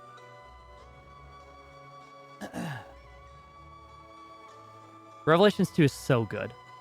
Open the sluice, Natalia. That's the sluice. God, a sluice will never leave my mind. Also, Barry is like the best character in all of Resident Evil, and he's only in 2 games, which is the Crime Against Humanity. So I have to like both of those games the most. Resident Evil 1 Remake is my other favorite. Not because of Barry, but also because of that. Oh, Claire's great too. Dude, Claire coming in with a sniper rifle on the helicopter at the end, spoiler, was the best fucking moment of the entire game. I was so hyped for that. Didn't know such. What's up, From? Dude, I can read barely. All right. Let's get back into it. We're investigating a rope. You pick up the rope. It looks normal. In fact, it looks as if it might be quite useful. You open your pack to put it in. Suddenly, it comes alive in your fingers, snakes quickly up your arm, and attempts to wrap itself around your neck. You struggle to cut the rope with your sword before its grip tightens. What? Test your luck. Oh, God. Why? It's a good thing we have full luck, though. We rolled a snake eyes for luck, which is very, very good. We destroy that luck roll. So we do use a luck to do that. So now we only have 9. But let the rope choke me to death. You just want to see, you're just a... I'm not even going to comment on that show.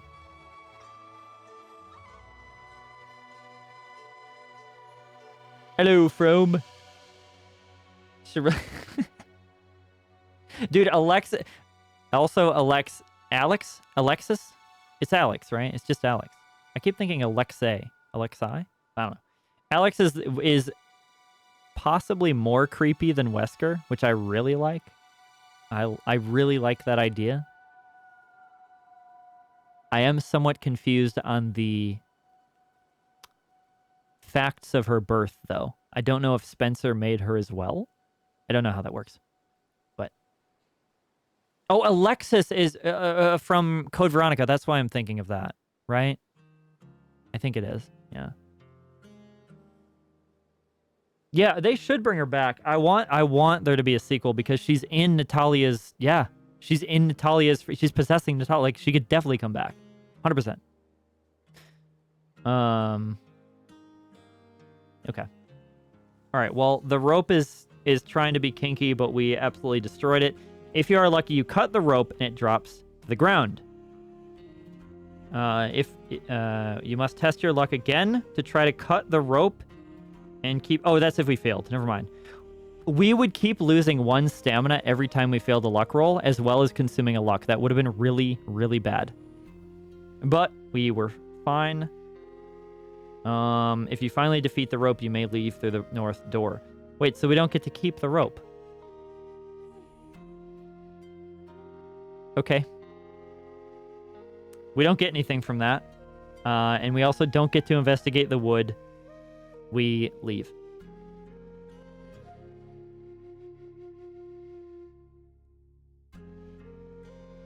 The passage ahead leads northwards. The rocky floor becomes sandy until eventually you are walking on a sort of coarse sand. You notice the passage is widening, and ahead you can hear a flowing river. You continue until you find yourself in a large cavern through which a river flows. This is exactly where we wanted to be. Turn to 218. You are on the south bank of an underground river facing across its black depths. There appear to be 4 ways of crossing. To your left, a rusted bell bears the sign, "Ferry service, 2 gold pieces, please ring." There is a small raft in front of you on the bank with a long stick resting beside it. You could punt across the river. Punt? A rickety old bridge crosses on the right. If you don't trust any of these, you may swim. Which will you choose? Ring the bell, punt the raft across, risk the bridge, or swim? The fact that it says risk the bridge kind of indicates that I don't want to do that one. So we do have a ton of gold. I mean, we could just pay. Yeah, pay Charon. Good reference. Good reference. I think we crossed the river Styx, and we're gonna pay up. We have 76 gold. I'm not worried about the money. However, I do remember from the beginning, the villagers told us that there was only 1 gold required to pass, so we might be able to haggle this guy down to 1. Yeah, I think there's supposed to be a dog and a guy guarding the boathouse, yes. I'm a little confused. Maybe that's on the other side, Booney? I don't know. Yeah, it was supposed to be at a boathouse. I don't know. So, I really like this page.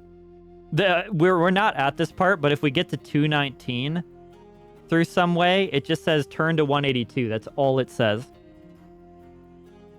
Why did Choose Your Own Adventure books do that? Why do they, like, send you to one page and then be like, okay, go to the next one? They're just like page flipping simulator. Yeah, but that's not happening. So, let's ring the bell.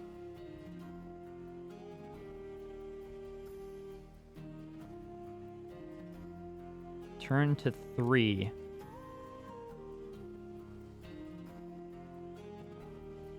The bell gives a dull clang, and after a few moments, you see a withered old man climb into a small rowing boat moored on the north bank. He rows slowly across to you, moors the boat, and limps towards you. He asks you for 3 gold pieces. So it goes up every time. When you protest at the price, he mumbles some flimsy excuse about inflation. He begins to get angry at your protestations. Do you pay him the 3 gold pieces or threaten him? We can pay him. There's no reason not to pay him. That's so funny. Threaten him. No. I'm gonna pay him. Inflation. Listen, inflation happens, like, come on. I get it. He's just trying to make a living.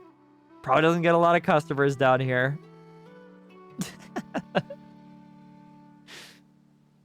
He calms down, takes the gold, and rows you across the north bank. After mooring the boat, he ambles off down a passageway. All right, we paid 3 gold.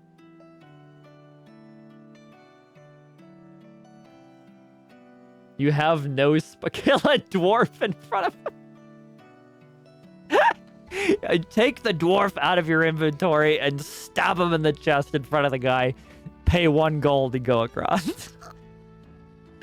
No.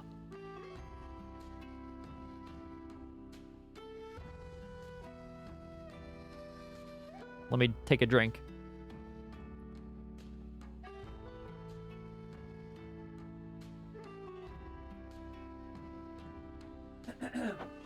That is true, John. That is true. I actually, yeah. Could we give him the gem and be like, hey, can you split a 50?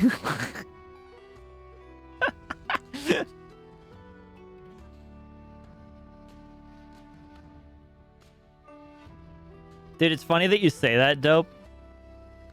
Hey man, can you break a 50 for me? I had a baby in my inventory in Baldur's Gate 1. Or sorry, Neverwinter Nights, that's what it was. I kept a baby in my inventory because I threatened his mother and then killed her and then took her child. I then traded my friend and gave him some gems and also slipped the baby in. So later he checked his inventory and was like, why is there a baby in my inventory? And then later I got a goblin companion and gave the baby to him to take care of. Not before I tried to sell the baby to some slavers. They didn't accept it.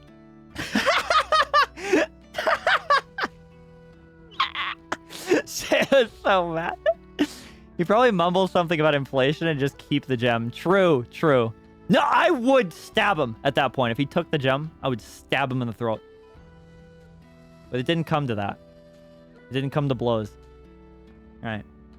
You are on the north bank of a fast-flowing river in a large underground cavern.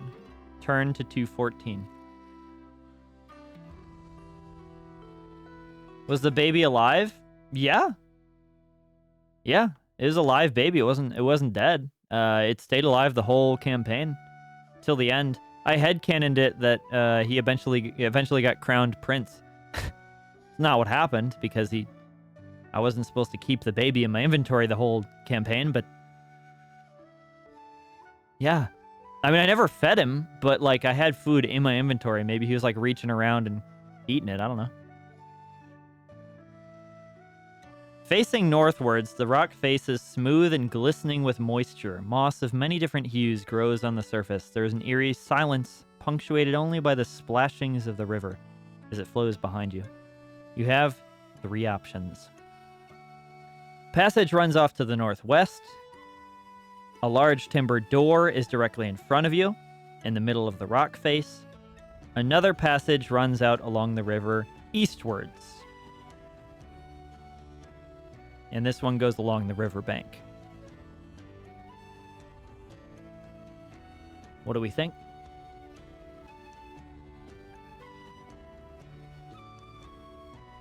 Reminds me of when BG3 came out, someone was asking a question about their inventory. Oh, don't worry about that.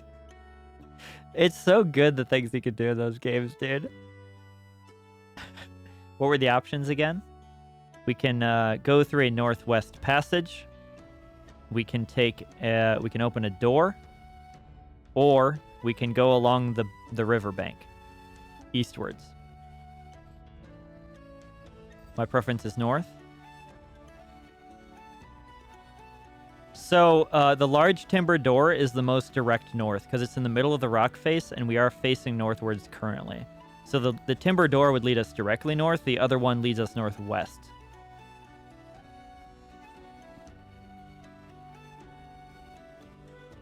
So we have 3 doors. We're going to the door. I was thinking bank as well, Booney, personally. But that's just because I like rivers. So a large timber door is directly in front of you in the middle of the rock face. If you open the door, turn to 104.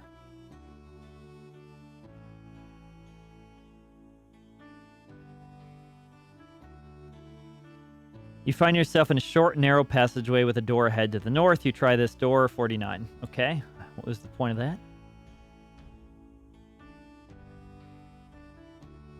The door squeaks open on rusty hinges. The room is dark, and your eyes begin to adjust themselves as you close the door behind you. You hear a shuffling in the room, but before you can react, a blow to your head knocks you senseless. Lose 2 stamina points.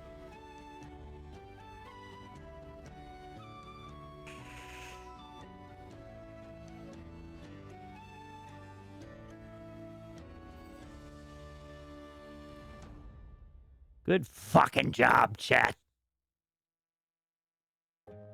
122. You awake with a throbbing head. Oh, we actually got knocked out. You awake with a throbbing head and look around. The room is about 8 meters square with doors to the north and south. You have been dumped in the southwest corner. We have no idea where we are. The map is now useless. Standing motionless in the center of the room are 4 men. These are not men. One of them has a scythe.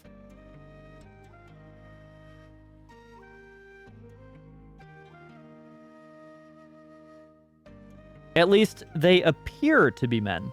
Their skin is a greeny gray color. Their clothes are tattered and torn.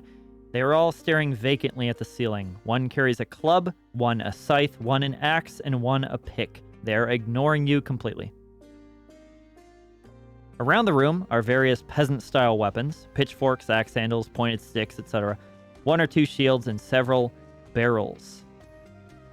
In the northeast corner is a human corpse with a sword in one hand and a shield in the other. You move your hand up to your head to feel for signs of blood, and you are revealed to find you are not bleeding. But as your hand moves, the strange creatures in the center of the room turn their eyes down towards you. I don't know if we have our inventory. It doesn't say we don't. Do you try to talk to them, jump to your feet and charge them, or look for an exit?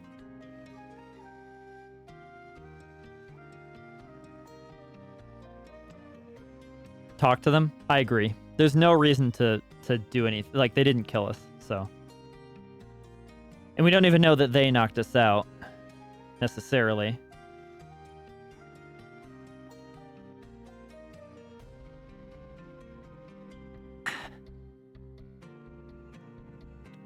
Their vocabulary is limited to a series of moans and groans. Hey, dude. It's like chat. They appear to not be intelligent at all. Furthermore, your conversation merely serves to attract their attention to you. They grip their weapons and it looks as though you will have to fight them.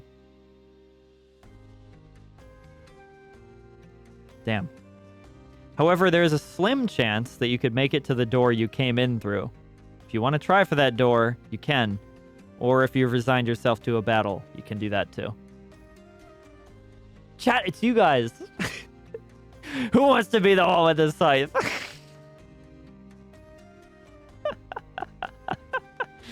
Charge. It was worth talking. It was worth trying. I'm unsure on this one. Me too. This is up to you guys. I don't know. They're already dead. True.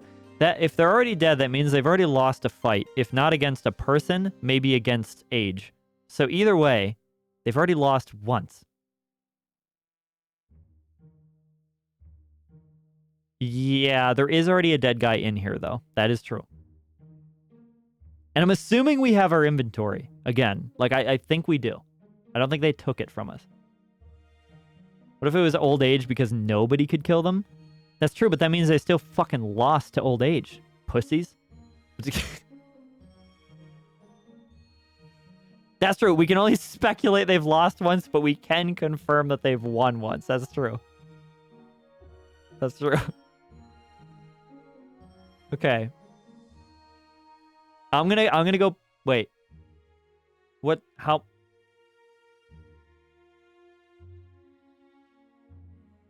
I'm gonna forcibly run ads now as we think about this because I need to pee again. Sorry. I need to pee like every second, dude. How many times have I peed this stream?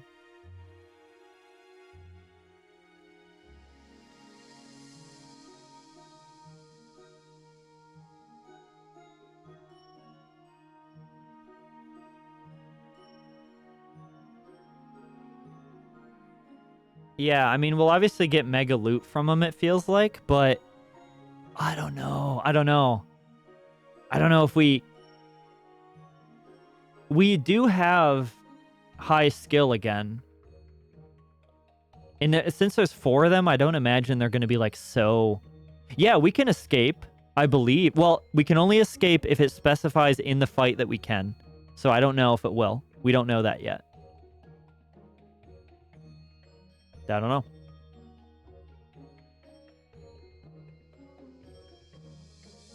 Be right back, chat.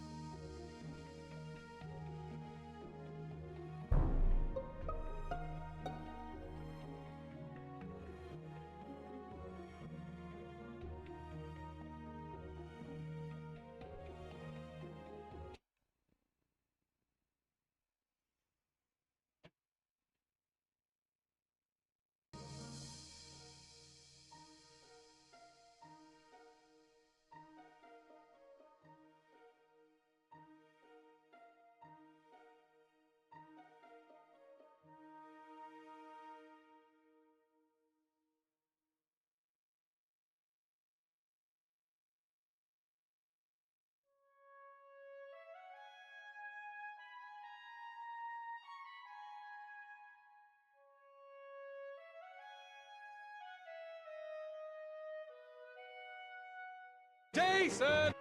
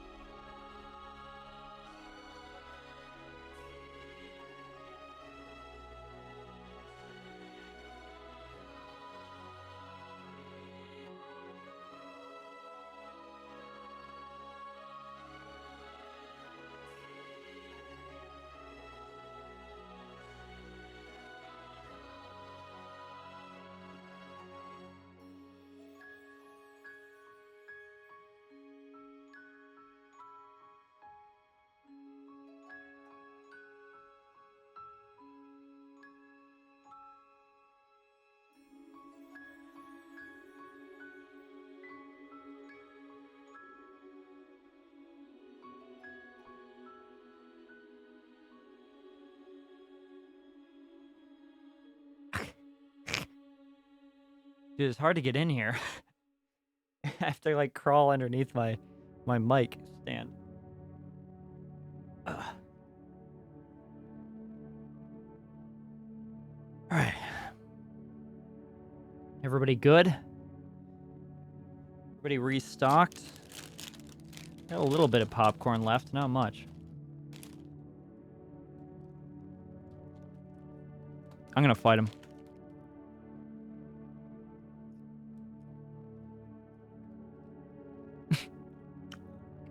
Vintage popcorn.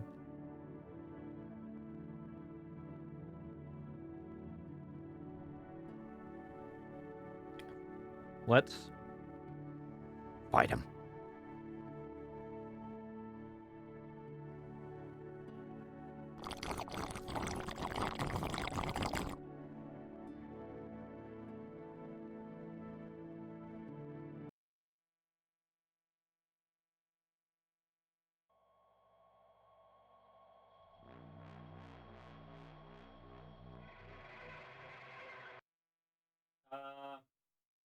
What's good zombie music?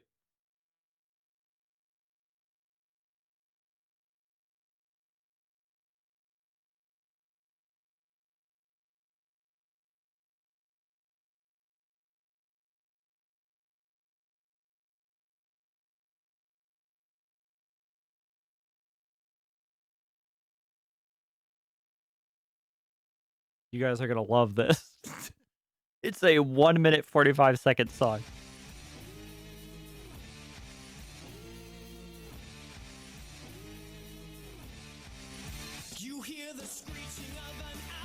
Anybody ever watched that Scooby-Doo Zombie Island movie?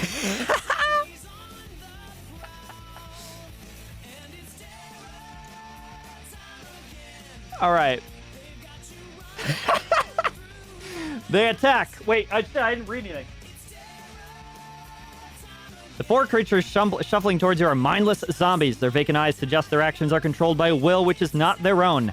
You are still too dizzy to think properly, but you must act quickly.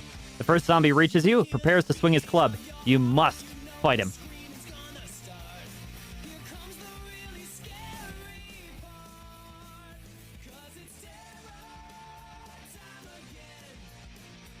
He has a skill 7 and stamina 6. We're just fighting the first one.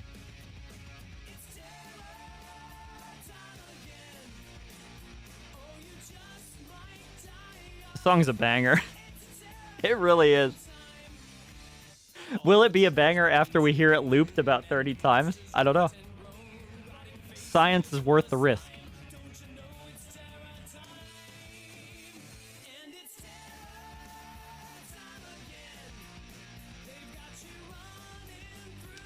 He attacks with a really good roll.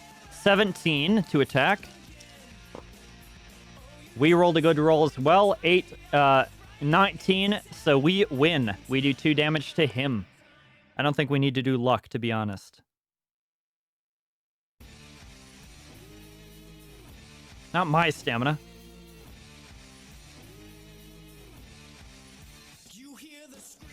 No, I'm not doing luck this time. We'll do luck this time if we need to. Because we could do 4 damage in 1. He attacks again. 3.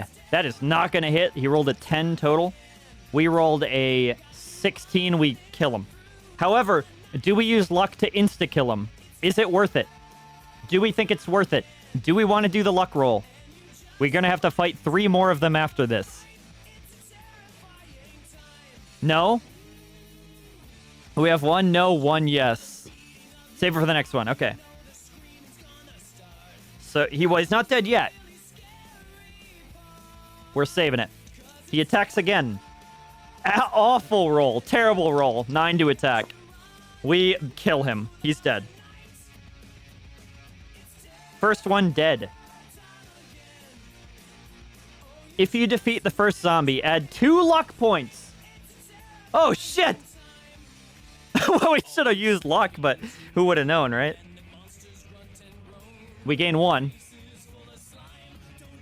And turn to face the other 3. Oh, God, we're facing them all at once. Okay. They all have a skill of 6, though. So we're facing the one with the Scythe first. I don't... Oh, we fought the club one first, so now it's Scythe one.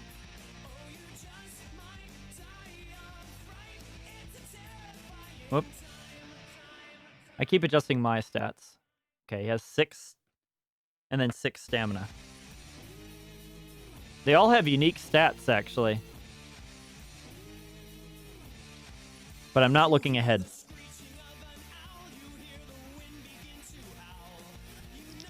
He attacks. Really good attack, actually. 15. We rolled a 7.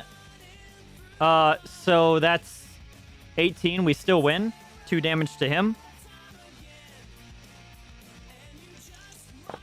He attacks again. Awful roll. 10. Goated roll. We do another... Dude, we're just... It's crazy. I roll terribly for the monsters every time. 7. Okay, I spoke too soon. He rolled a 13 to attack. But we got a 6. That's a 17. Barely scrape by. Kill him.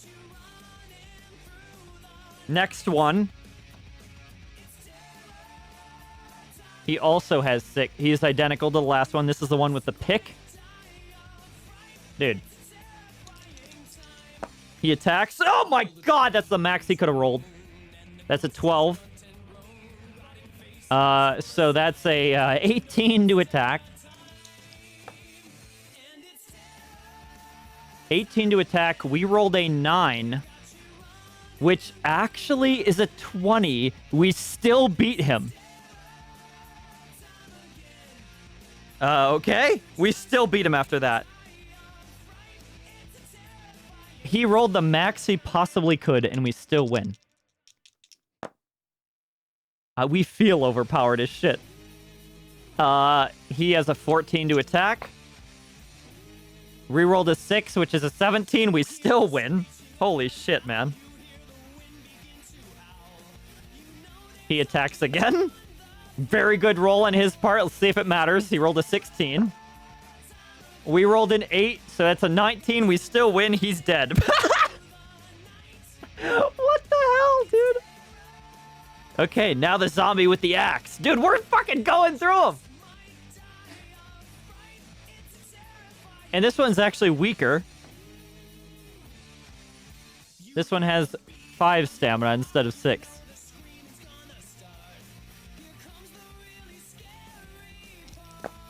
He attacks. Very good roll. 11. The 17. I'm losing my mind. We rolled a 9, so we still win.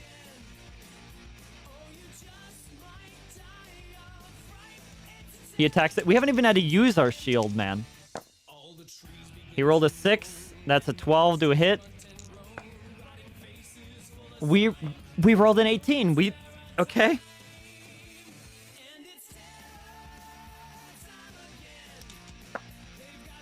He rolled a 17. And we rolled an 18. So we beat him by 1. He's dead. They're all dead. We took no hits during that fight, and we used no luck. We just killed them.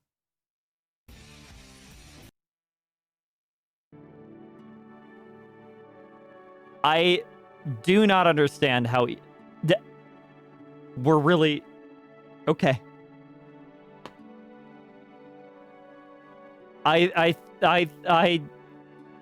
We're supposed to... Yeah, we're supposed to get hurt. But I mean, hey, look at it this way, Booney. There was a bunch of zombies. We took our sword and we just outsmarted them. We just carved through them. I don't know what can hurt us at this point. We defeated all 4, turned to 115.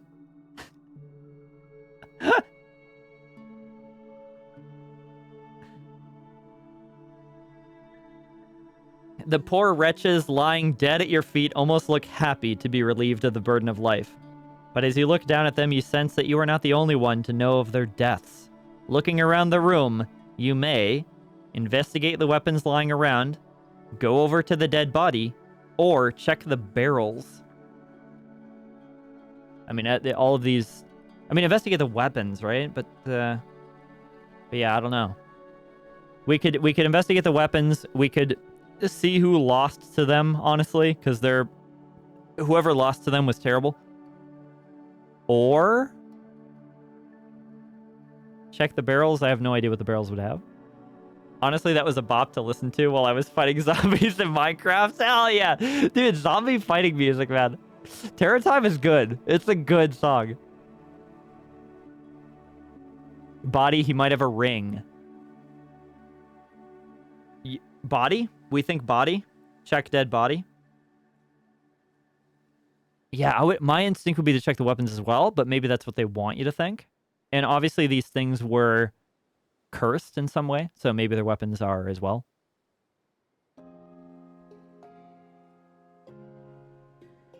Why barrels? I don't know. I don't know. Honestly, this one, they all seem valid. We could roll for this one, too. Check weapons. I don't know. If anybody has a super strong opinion on it, voice it, or we're going to roll for it. We'll do like 1 and 2, 3 and 4, 5 and 6. Because I think this one is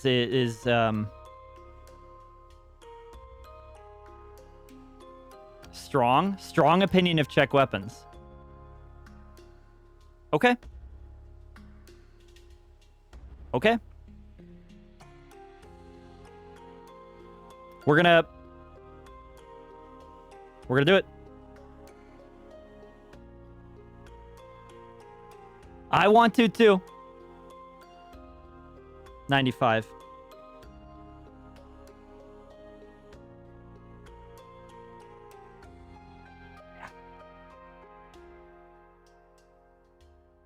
When has greed ever consumed us? Probably never, honestly.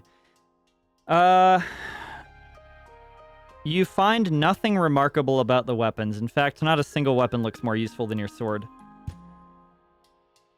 What do you mean? As you search the debris, you hear a deep thumping from the north, followed by a scream, which sends a shiver down your spine. You rush to the north door to investigate. The Scythe. The Scythe. Sorry, there's a Twitch streamer called Scythe that I know, and then he pronounces his name Scythe, but it's spelled the same way. Yeah, Scythe. It's the Scythe. I think they're misspelling Scythe. All right. We got nothing from that. Damn it. 205. We fought... Well, okay. I'm glad that we didn't take damage from that, because if we had, I would have been pissed that we didn't get any loot at all. The door opens, and you find yourself in a dark crypt of some kind.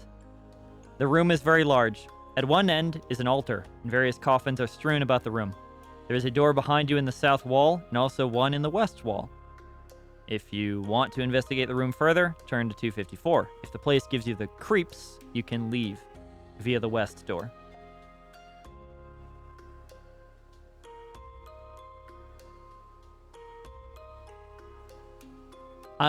Yeah, my name is spelled John Woo, but it's pronounced Bob. I know. Dude, Scythe does it just because he knows it pisses people off, and he's like, I'm gonna ruin people's lives. They're not gonna be able to pronounce Scythe accurately anymore. And he's right. It does give me the creeps. I mean, we did just fight a bunch of undead zombies, so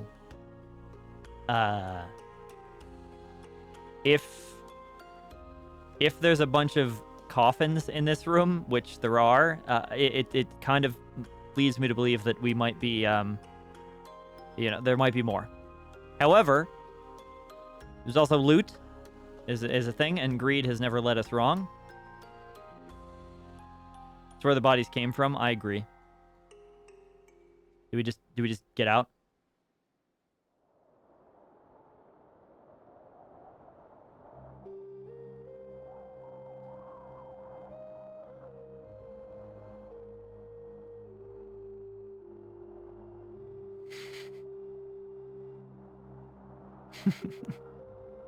There's no more dead bodies. It's just loot.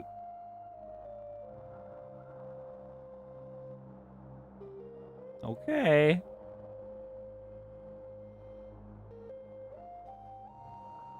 The bodies are loot. Okay, listen. I can't put the bodies in my inventory. This isn't Baldur's Gate or Neverwinter Nights. Do we stay in the room? I don't have strong feelings about this one. All right. I'm going to give 30 seconds if anybody has a super strong opinion. In the meantime, I'm going to eat popcorn.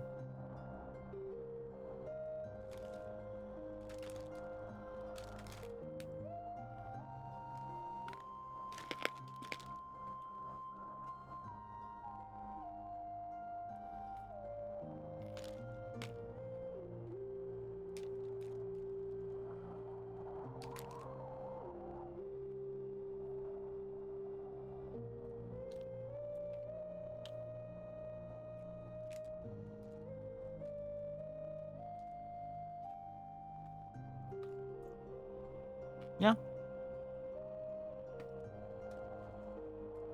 I agree.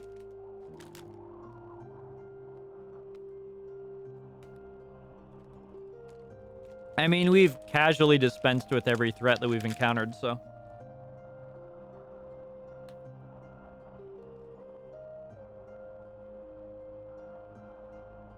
Ah, shit. Now I have cheesy fingers.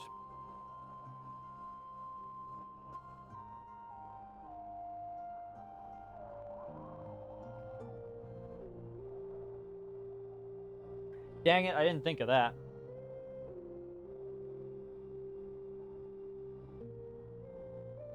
Chat, I'm a Twitch streamer, okay? There's like a little bit of water in this cup. I'm a fucking Twitch streamer, okay? I'm allowed to do this.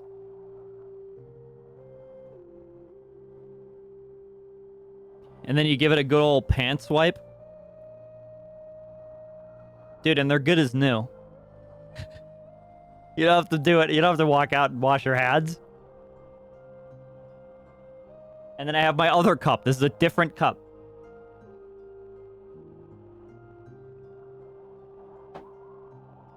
That is a perfectly normal and human thing to do. Again, for a Twitch streamer. All right, let's investigate.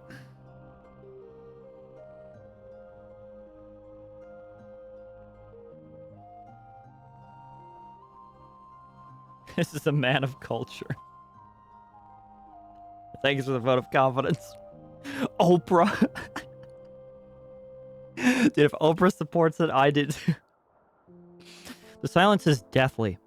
A slow drip startles you as you creep around the coffins. The altar is ornately carved and studded with jewels.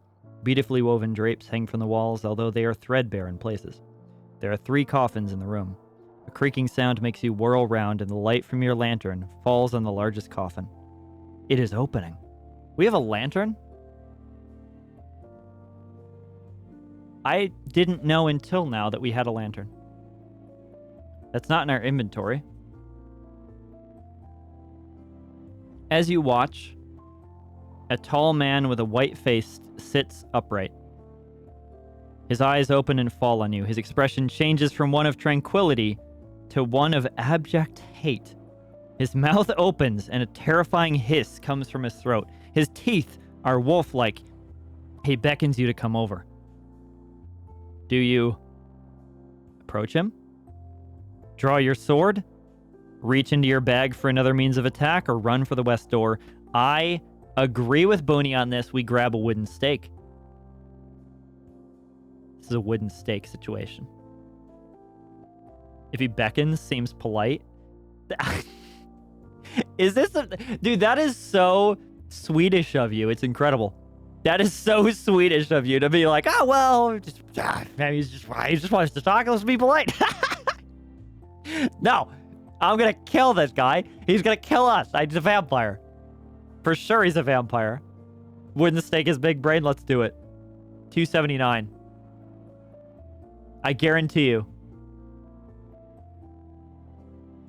279. The creature you are facing is a vampire. There it is. You have various lines of attack. Your sword will do little damage. A crucifix will hold him at bay, but will not kill him. If you have either of these, you may use it to get you through the west door. Oh, if you are determined to kill the vampire, you must overpower it and drive a wooden stake through its heart. If you have a wooden stake and wish to try to kill the vampire, turn to 17. Hell yeah, dude.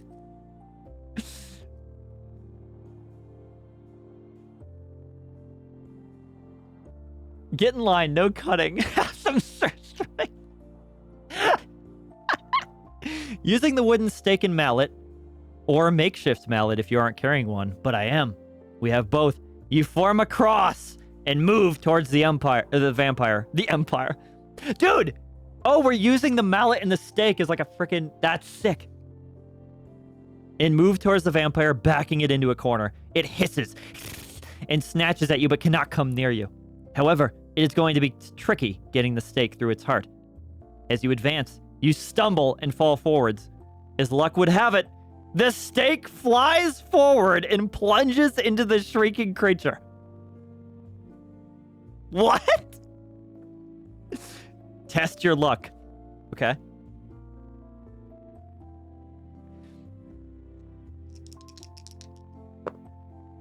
Seven. That is below a 10. We have succeeded. We are lucky. We do spend a luck point to do that, but that is what it is for. If you are lucky, the stake pierces the vampire's heart. What? I literally tripped to kill him. My character was like, it's going to be tricky getting there. And then... Oh, if we had failed... It would have lost 3 health points, but it would have flung us backwards across the room and we would have had to fight. But as it is, it's dead. It's dead. If you were lucky and killed the vampire, you may look for its treasure. That's so good, dude. What an absolutely fantastic... Oh my god. The body on the floor turns visibly older in front of your eyes. The face looks 50, then 90, then well over 100 years old. The skin rots and the eyes decompose as you watch. You notice a movement coming from the creature's chest. As the remnants of the vampire decay, a small black face breaks through its chest. It resembles a small black shrew, but as it frees itself and unfurls its wings, you realize it's a bat. You lunge at it, but it flaps away into the darkness. You search the whole chamber quickly. Remember, there are several other coffins there. And find 30 gold pieces. Wait, let me read the whole thing. 30 gold pieces, a book, and a Y-shaped stick. You may take these items if you will leave behind one item of equipment you are already carrying.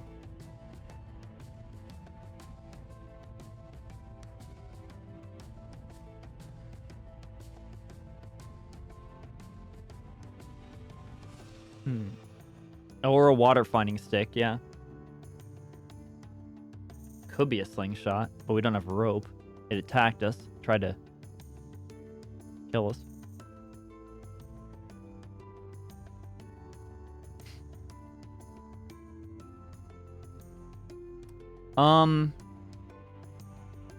Yeah, I'm thinking, can we leave behind the leather armor? Is that cheating? Like, the leather armor hasn't benefited us at all, and I don't think removing it decreases our stats at all. Do we just rely on shield to protect us and forego the armor entirely? And technically, we've used one stake then, right?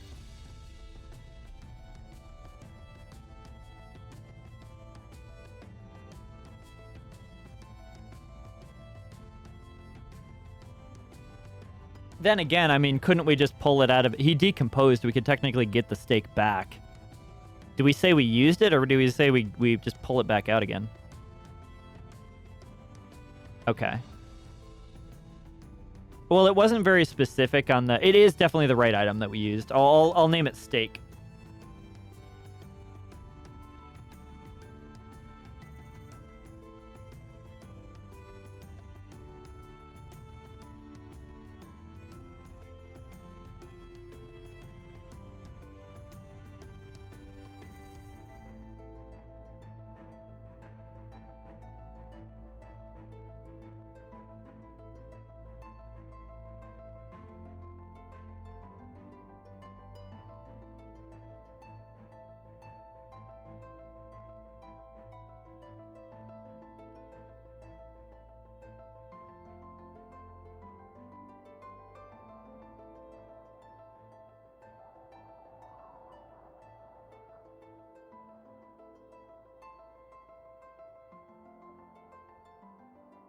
True. I think this loot is definitely worth taking. I just wasn't sure what to give up for it, but I think leather armor is really funny to give up.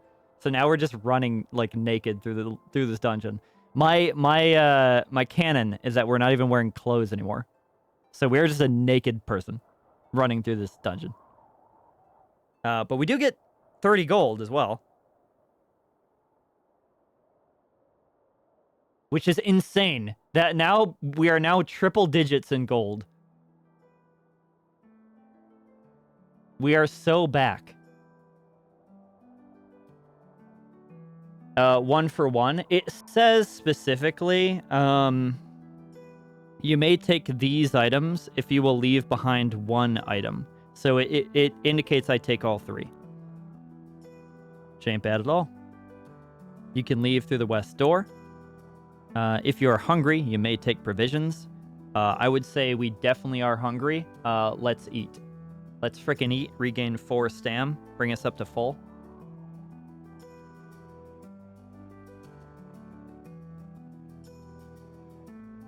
And you can add 3 luck points for defeating the vampire. We don't have that. Well, we gain 1. We could have gained 3, though. Don't eat in here? No, we're fine. We're fine. Turn to 380. We're fine. We've killed everything. Admittedly, the bat got away, so he yet lives. The bat got away and the mouse got away, so there are various small creatures getting away from us every time we fight. Take a nap in the coffin. Actually, yeah, we lie down in the coffin, and we take a little breather. Is anything wrong with that? I mean, obviously somebody else was in there for who knows how long.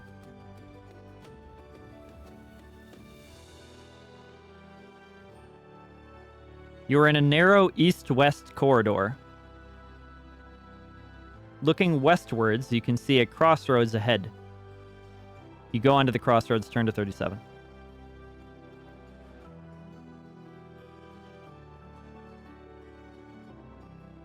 Standing at the crossroads, you may either go north, west, or south. Oh my... Okay. Well, we don't even know where we are. Really, because we got woken up, or knocked out and moved to a different room, so we don't know. Well, unless we just got knocked out by those zombies and stayed in that room, in which case we didn't teleport, but we have no way of knowing that. So, north, west, or south. No indication as to what's best here. But we've been heading north pretty consistently. Yeah, north. 366, baby. You are following a passageway which leads ahead to the north. After several meters, it bends sharply to the east. You continue eastwards until you eventually come across a narrow opening in the cave in the north wall. You may go through this opening or continue eastwards. Continue north.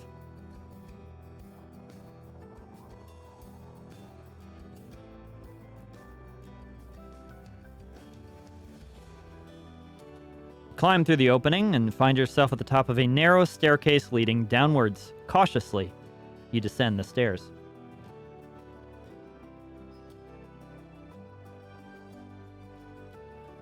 The narrow staircase is cut into the rock, and there are about 20 steps leading down. At the bottom of the steps, a passageway leads you into a large open chamber. This chamber stinks of putrefying flesh. The smell is so bad you are tempted to turn back. 3 bodies lie in the chamber. You may either search the bodies or tiptoe quietly through the room. What will you do? Search the first body, search the second body, search the third body, or tiptoe through the room.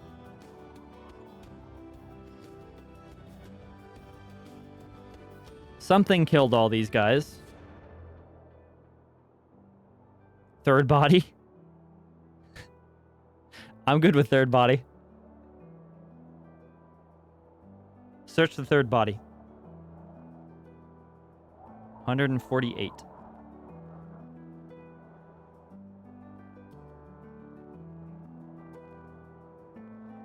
As you search the body, you try to avoid looking at the terrible face, gray and decomposing. Maggots crawl from its nose and mouth. You jump back, startled, when its eyes suddenly flick open. Just in time, you avoid a vicious slash from one of its long, sharp fingernails. It quickly springs to its feet and eyes you with a sadistic leer spreading across its mouth. Looks like we're in combat again, boys. 230. The creature now standing before you is a semi-decayed man. His quick eyes darts from side to side watching you. His long tongue flashes out with a hissing noise. His teeth and nails are sharp, and he doesn't seem to be afraid of your weapon. He is a ghoul. With a skill of 8, a stamina of 7.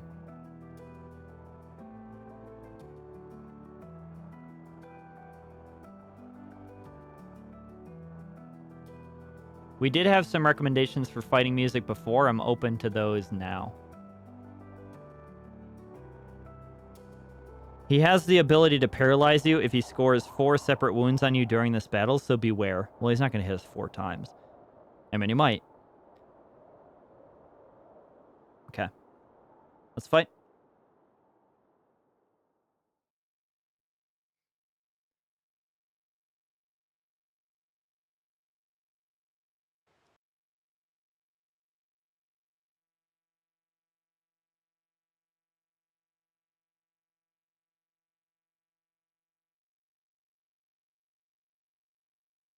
I got one.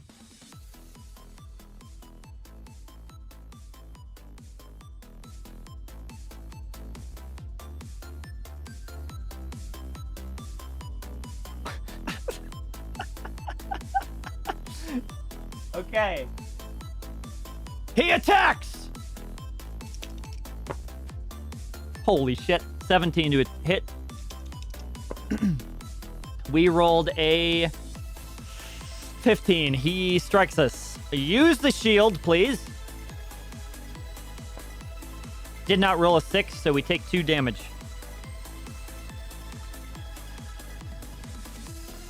That is also 1 hit on us. He attacks again. 18. Oh! We rolled the maximum, so that's 23 or some shit. We beat him. Do we use luck on this guy? Is this a luck roll?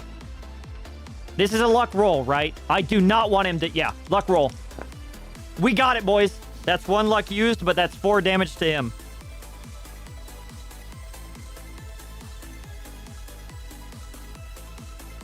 Show die. Sorry, I keep forgetting. He attacks again. With a 10. That is an 18 to hit. Very good. We rolled a 6. So that is 17. He wins. We're going to use the shield again. I did not roll a 6. Thusly, he does 2 damage to us. That is another hit on us. That is 2 out of the 4 that he needs. He attacks again. 6. It's a 14 to hit. We can beat that. We rolled a 6. 17. We beat that. We do 2 damage. Do we use another luck? We can kill him now if we use another luck. Luck. Damn it! We rolled an 11. So that's above our 9, and we use a luck point, but we do not succeed. We only deal 1 damage to him. Because we were unlucky. He attacks us again. With a 7 plus 8, that is a 15. We counter with a 10. That's a 21. We win.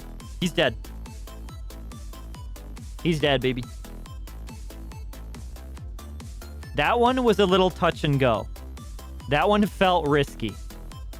Which is good. We want that risk. I'll take that drink, Scythe. Scythe, I was talking about you earlier because we found a guy with a scythe.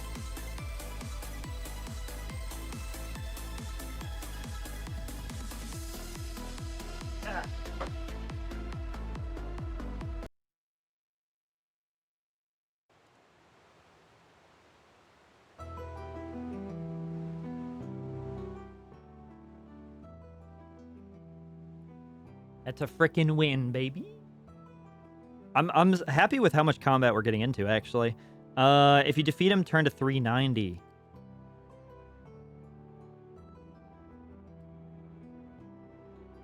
Ghoul has been slain. The ghoul twitches and dies at your feet. You search its body and find little of interest. A couple of earrings, worth 1 gold piece between them, are in one of its pockets. You may take these. Okay. 1 gold. Every little bit counts, dude. We don't all look alike. No, every scythe is equal. You're all the same to me. That's really fun. You may take these if you haven't already searched the first body. We have not. You do so and find 5 gold pieces. Hell yeah. Oh, so this allows us to search all of them. 3, 4. W. Frickin' Scythe, dude, unfollowing. That's not fair. That's against the rules. You may also stop here, rest, and eat provisions. I think I shall, because we will gain 4 back from that. So we take a bit to eat. We lose 1 provision, but that is fine. We're still sitting at 7. Lucky number 3 was right, actually. You can also add 2 luck points for killing the ghoul. We're back up to maximum, dude. Dude, we're sitting so good right now. Now you may either press on northwards or search the second body. So we searched the first one automatically, but we have to choose to search the second one. What do we think about that? Search? I think it's going to be a trap. I think this is a trap body. The one had gold. The one had a ghoul. This one's going to be a trap. It's going to be like a fucking poison dart or a bear trap. It's going to close in our hands. It's going to hurt us. I don't think we should search it. I really don't think we should search it. I am strongly against this. But I will do what you decide. There wouldn't just be another body. Yeah, there's a trap on it. It is a trap on it. If I searched the second one, it would have cut my arm off and we had to fight the ghoul because it woke him up.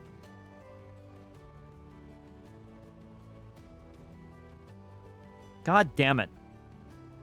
All right, we're searching the body. You chose this. Search the second body, 393. You search the pockets of the other. It's actually so good. You were right, chat. You search the pockets of the other body and find 8 gold pieces.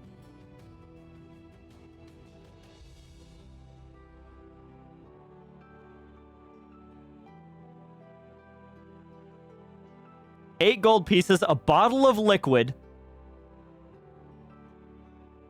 A bottle of liquid. And an old piece of parchment. Is it going to be ink? What is it? Okay.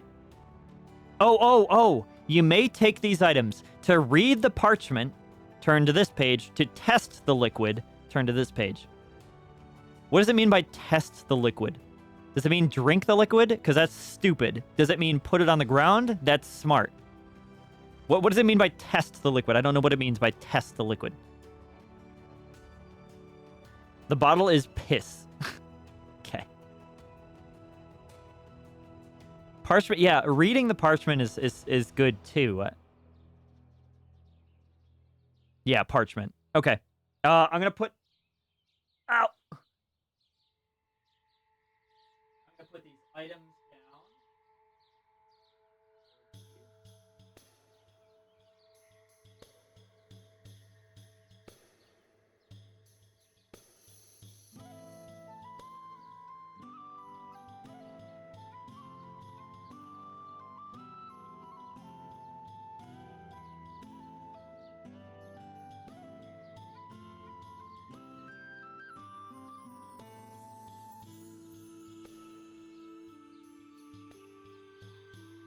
If we get one more inventory item, we're gonna run out of room. We're loaded, boys.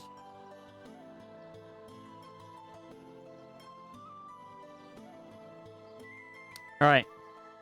Reading the parchment,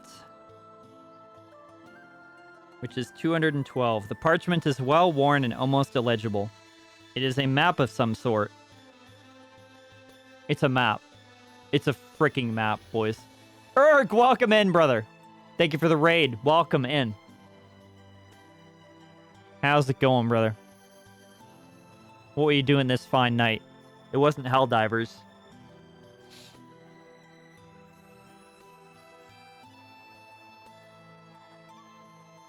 Oh, yeah, I could do that. Dope, yeah. I'll do that if we get more equipment. Genshin and a little... Oh, you did end up playing a little Divers with Bingus. Hell yeah, brother. Hope you enjoyed. Mental agree? I like that. Dude, we finally have a map. We finally have a freaking map, dude.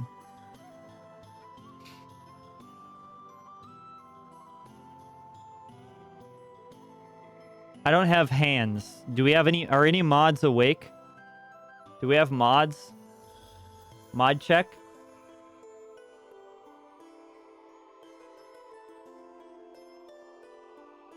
We don't have mods. They're all dead. Alright, let me shout out.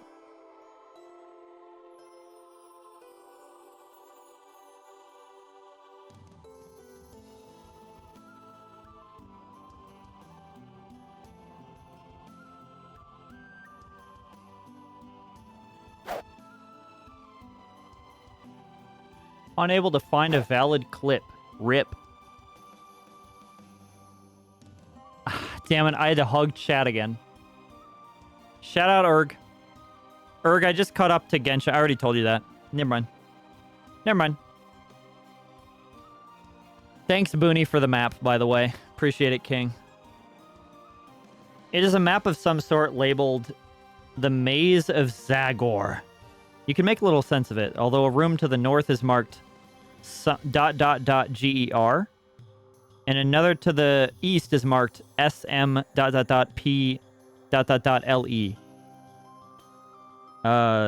What?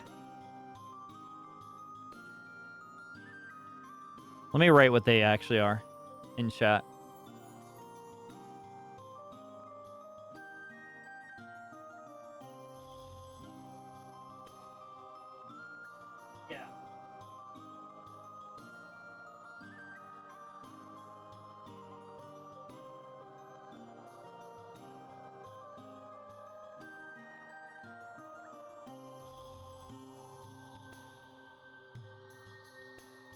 Yeah, Zagor, Z-A-G-O-R, is the warlock. So the GER room is not, I don't know what that would be. And then SMP, smoke pile? Smoking pile? I don't know what those could be. You fold up the map and put it in your pocket. If you have not yet tested the liquid and wish to do so, you can.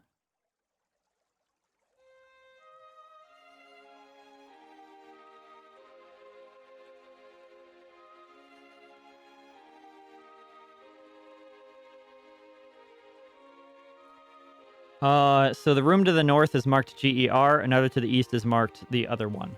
So I don't know what we want to do there, but I think we test the liquid because nothing ventured, nothing gained. 369. I really hope by test liquid it doesn't mean drink it.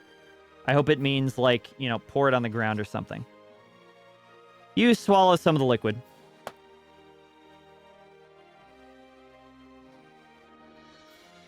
Why? Why? Why? Why would you... Okay.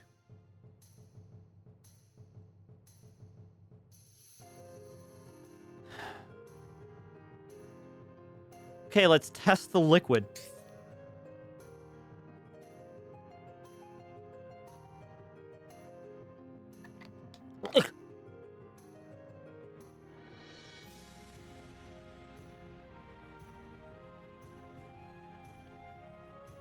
The liquid is smooth and watery, and as you drink it, you begin to glow. You feel euphoric and a little drunk at the same time. Your confidence grows, and your weariness disappears. It's literally alcohol, right? The bottle contains holy water. Blessed by the overpriest of Cain Leshma. Excuse me? Where did the lore come from? It has restored your stamina almost to full strength. Increase your stamina to 2 points below your initial. We're already maxed. If your stamina was already higher, leave it as is. You are strong enough. Add points to your current skill to take the total to 1 point under your initial. We're already maxed. You may add 4 luck points. We're already maxed! If you've already looked at the parchment, you may leave the room northwards. We didn't gain anything. Damn it.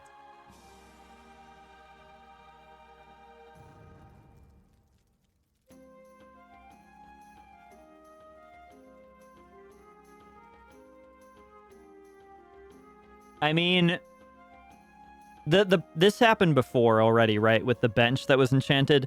We're just too good already that we're getting all these goated drops and we're not even using them. It's like pulling a 5-star in Genshin Impact, but already having an assembled team, so you don't need... Yeah, we're drunk now. Alright. 120. You leave the chamber, walk down a short passage, and reach a staircase going up. You climb the stairs, arrive at the top, turn to 197.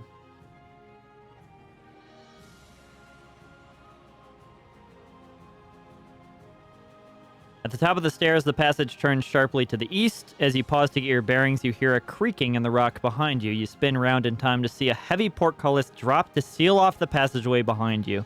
Your only way now is forward. You may either press on forward, or you may check the walls for secret passages. Wall check?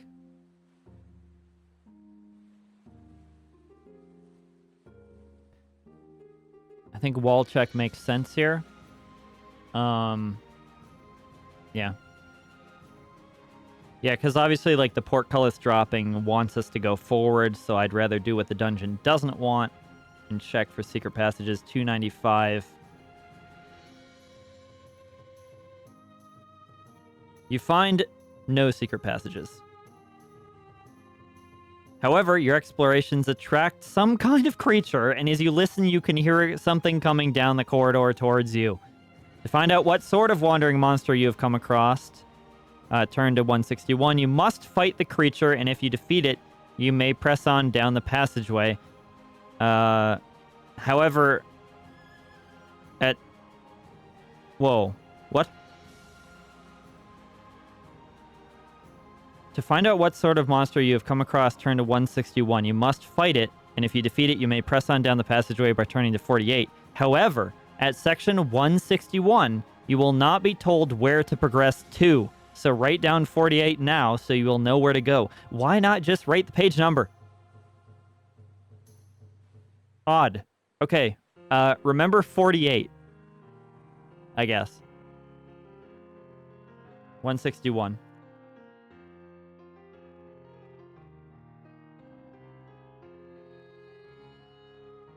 Make sure you have noted the reference as instructed on the last page. You will return to that reference after dealing with the creature. Okay. Your tappings and scrapings at the rock face as you search for secret doors and passageways resound through the dungeon corridors. Various creatures roam freely through the underworld, and your noises have just attracted the attentions of one of the following monsters. Roll 1 die. Consult the table below to find out what kind of creature this is.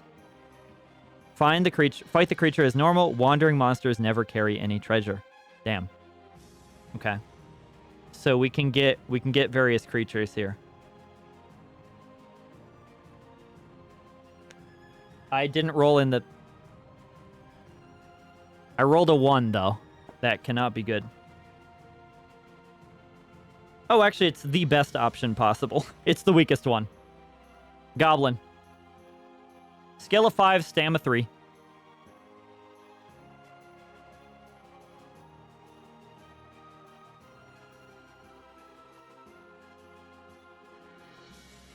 We could have also fought an orc, a gremlin, a giant rat, a skeleton, or a troll. Giant rat would have been funny for the meme, but goblin is the weakest. We don't even need fighting music for this one. Let's just kill him and go. He attacks us with a 5. Oop. Kind of hard to see. So that would be a 10. We counter with a... Dude.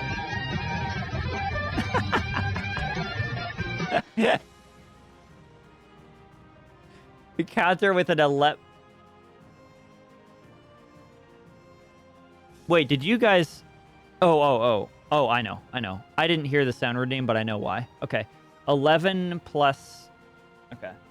So we get a 22. Do we use luck to insta-kill him? I don't think it's worth it. We just do 2 damage.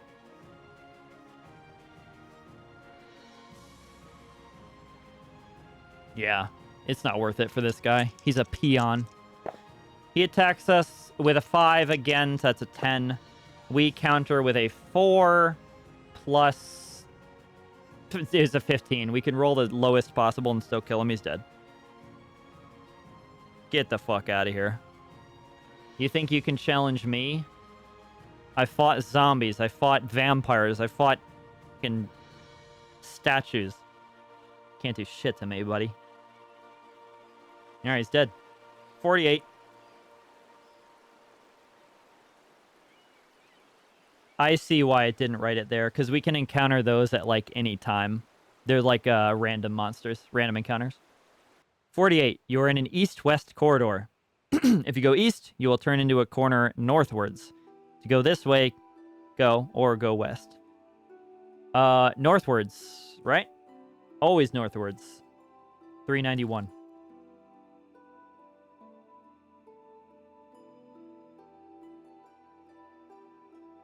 You are in a south end of a north-south corridor. Looking northwards, you can see a passage coming out from the east wall. That's a lot of directions. Looking northwards, you can see a passage coming out from the east.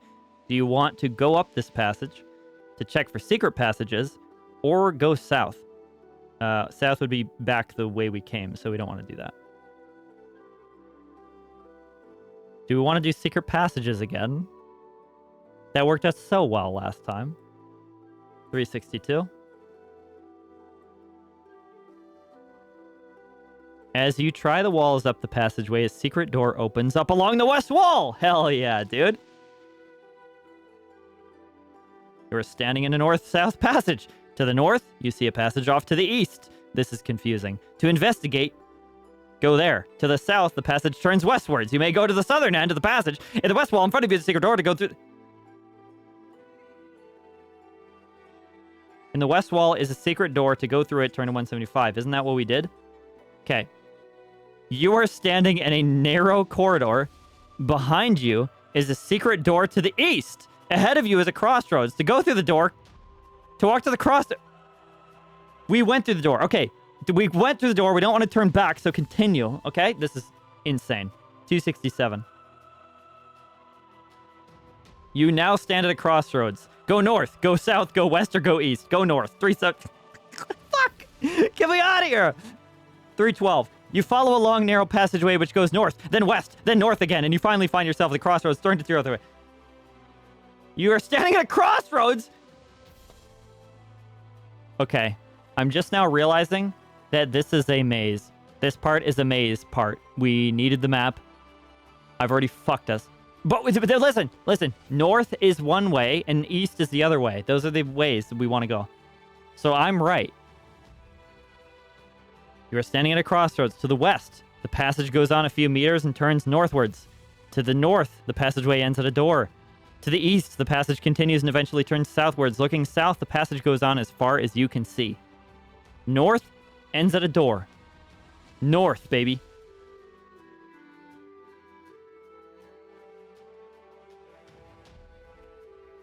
You are standing outside a door at the north end of a north-south passage. Yeah, go through the door. 179.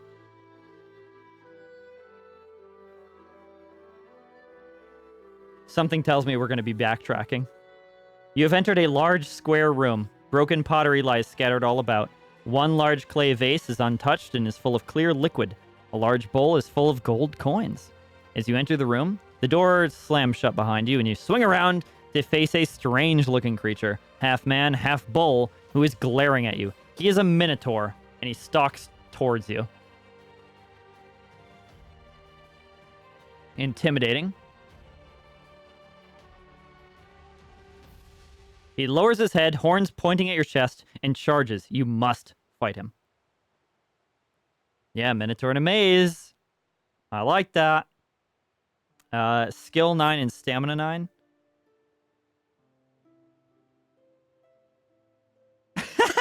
Wood. No, I bet you anything you're right, Biggest.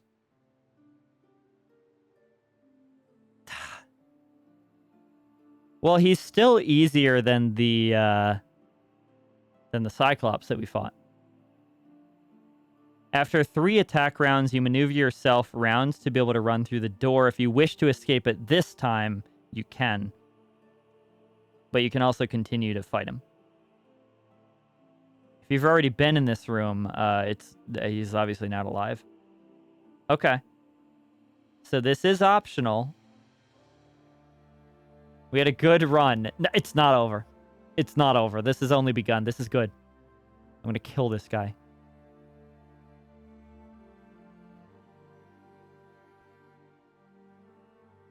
Yeah, I think he has a key, right? Whoa.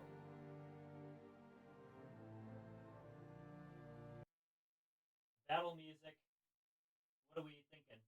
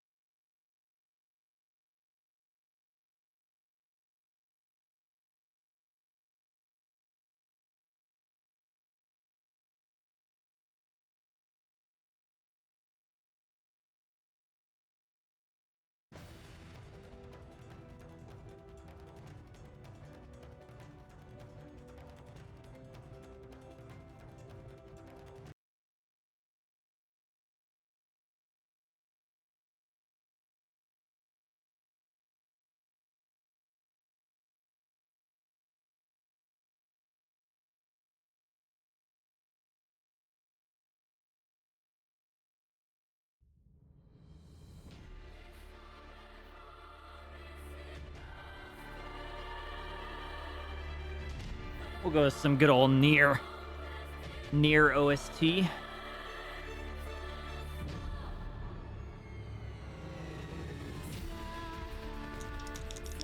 He attacks 9. So that's a 18. Oh, we rolled the max. 12. I mean, we win. I don't need to add it up. He takes 2 stamp. Do we use luck? Is this a luck guy? Luck? Luck! Lick! Lick him! Luck paid off. We rolled a 5. That's below our 10. We use 1 luck point, but we deal 4 damage to him.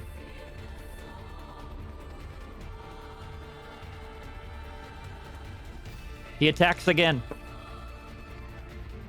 He rolled an 8 plus 9. That's a 17 to hit. We rolled an 11. We're just the best. We're just the best. 22. We hit. Do we use luck again? Luck!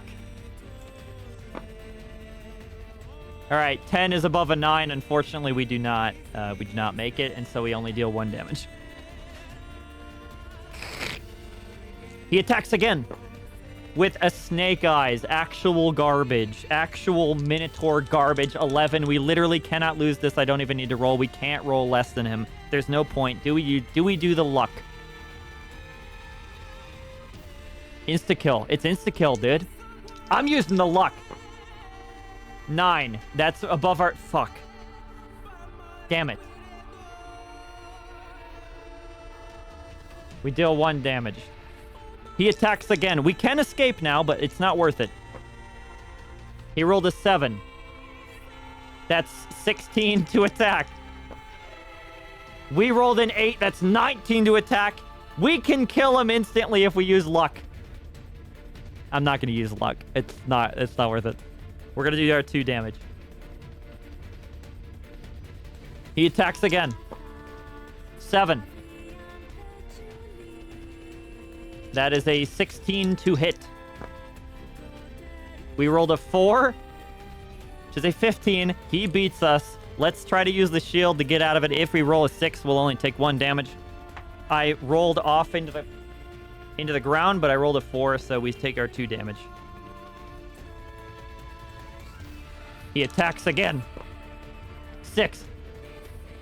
That's 15 to hit. 8. That's 19 to hit. We kill him. Dopefish thought it was over. Pay out the believers! Nobody bet on this. Pay out the believers, though.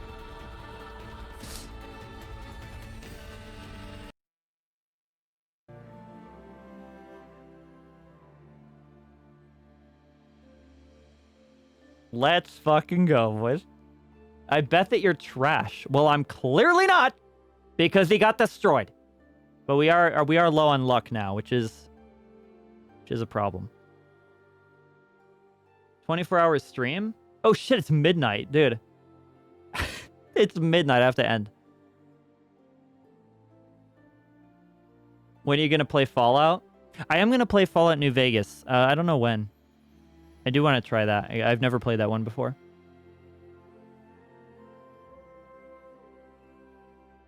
All right. I do need to end, but let's go forward a bit more and see what happens. Okay, so we beat him. 258. You sort through the broken pots and find little of interest. The liquid looks, smells, and tastes like water. I mean, that's good. We haven't drank anything the whole time. Well, I guess provisions. The coins in the pot are a fraud. Bro. 8 genuine gold pieces lie on the surface of the pile, and you may take these, but underneath are merely painted pieces of pot. Are you kidding me? We got baited. 1.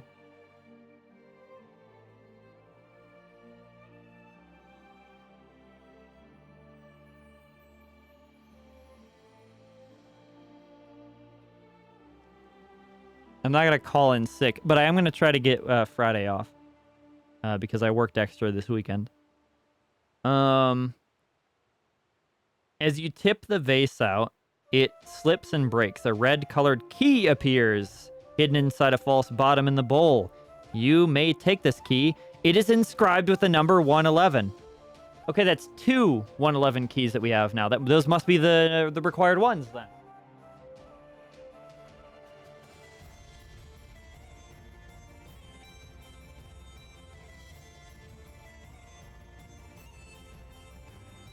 I don't know why they're marked 111.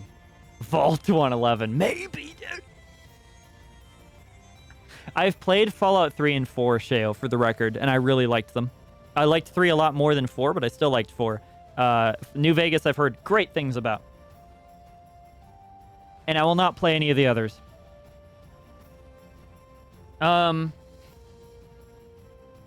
You may rest here and eat some provisions. Should we? We don't really need to. We're only at, like... Yeah, we don't need to. You may add 2 luck points for defeating the Minotaur, though. Hell yeah. I'm glad that battles that end in a victory tend to reward us with luck. That's very good. So, honestly, always use luck. No reason not to. Finally, you leave the room. Turn to 54. Oh, we're back in the maze now. So we need to remember... where to go. That being said, though, what was written on the map? Would one of them have spelled out... No, they wouldn't have spelled out Minotaur in either of them. I tried playing New Vegas after 4 and just couldn't. Oh. I mean, I've heard it's, like, way different, because it's made by Obsidian, not by Bethesda. So I'm kind of interested in just seeing that, right? I just didn't enjoy New Vegas. Maybe it'll be shit, I don't know. But I do kind of have to play it because I live here. So I have to, like, know lore of my town, I guess. You are standing outside a door at the north end of a north-south passage to go south. Well, we have to go south first before we go anywhere else. So 308. I don't know where we're trying to get to, though. You are standing at a crossroads. To the west, the passageway goes on a few meters and turns north. To the north, it ends at a door. That's what we went through to get to the Minotaur. To the east, the passage continues and eventually turns south. Looking south, it goes on as far as you can see.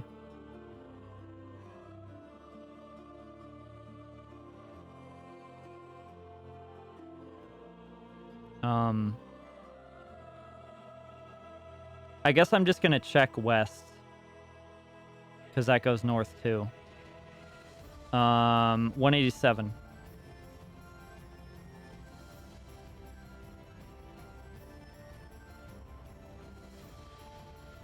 You are standing in the corner of a bend.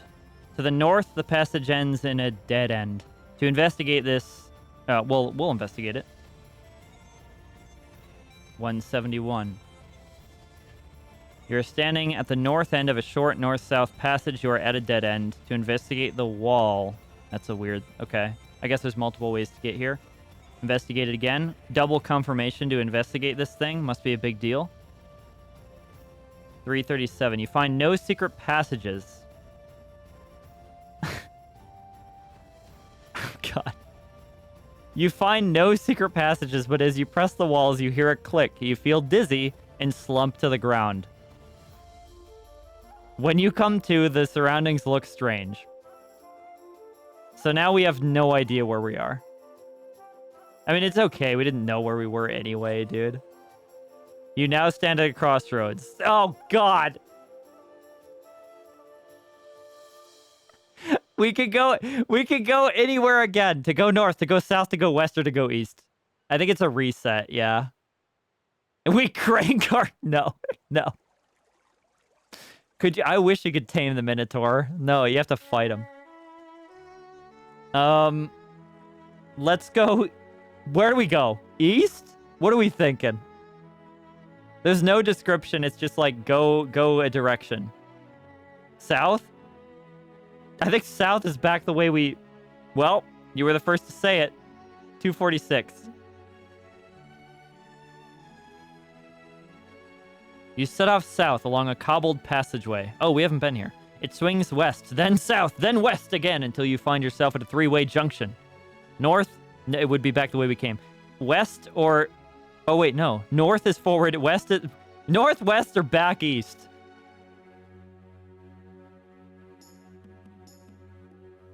West? All right.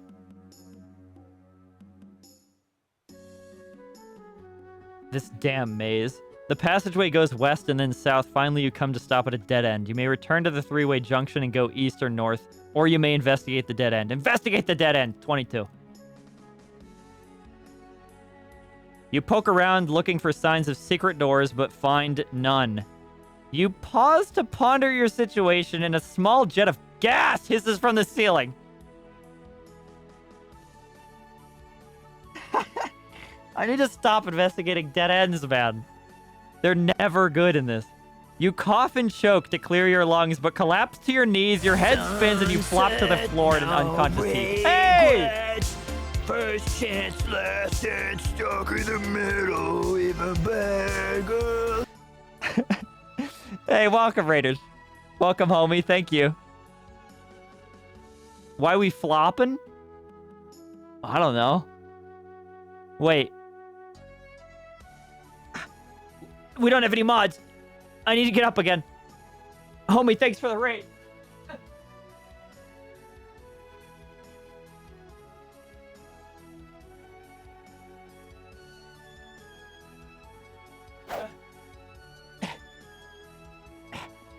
Well, you can derelict my balls. I can derelict my own Hey. balls. Merry How's he Fallout happy? or something. I couldn't hear that clip because my audio is different for this stream, so I hope that you guys could hear it. But welcome in. What happened in that clip? Describe it to me in words. It's much funnier in words, I promise. I promise it'll make complete sense to me and the comedy will hit. And nobody heard it? Wait, nobody heard it? Okay. Wait, something about licking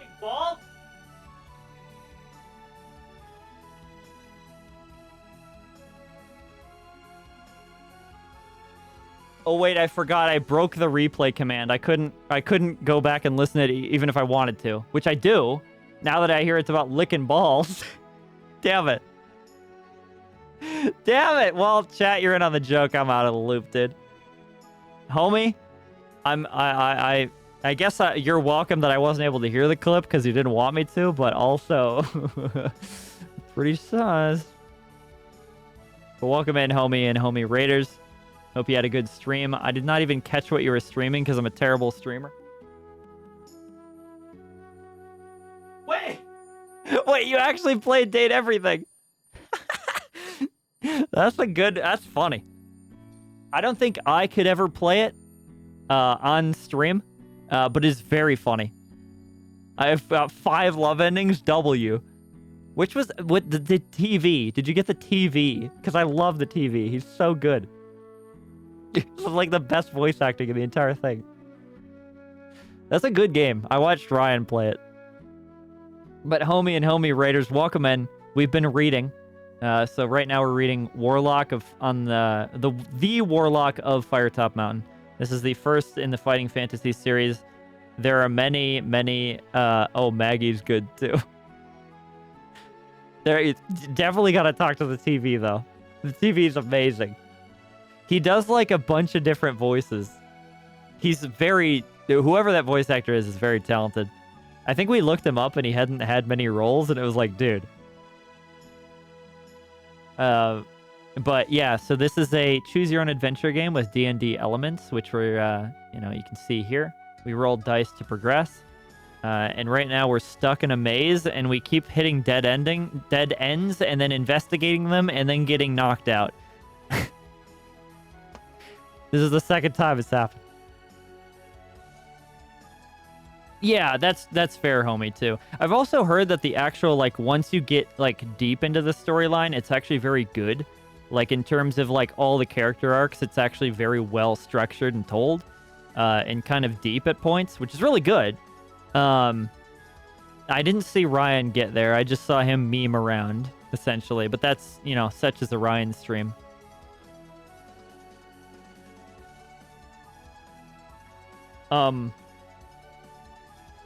Okay, yeah, right. You pause to ponder your situation and a small jet of gas hisses from the ceiling. We're in a saw trap.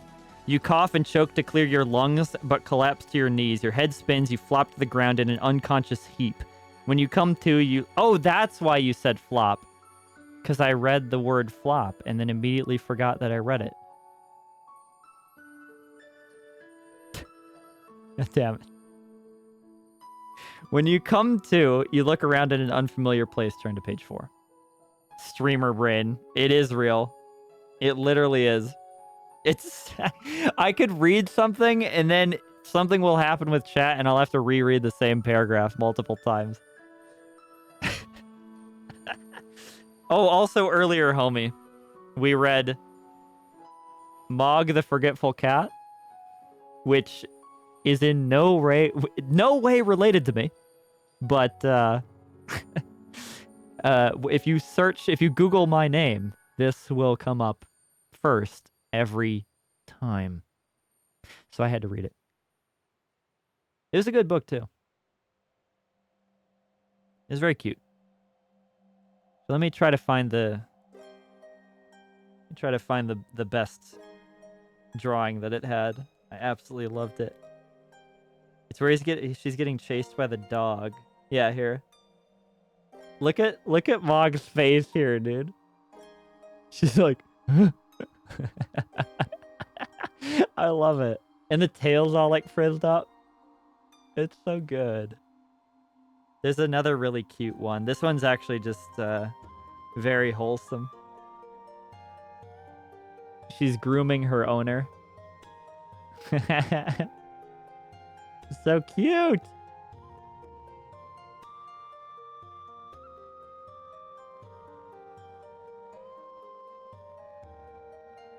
Oop. All right. Let's continue. Thank you, homie, again for the raid. Appreciate it very much. It is late for me, so I don't know why I'm still going. But I like this book You find yourself in a north-south corridor. To the north, the passage turns east some meters ahead. To investigate, go that way or south. So we could go... Oh god, this is confusing. To the north, the passage turns east. Or to the south, the passage turns east. So they both end up going east, but one's north and one's south initially. South? Okay. 332.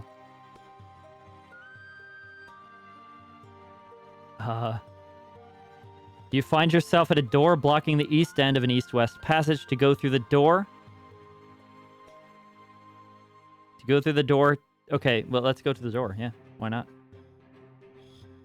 You set off and find yourself in the middle of a north-south passageway. There's a door in the western wall. Opposite the door is a passage going east. To the north, you can see a door some meters ahead. To the south, you see a junction. Which will you choose? The door in the west, the door to the north, eastwards or southwards? Holy... We're ruined. Try not to hit any more dead ends. I'll do my best, homie. Thank you, though. Get some food. Ben Quadraneros mentioned he was not, but he is now. What's up, Trent? Trent, congrats, dude. By the way, oh my god, I haven't spoken since you sent me that. Trent's having a child, boys.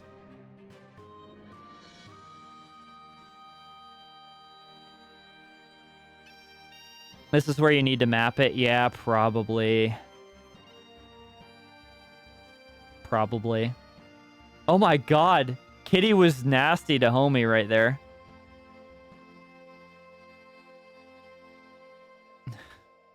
Okay.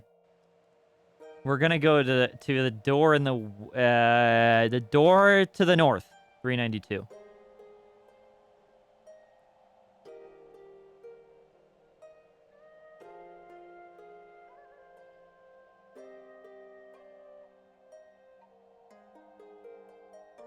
Way to have a I didn't even... I'm not gonna read that. Trent appreciates that, though, I'm sure. You are in a north-south corridor. You may go either northwards through a large wooden door or south. We're gonna continue north towards another door.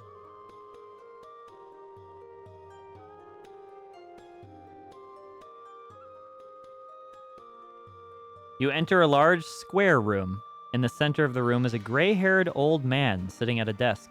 His desk is covered in papers and parchments of various sorts, and he holds a long quill pen. He is surrounded by books. Thousands of them line the shelves around the walls from floor to ceiling. As you enter, he looks up at you. Will he recognize you? If you have been in this room before, turn to 284. If not, 341. This is our first time here. 341.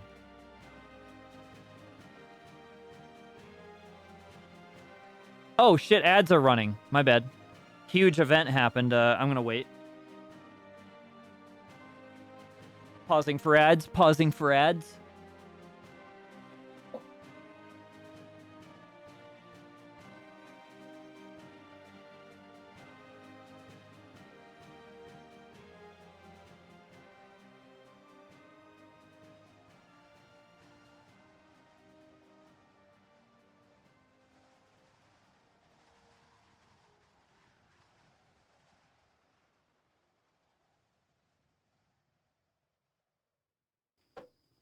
Appreciate it, Alora. I remembered the Among Us this time. So it is marked. I'm going to take this opportunity to pee for like the 5th time this stream.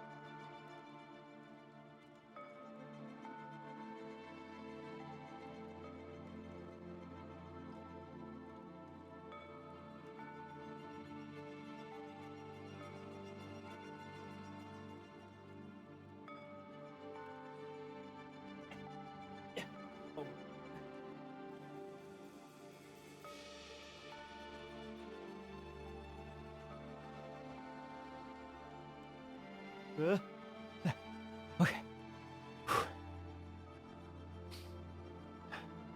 What have I missed from the last 20 minutes? We progressed nowhere. Yeah, we fought the Minotaur and we won. And we've just been going going in circles in the maze and getting knocked out at dead ends and then waking up again. We got gassed by Jigsaw at one point and he was like, "Do you want to play a game?" And then we woke up again. Oh yeah, and also the 8 coins, right? The rest of the pot dope was painted to look like gold coins, but it wasn't actually. We have a map, but I don't know where we want to go. Sorry guys, it took a little longer because I made a protein shake.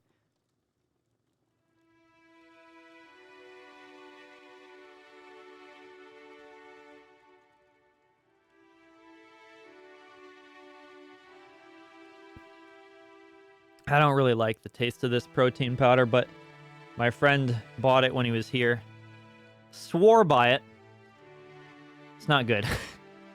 Mine's better. All right. Oh, also we discovered an old man in a library as well. That's where we are right now. The old man glares at you as you enter the room. You may either apologize, explain that you lost your way, and leave through the either the door in the west or south, or alternatively, you may try to talk to the old man. If you want to talk to him, you can either be pleasant, or you can demand that he answers your questions. Let's be pleasant. I don't think there's any reason not to talk to him.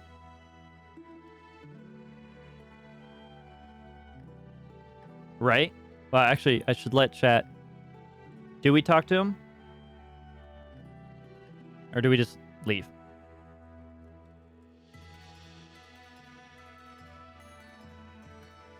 Okay. All right, we talked to him pleasantly. He is...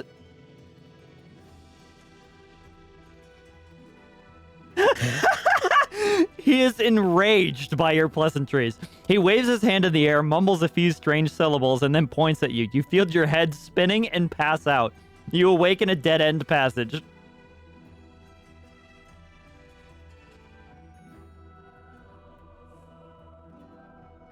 Are you kidding me, dude? That guy had all the looks of like a merchant, you know what I mean? Like, finally, I'm gonna get to spend this 124 gold that I have. No, he just knocks me out again. He's the third one. Okay, whatever. You are standing in the north end of a short north-south passage. You are at a dead end. Do not investigate the wall, because you just will pass out again. I'm going southwards. You are standing in the corner of a bend. Okay, continue east. That's the only way we can go. I'm gonna let you guys know when we have an actual decision. Okay, we have an actual decision. You are standing at a crossroads.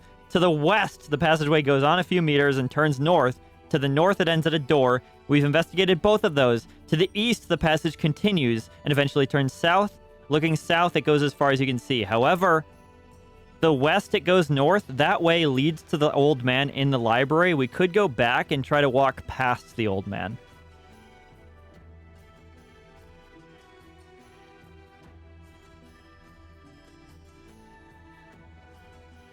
Go back and talk to him? Demand he talk. I don't know about that, brother. But we're gonna go back there. 187. The thing is, the second time we go in the room, it says go to a different page. Wait, you're standing in the corner of a bend in the passage. To the north, the passage ends in a dead end. Wait, what the fuck? Wait. Wait. No. Okay, wait, go back. No. I was wrong. I don't know where we are. To go south. Wait, Sheo said we went south. That's how we got here. Okay, 160?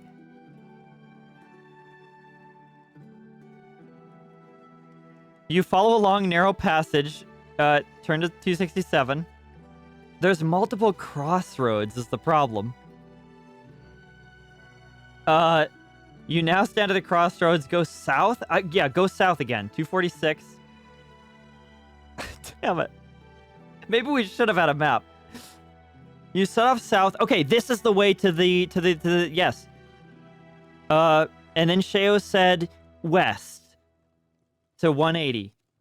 Yes, we're back on our way to the library. I think I remember. This seems familiar to me.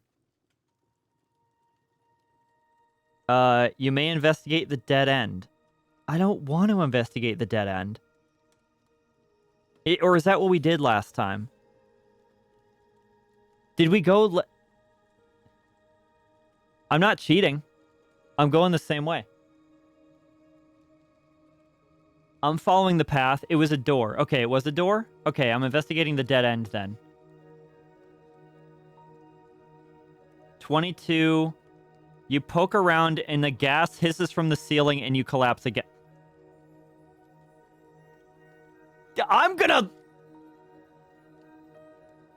Booney knew that too!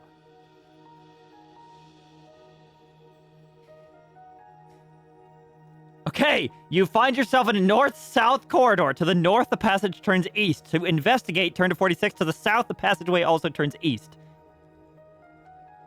Oh, wait. This is where we were, though. This is where we were to get to the thing. And then you said south and then east, right? Or did you say north and then east? North and then east is 46. I'm going to go that way. You are standing in a short east-west passageway with a door blocking the way to the east. Okay, through the door. This is different, actually. We've never been here. We're lost.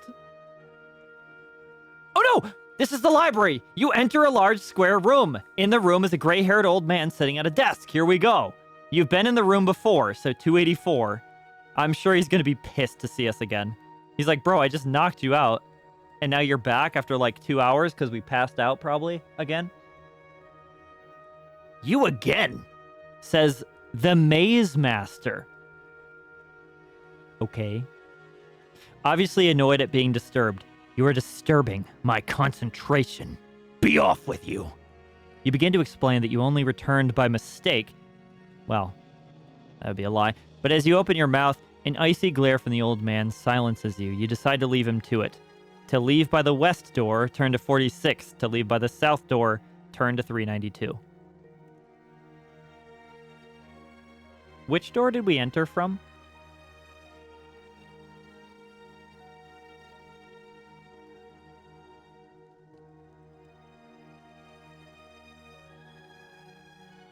We entered from...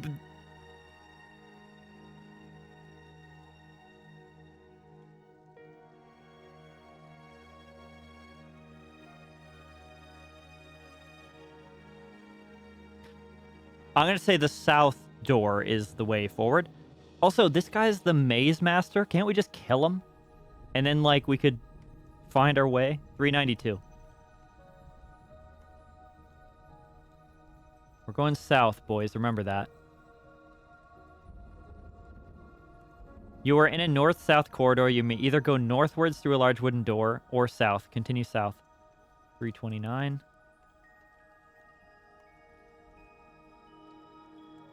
You cannot talk to him again, no. Not that we've already tried once. We should have demanded, I guess. Though that would have probably ended in a worse result.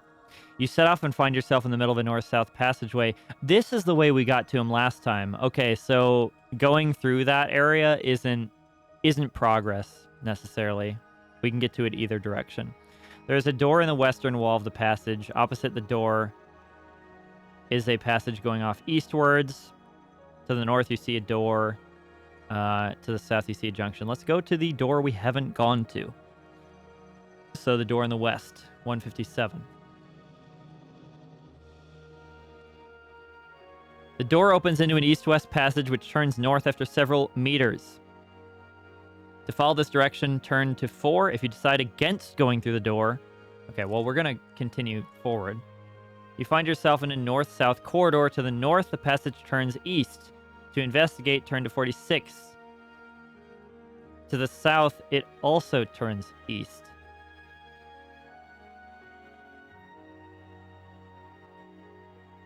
Okay, we're gonna go... We've been here before. We've been here before, I know we have.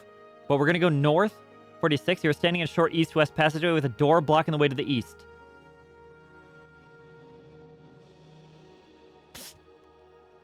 .206, we're gonna go through the door. I think this is back into the library. You enter a large square room. That's the old man again. It's the old man.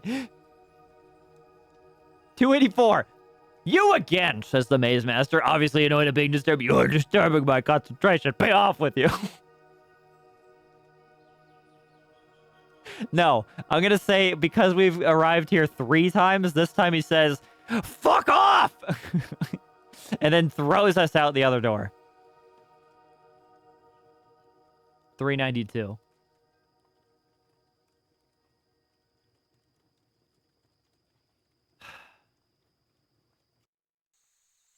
We're never getting out of here. This is it. This is hell. Okay. You set up... Okay, there's a door in the west wall. There's a door in the north. We've gone through both of those. Should we go eastwards or southwards? I don't remember which way we originally arrived from. No. No, fortunately we don't. Use the map? I can't. I don't know how. Eastwards, turn to 299. I mean, we have a map, but it says there's a place to the east and a place to the north. We've been to neither of them. I don't think.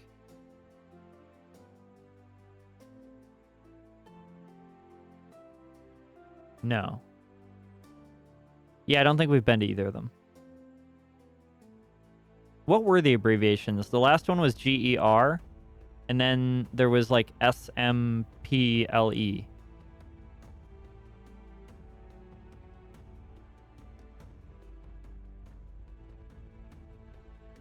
I don't know what that means.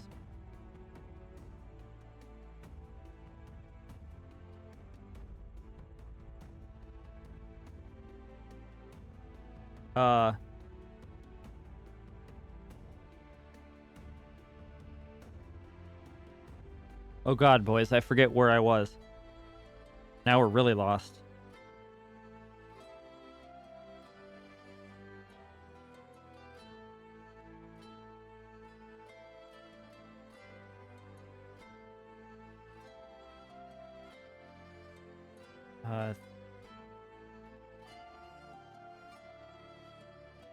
I don't...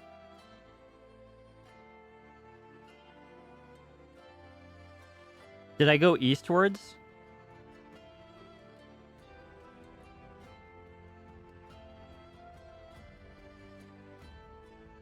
Oh no.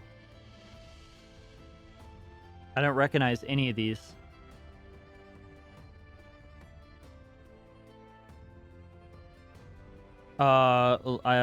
Backtrack. I know at 4. Okay, yeah, 4 we've been to. 332. I don't want to like get accidentally off track, yeah. 332. 329. Okay, the door to the west. Yes, okay, here we were. The door to the west. Okay, so I went eastwards, 299. Okay. Good, because I would not have picked that one. We're back. The passageway runs east for several meters and then runs north. You walk a long way northwards. You may check for secret passages along the way, or simply proceed northwards. Do we check for secret passages again? Again? Yeah, we have to. 260.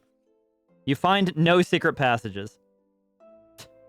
But we don't lose anything for doing that. We just, if you're on your way north, you keep going. Okay. 359. At least we didn't get guessed this way. You were at a crossroads. Oh, this is a new crossroads, though. North, south, east, or west. I think it's new anyway. I don't fucking know. Let's go north, 190. You're in a narrow north-south corridor. There is a dead end to the north.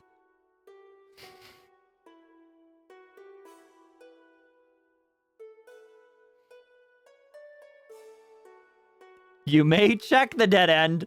Let's check the dead end. You find a secret door, which opens into the bend where two passageways meet. To the north, a short passage runs into a dead end, and to the east, the passageway reaches a crossroads. If you will step through this secret door into the passageway, turn to 187. W. We actually found a secret passage. They exist. You are standing in the corner of a bend. To the north, the passage ends in a dead end. To investigate this again, turn to 171. It's a new secret passage this time, or a new dead end. To go eastwards, turn to 308. Do we investigate the secret passage again? Do we investigate it again? Do we investigate again? I'm investigating again. You're standing... Yeah, okay. To investigate the wall... Wait. You are standing at the north end of a short north-south passage. You are at a dead end. To investigate the wall, turn to 337. This sounds familiar to me. Chat. If we investigate the double prompt, we've been here before.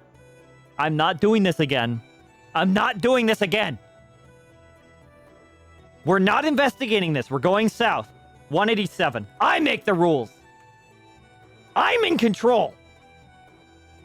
To go eastwards, 308. You are standing at a crossroads. To the west, the passage goes on a few meters, turns north. This is the same fucking... Wait, no, it isn't. To the north, the passage ends at a door. To the east, it continues and eventually turns south. Looking south, it goes on as far as you can see. South. We haven't been south yet. 160. You follow a long, narrow passageway which goes south and east and south again. We've been here before. We've been here! You stand at a crossroads!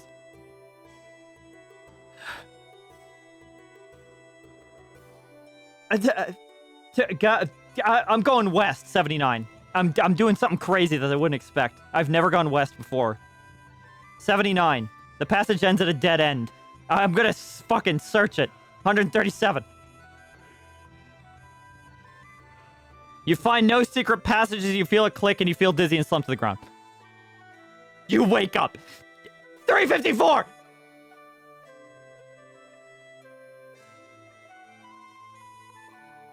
You are standing at the bend in a passage where you may either go west or south.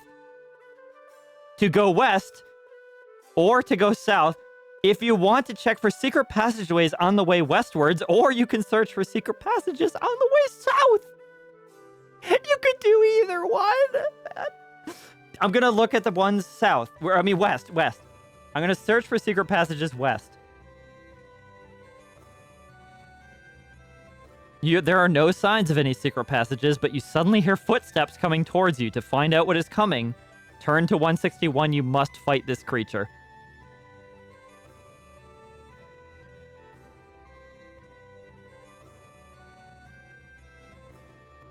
What's up, Bunchy? South did sound good, but it's too late now. We're fighting the random creature again. No, it does specify if the Minotaur is dead. Okay, if you defeat the monster, turn to 117. Remember this. Now, I will say, I will remember 117 because it's Master Chief, baby. God damn it, it's battle time.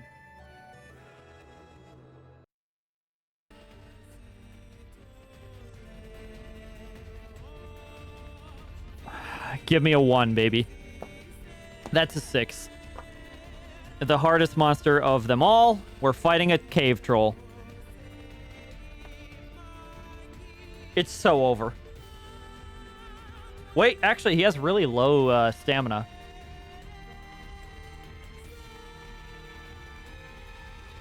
But he has an 8 to attack.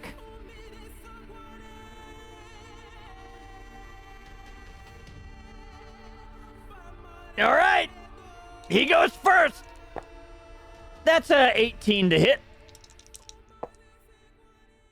A 7 for us, which is a 18 as well. No damage is done.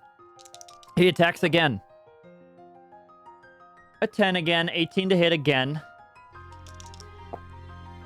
5, he hits. Using the shield. Did not work. He deals 2 damage to us.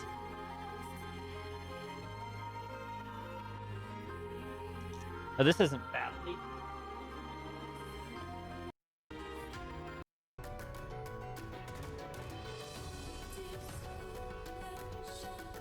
He attacks again. 5. So that is a 13 to hit. Ooh, we rolled max. We got him. Do we use luck? Do we use luck? Is it a luck roll? Is it luck? Is it luck and we 1-hit him? Luck and we 1-hit him? We fail luck and we just do 1 damage. Do we luck and 1-hit him? Do we luck and 1-hit him? No? I'm getting a no. I'm hearing a no. Do we do... listen. We're lucky boys. We're lucky boys. I promise. I promise. Luck! We got a luck! We got a luck! Even is no luck. Uneven is luck. Does anybody else want to use luck? Does anybody else want to use luck? Luck is a risk, okay? But luck is a gamble. Luck is a gamble. We like gambles. I'm not skewing the choice. I'm just saying luck. That's it, baby! I skewed it! We got it, boys. 5. We rolled a 5. That's below a 9, meaning we fucking get it, boys. That's a luck -1, and he is dead in 1 hit. Goodbye. Goodbye, you fricker. I didn't want to get any more damage dealt to me. True. True. We get luck, though. We get those. We get that. We win those. Surely.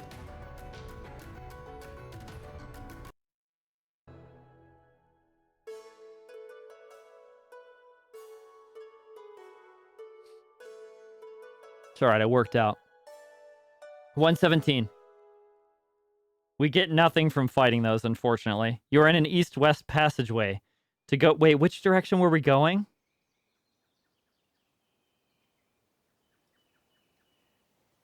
I don't remember which direction we were going. Does anybody remember? We can either go west or east, but I don't know what...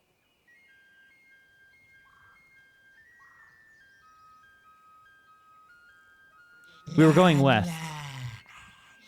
308.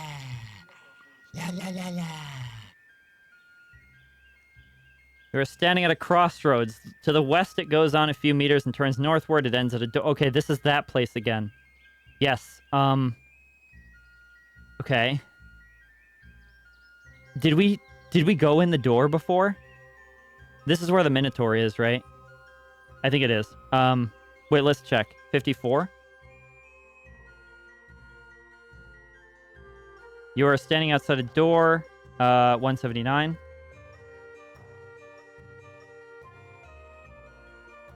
Yeah, the Minotaur is here. But we have... you find it empty. So, okay, this is where the Minotaur was. All right.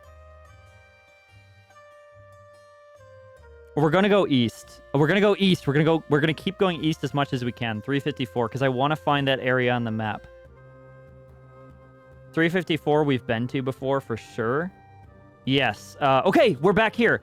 We can check for secret passages on the way south. 234. We haven't done that yet.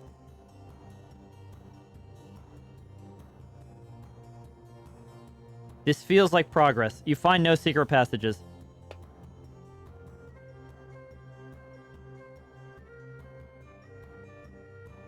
However, your rummagings attract the attentions of something sinister. We're fighting another Miranda monster. Remember 43, chat. Remember 43.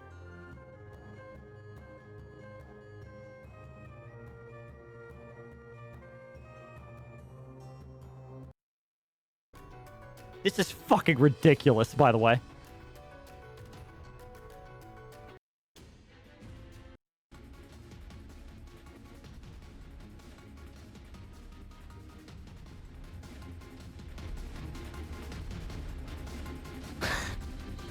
Give me a weak monster, please. 2. That's pretty weak. Orc. Skill of 6, stamina of 3.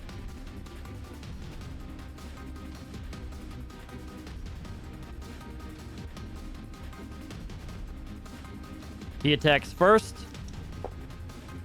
He rolled a 7 plus 6. That is a 13 to hit. I just rolled completely out of the thing. But I'm counting it because I rolled a 9, which is plus 11. That's a 20. We hit. Let's not use luck on this guy.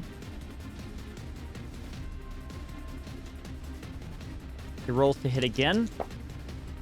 It's a 6 plus 6. That's a 12 to hit. We rolled a 9. He's fucking dead.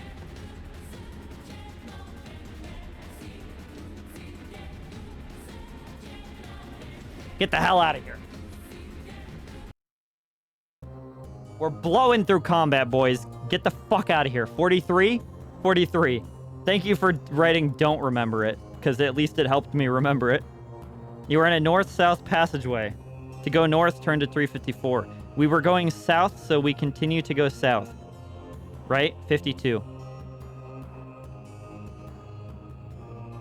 You are standing at a T-junction. This is new.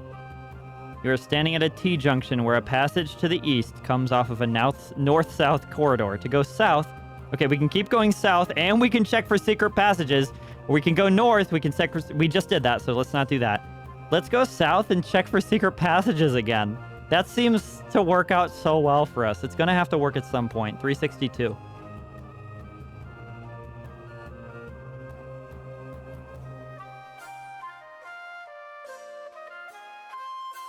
As you try the walls up the passageway, a secret door opens.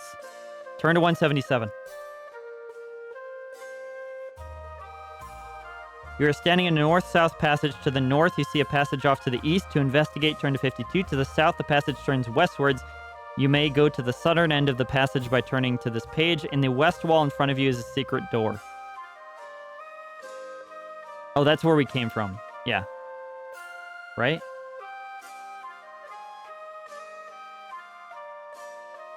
What? Isn't it? That's where we just came from, yeah?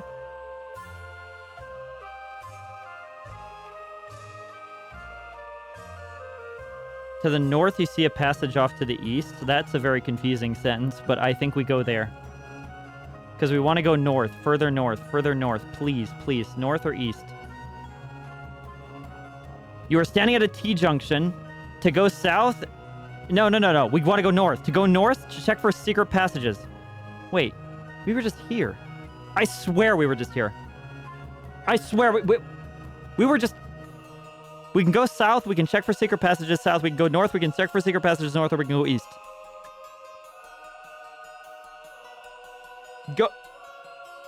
Go east. That looked very familiar, but I'm not sure if it was the right place. You're standing in the middle of an east-west corridor. To the east is a dead end. To the west is a familiar junction. They're all familiar. Another passageway, quite a short one, leads off to the north, and it ends in a large wooden door.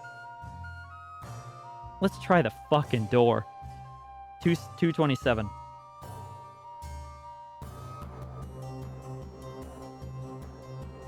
Oh my god, we made progress. We made progress, actually. We found this.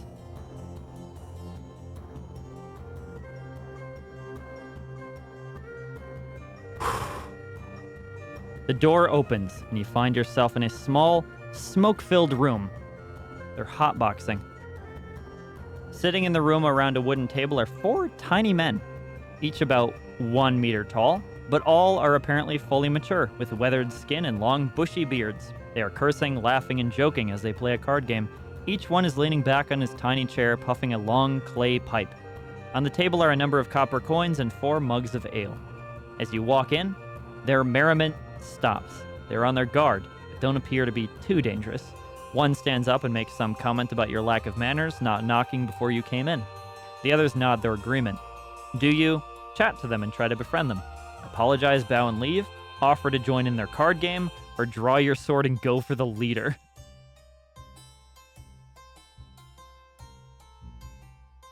Offer to join? I agree. I agree. Man after my own heart. Let's go. Let's play. 100. Hesitantly, they agree to let you join in. As you play and chat, they loosen up, and eventually you are all laughing and exchanging stories. Yeah, so I was at a passageway, and I went to a north-south, and then I went to the west, and then there was a secret passage, which I investigated, I knocked out, and then I went to the north-south, and then I went along to the east, and then I curved around to the left, and then I went to the west again, and then I went east again, and then I went through a secret door, which I went east, and I investigated a secret passage, and then I went west again, and then I went north-south. Yeah, they'd love my stories. They'd love me. They seem quite harmless. You may play cards either fairly, or you may try to cheat. If you wish to play fairly, turn to page 346. If you wish to cheat, turn to 91. Cheat?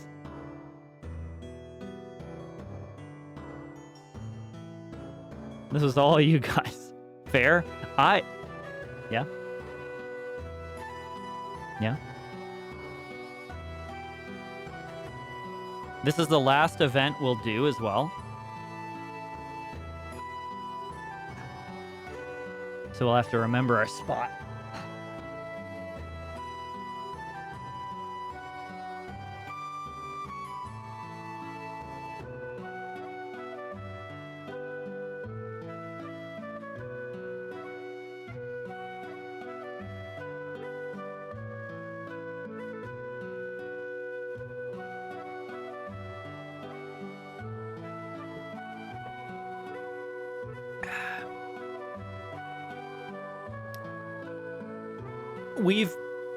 I will say, we've played the hero more often than not, but there was that one time where we stabbed a dwarf. And these are dwarves.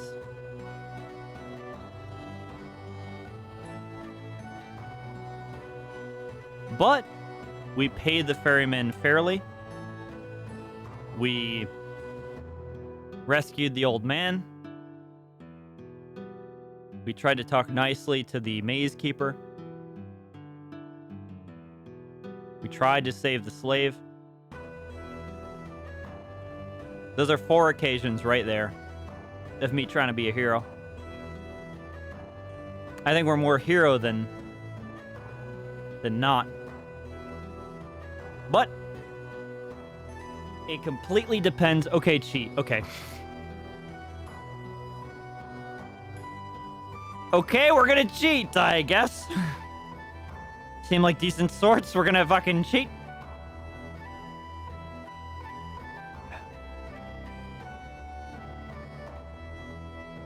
If you are lucky, your cheating will not be discovered.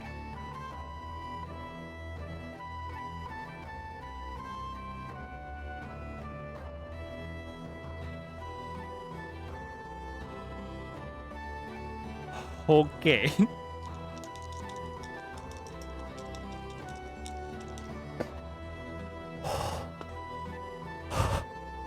We rolled a 6. That's below an 8. We use a luck point. But we do end up lucky. Roll 2 dice to see how many gold pieces you win.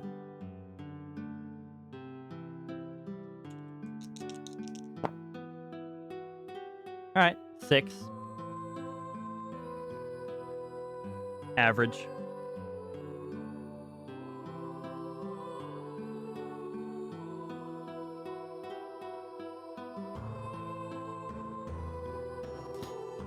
If we were unlucky, the 4 would have picked up axes and fought me. But we were lucky. We got away with it. We're slick.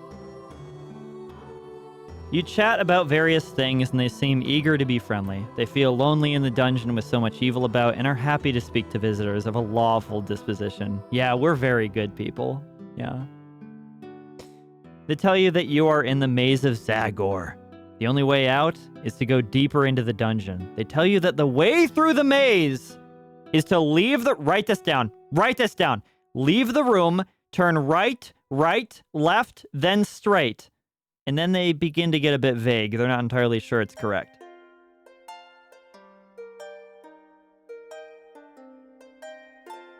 Leave the room. Right, right, right, straight. No! Right, right, left, straight. Fucking Booney. You may, if you wish, eat a meal from your provisions, but you will have to share it with them and thus will only gain half of the normal stamina points. That's not worth it. I do want stamina, though. Do it.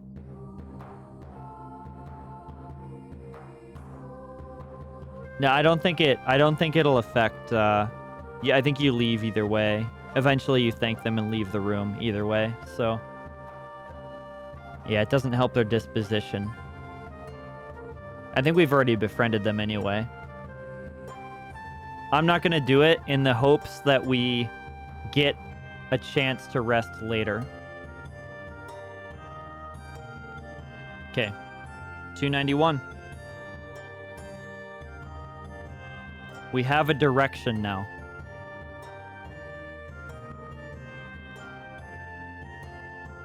So, leave the room. Right, right, right.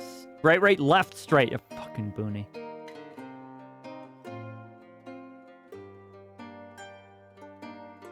Wait. 100. We cheated. And then, 131. I'm not looking back at what they said, by the way. I'm not cheating in that way. I just literally don't remember where we came out from. Oh, it doesn't really say. Oh, leave the room, turn... Yeah, but I don't know which way I'm facing. Oh, God. I don't know which way I'm facing to get in here.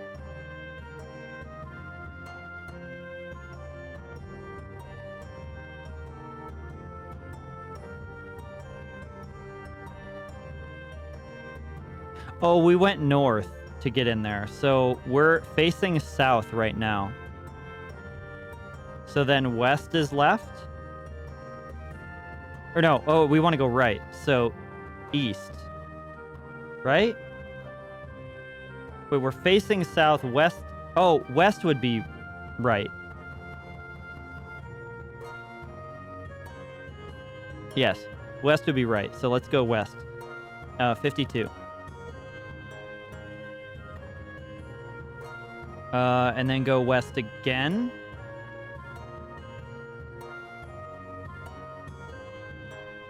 Did they really say right and then right? The only ways to go here are south, north, or east. They have no idea what the fuck they're talking about. Those dwarves were useless. They're out of their minds. They have no clue how to get out of this place. That was false information.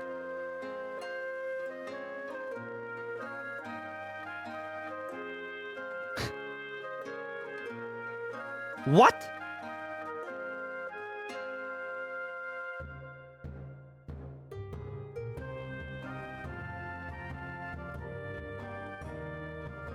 Oh, wait, never mind. I'm crazy. We came from the east, right? We came from the east. So we're currently facing west, which means that right is south. So we go south. I almost lost my mind, dude. 391. That was a test. 391. You're at the south end of a north-south corridor. We just went south, though. So we are facing south right now. Looking northwards, you can see a passage. Oh, God, what do you mean? Wait, but I'm facing south, though. I'm facing south right now. Wait, left is south?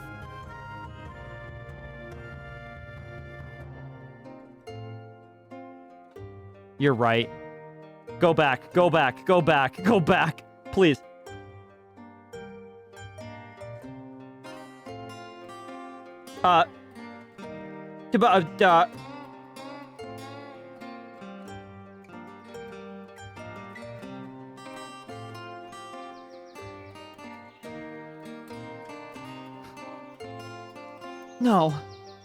No!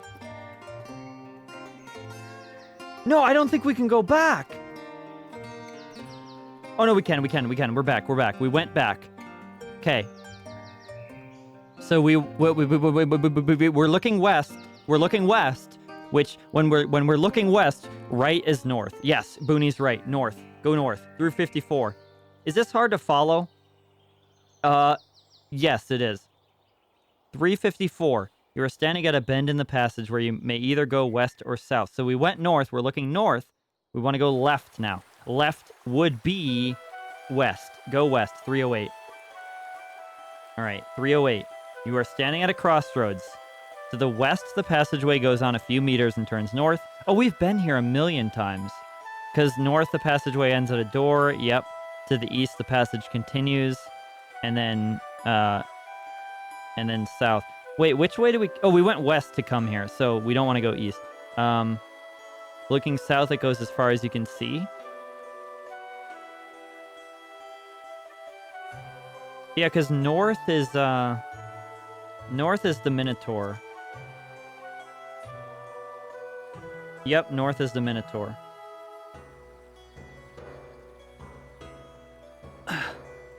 So they got a bit vague after this, so we don't know. We don't have any hints about where to go now.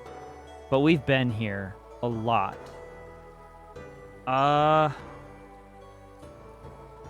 Where did west go again? Went to 187. I think that was like a reset. So we go back. We can't go west. We can't go north. Let's go south. 160.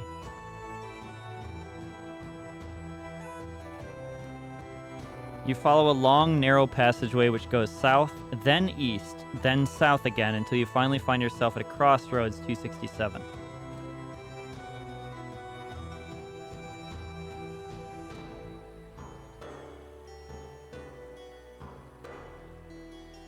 So we don't want to go north. Should we go further south, west, or east? I mean, I guess it's a toss-up at this point, right? East, 349.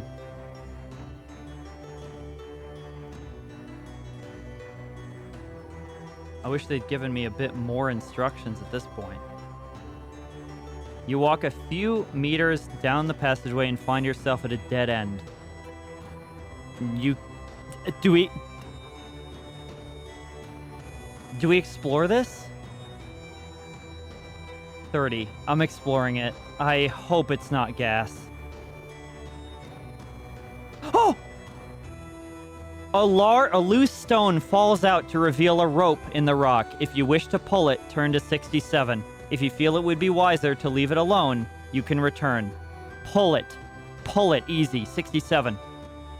67, bro. Sorry.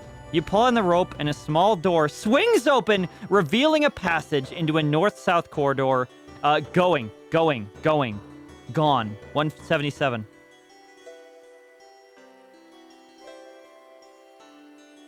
You are standing in a north-south passage. To the north, you see a passage off to the east to investigate. To the south, it turns westwards. In the west wall in front of you is a secret door. Wait. Where did we just come from? Where did we just come from?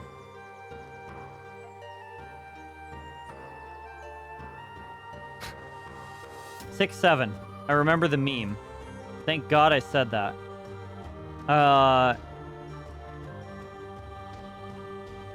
Okay. And then 267.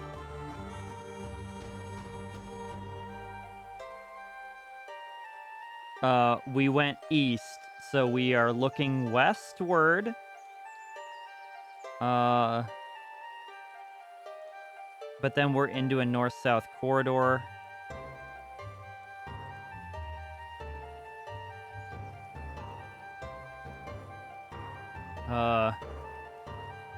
To the north. Okay, so the west, yeah.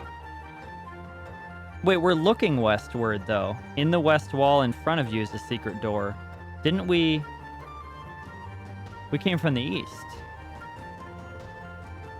Right?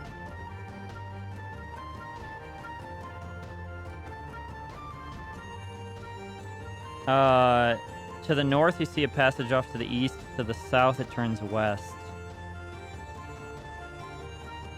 Or we could go through a secret door to the west.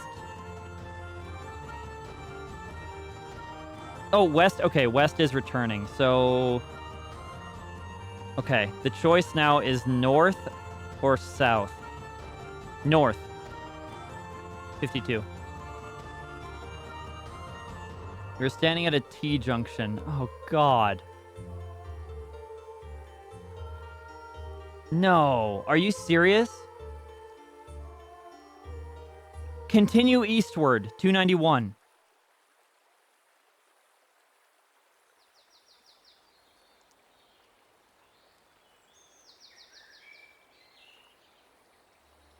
You're standing in the middle of an east-west corridor. To the east is a dead end. To the west is a familiar junction. We went in circles. We're back at the dwarf's place.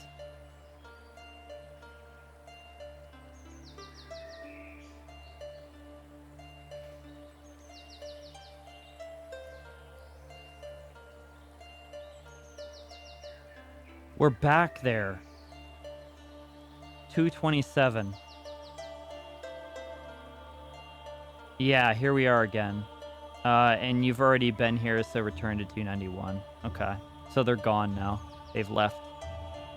Card game's over. Okay, so let's follow the directions again then, yeah. To the right. Okay, 52.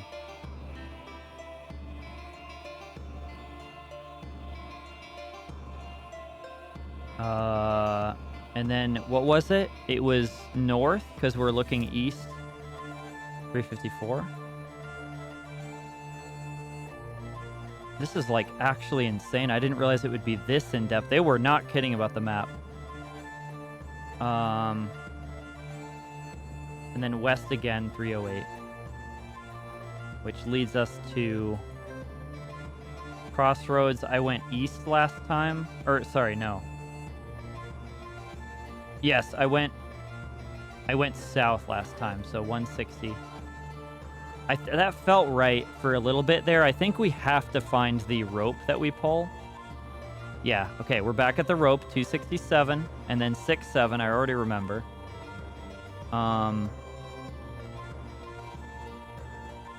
So, through the secret door, 177.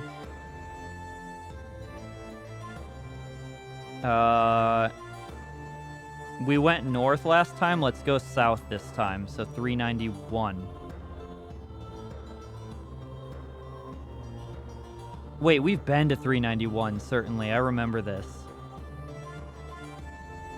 You are at the south end of a north-south corridor. Looking northwards, you can see a passage coming off from the east wall. Do you want to go up this passage, check for secret passages as you walk north, or go south? Going south would be continuing. So 48. We'll continue south.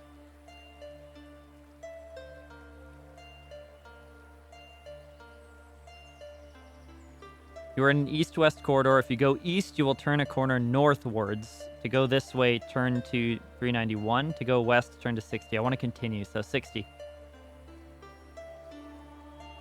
You walk along a corridor only to find that the way westwards is blocked by a heavy portcullis. Oh, is this where we came in? You walk back to where you were, 48.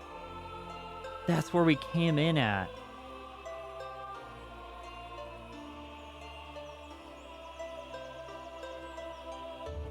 Damn it. 391. Dude, I think we're cooked. I don't know how to get out of here. Oh, wait, we're here again. So we can check for secret passages as we walk north, or we can go up the passage. Let's try going up the passage. It's impossible to follow now. Oh, yeah, we've been here, man. We've been here, man. Go back, go back, go back. Check for secret passages north. Just try it. You haven't tried it yet. As you try the walls up the passageway, a secret door opens along the west wall. Turn to 177. We've been here too before, but this sounds familiar. I think this is the one where we double check something. To the north, you see a passage off to the east.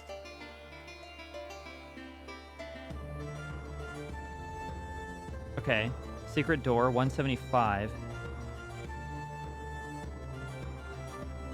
No, we've been here, man. This is the narrow corridor again with the secret door where we can go to 167 and then 67. Oh my god, it's over. So none of these ways are the correct way. Like none of them. Let's go north.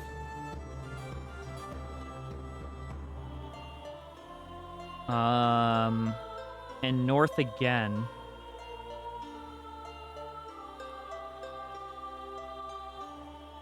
I know we've been here. West or south? West, 308. Dude, I'm gonna have freaking nightmares of this. To the west, it goes on a few meters and turns north. To the north, it ends at a door. It's this again. It's this place. We've gone south and there's been no progress that direction whatsoever. Let's double check that this is in fact the Minotaur.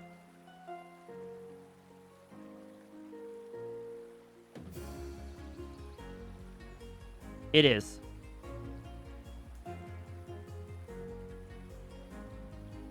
Yes, it is. So, okay. And then west resets us, I'm pretty sure. 187?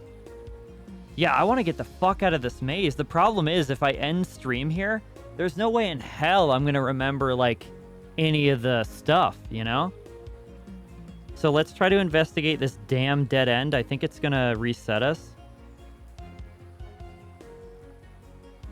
337. I'm pretty sure it'll reset us, but at least we'll have gained double confirmation that we can't investigate this. Yeah, we get knocked out and then turn to 6-7. I'm gonna fucking... Shit. Yeah, that's the one we've investigated 3 times now, by the way. You now stand at a crossroads. Turn to... fuck. West, 79. Passageway ends in front of a dead end. No. No, I'm not doing that shit. I'll try it. I'll try it. What do I have to lose? 137. I'm very surprised you don't lose provisions for this, but I'm glad you don't. Hey, we get knocked out again. Wait, this is a different knockout. What the fuck? Wait a second. 354. When being knocked out is progress. We're standing at a bend. Okay, it's this fucking place again. If you want to check for secret passages on the way westwards. Do I want to search for secret passages? I think we have. I think we've done all that. I want to go south.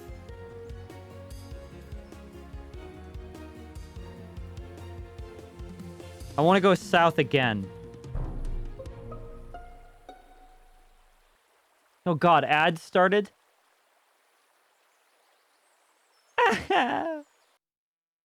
Ad started. Whatever. South again. 48.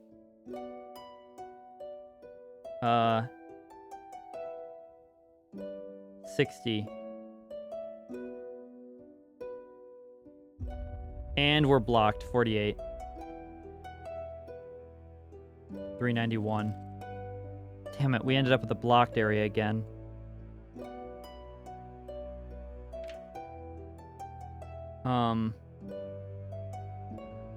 Yeah, 52.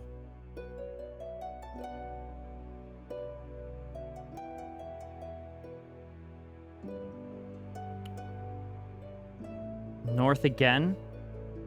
Pretty sure that leads us to the junction that we want to be at.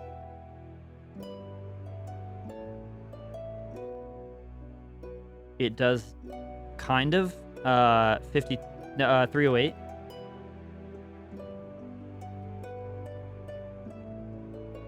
Yes, okay, here we go. Here's the place we know where we are.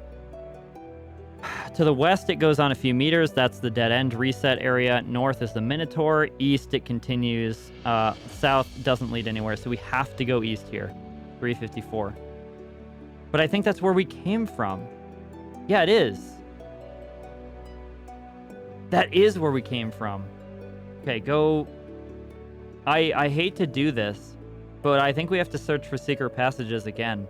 So we're going to search for secret passages westwards. 14. I think we've already done this, though. We have to fight a creature again. We'll do it. I'm not afraid. I'm not afraid of this shit.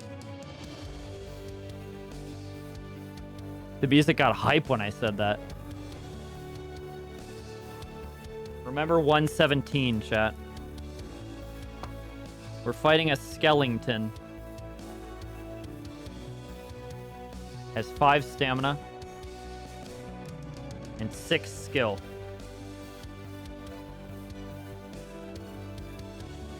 Now some of you may be wondering, hey, dude, you just skipped this fight, man. No. No. I'm not gonna do it that way. We're gonna beat this legit. He attacks first with a 4. That's a frickin' 10, baby. Another 4 for us, which is above his shit. He's down 2. No, not me. Not me. Him.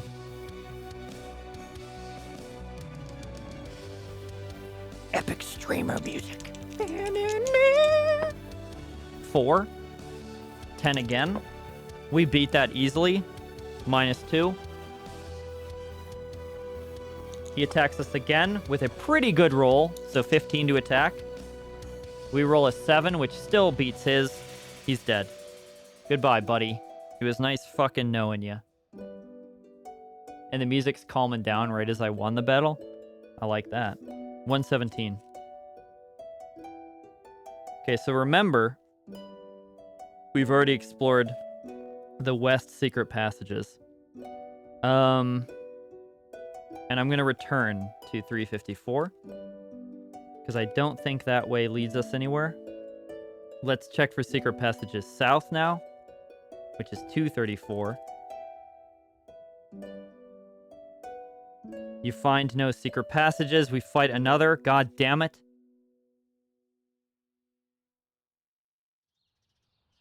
Okay, so we already did do this. We need to use a notepad, don't we? Remember 43, chat. I know we already remembered it before. 1, a weakling. I'm not even gonna bother recording his stats because he rolled a 9. Absolute garbage. We beat that easily with a 7 plus whatever our skill is, 18. Yeah. So he's got 1 stam left. Attack again if you must. 10. We rolled a 6. We won. He's dead. Let's keep going. 43.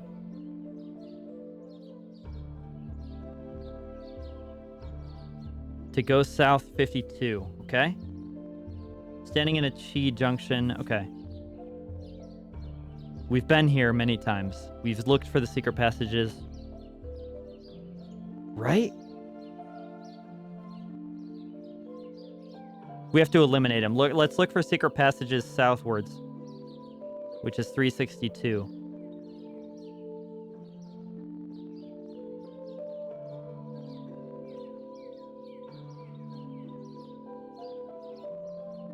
As you try the walls up the passageway, a secret door opens. Okay, 177. We've been here already. I do remember this. Yes, okay, here we are again. This didn't lead anywhere, though, last time, is the thing. Yeah, it didn't lead anywhere.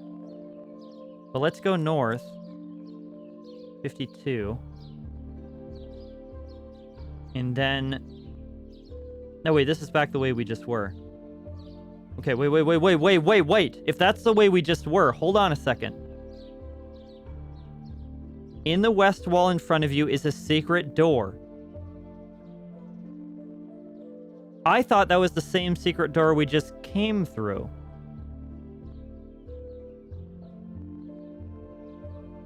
No?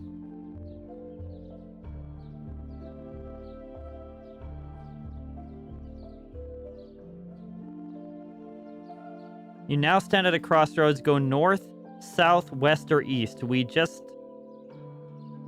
came from the west, so we're going to continue west. 79.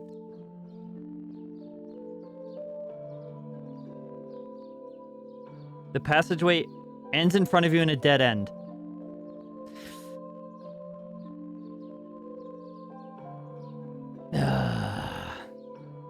I think we have to do a map. I think we have to.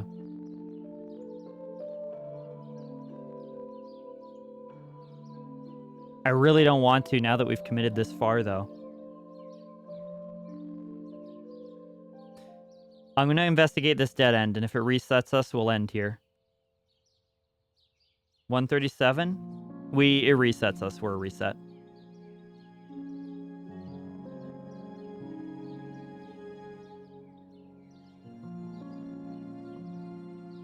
$354. Okay. We're reset. I'm going to use a damn map next time. So, we'll pick this up again. Remember, we're at 354, though. Let me write that down.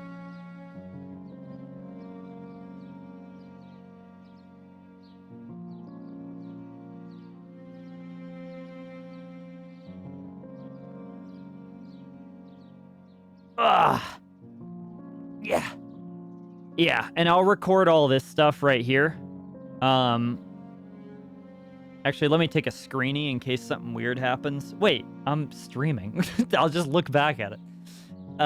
Yeah, I'll keep all that recorded, and we'll pick up next time. Next time meaning not this Friday, because this Friday I'll be playing Yap Yap with Ryan and Bingus and hopefully a bunch of other people as well. But, yeah, Friday will be the next stream. And then probably, dude, I want to keep going with this. So probably, we'll see if I get a stream in Saturday. What do you mean? Saturday? Is that right? I don't know. I'm too tired right now to, like, work out days. I'll see you when I see you, but Friday will be the next stream, guaranteed.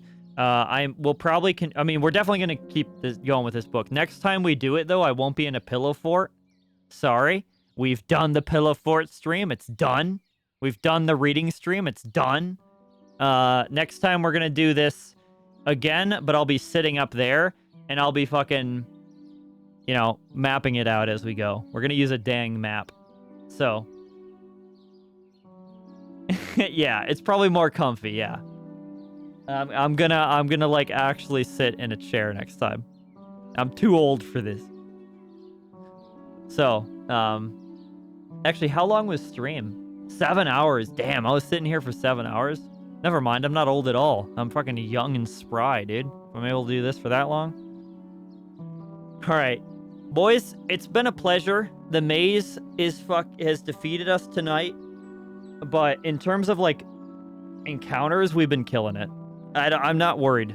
I'm not very worried. And we've already beat the Warlock once, and admittedly it was a painting of the Warlock, but he's still mad. And we have a shit ton of items, so.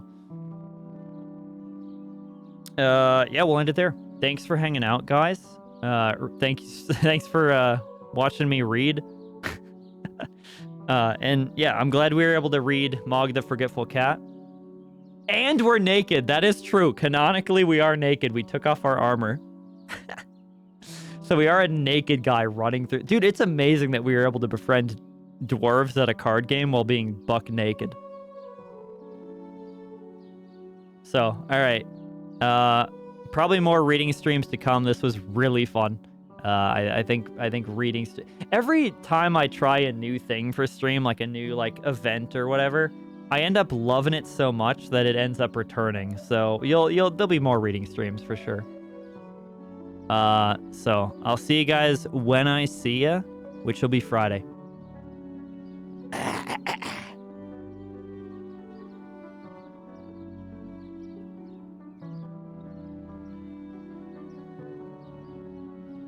Peace, boys.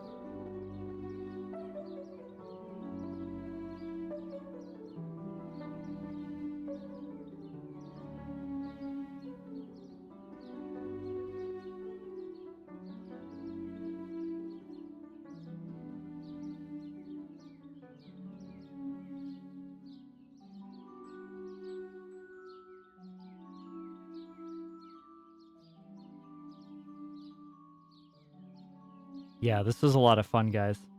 Thank you again. Good night.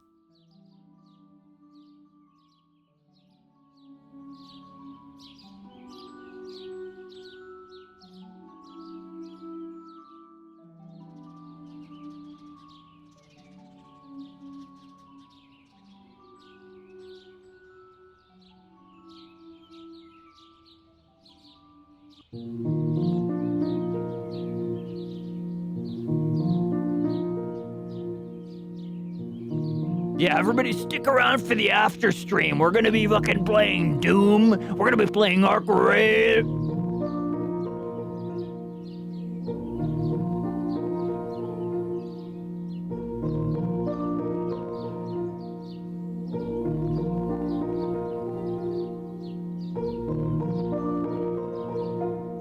We're gonna raid Bod. Bod rarely streams. Bodster is an awesome dude.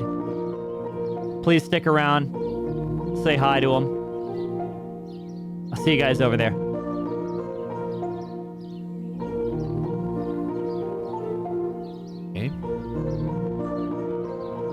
Dude.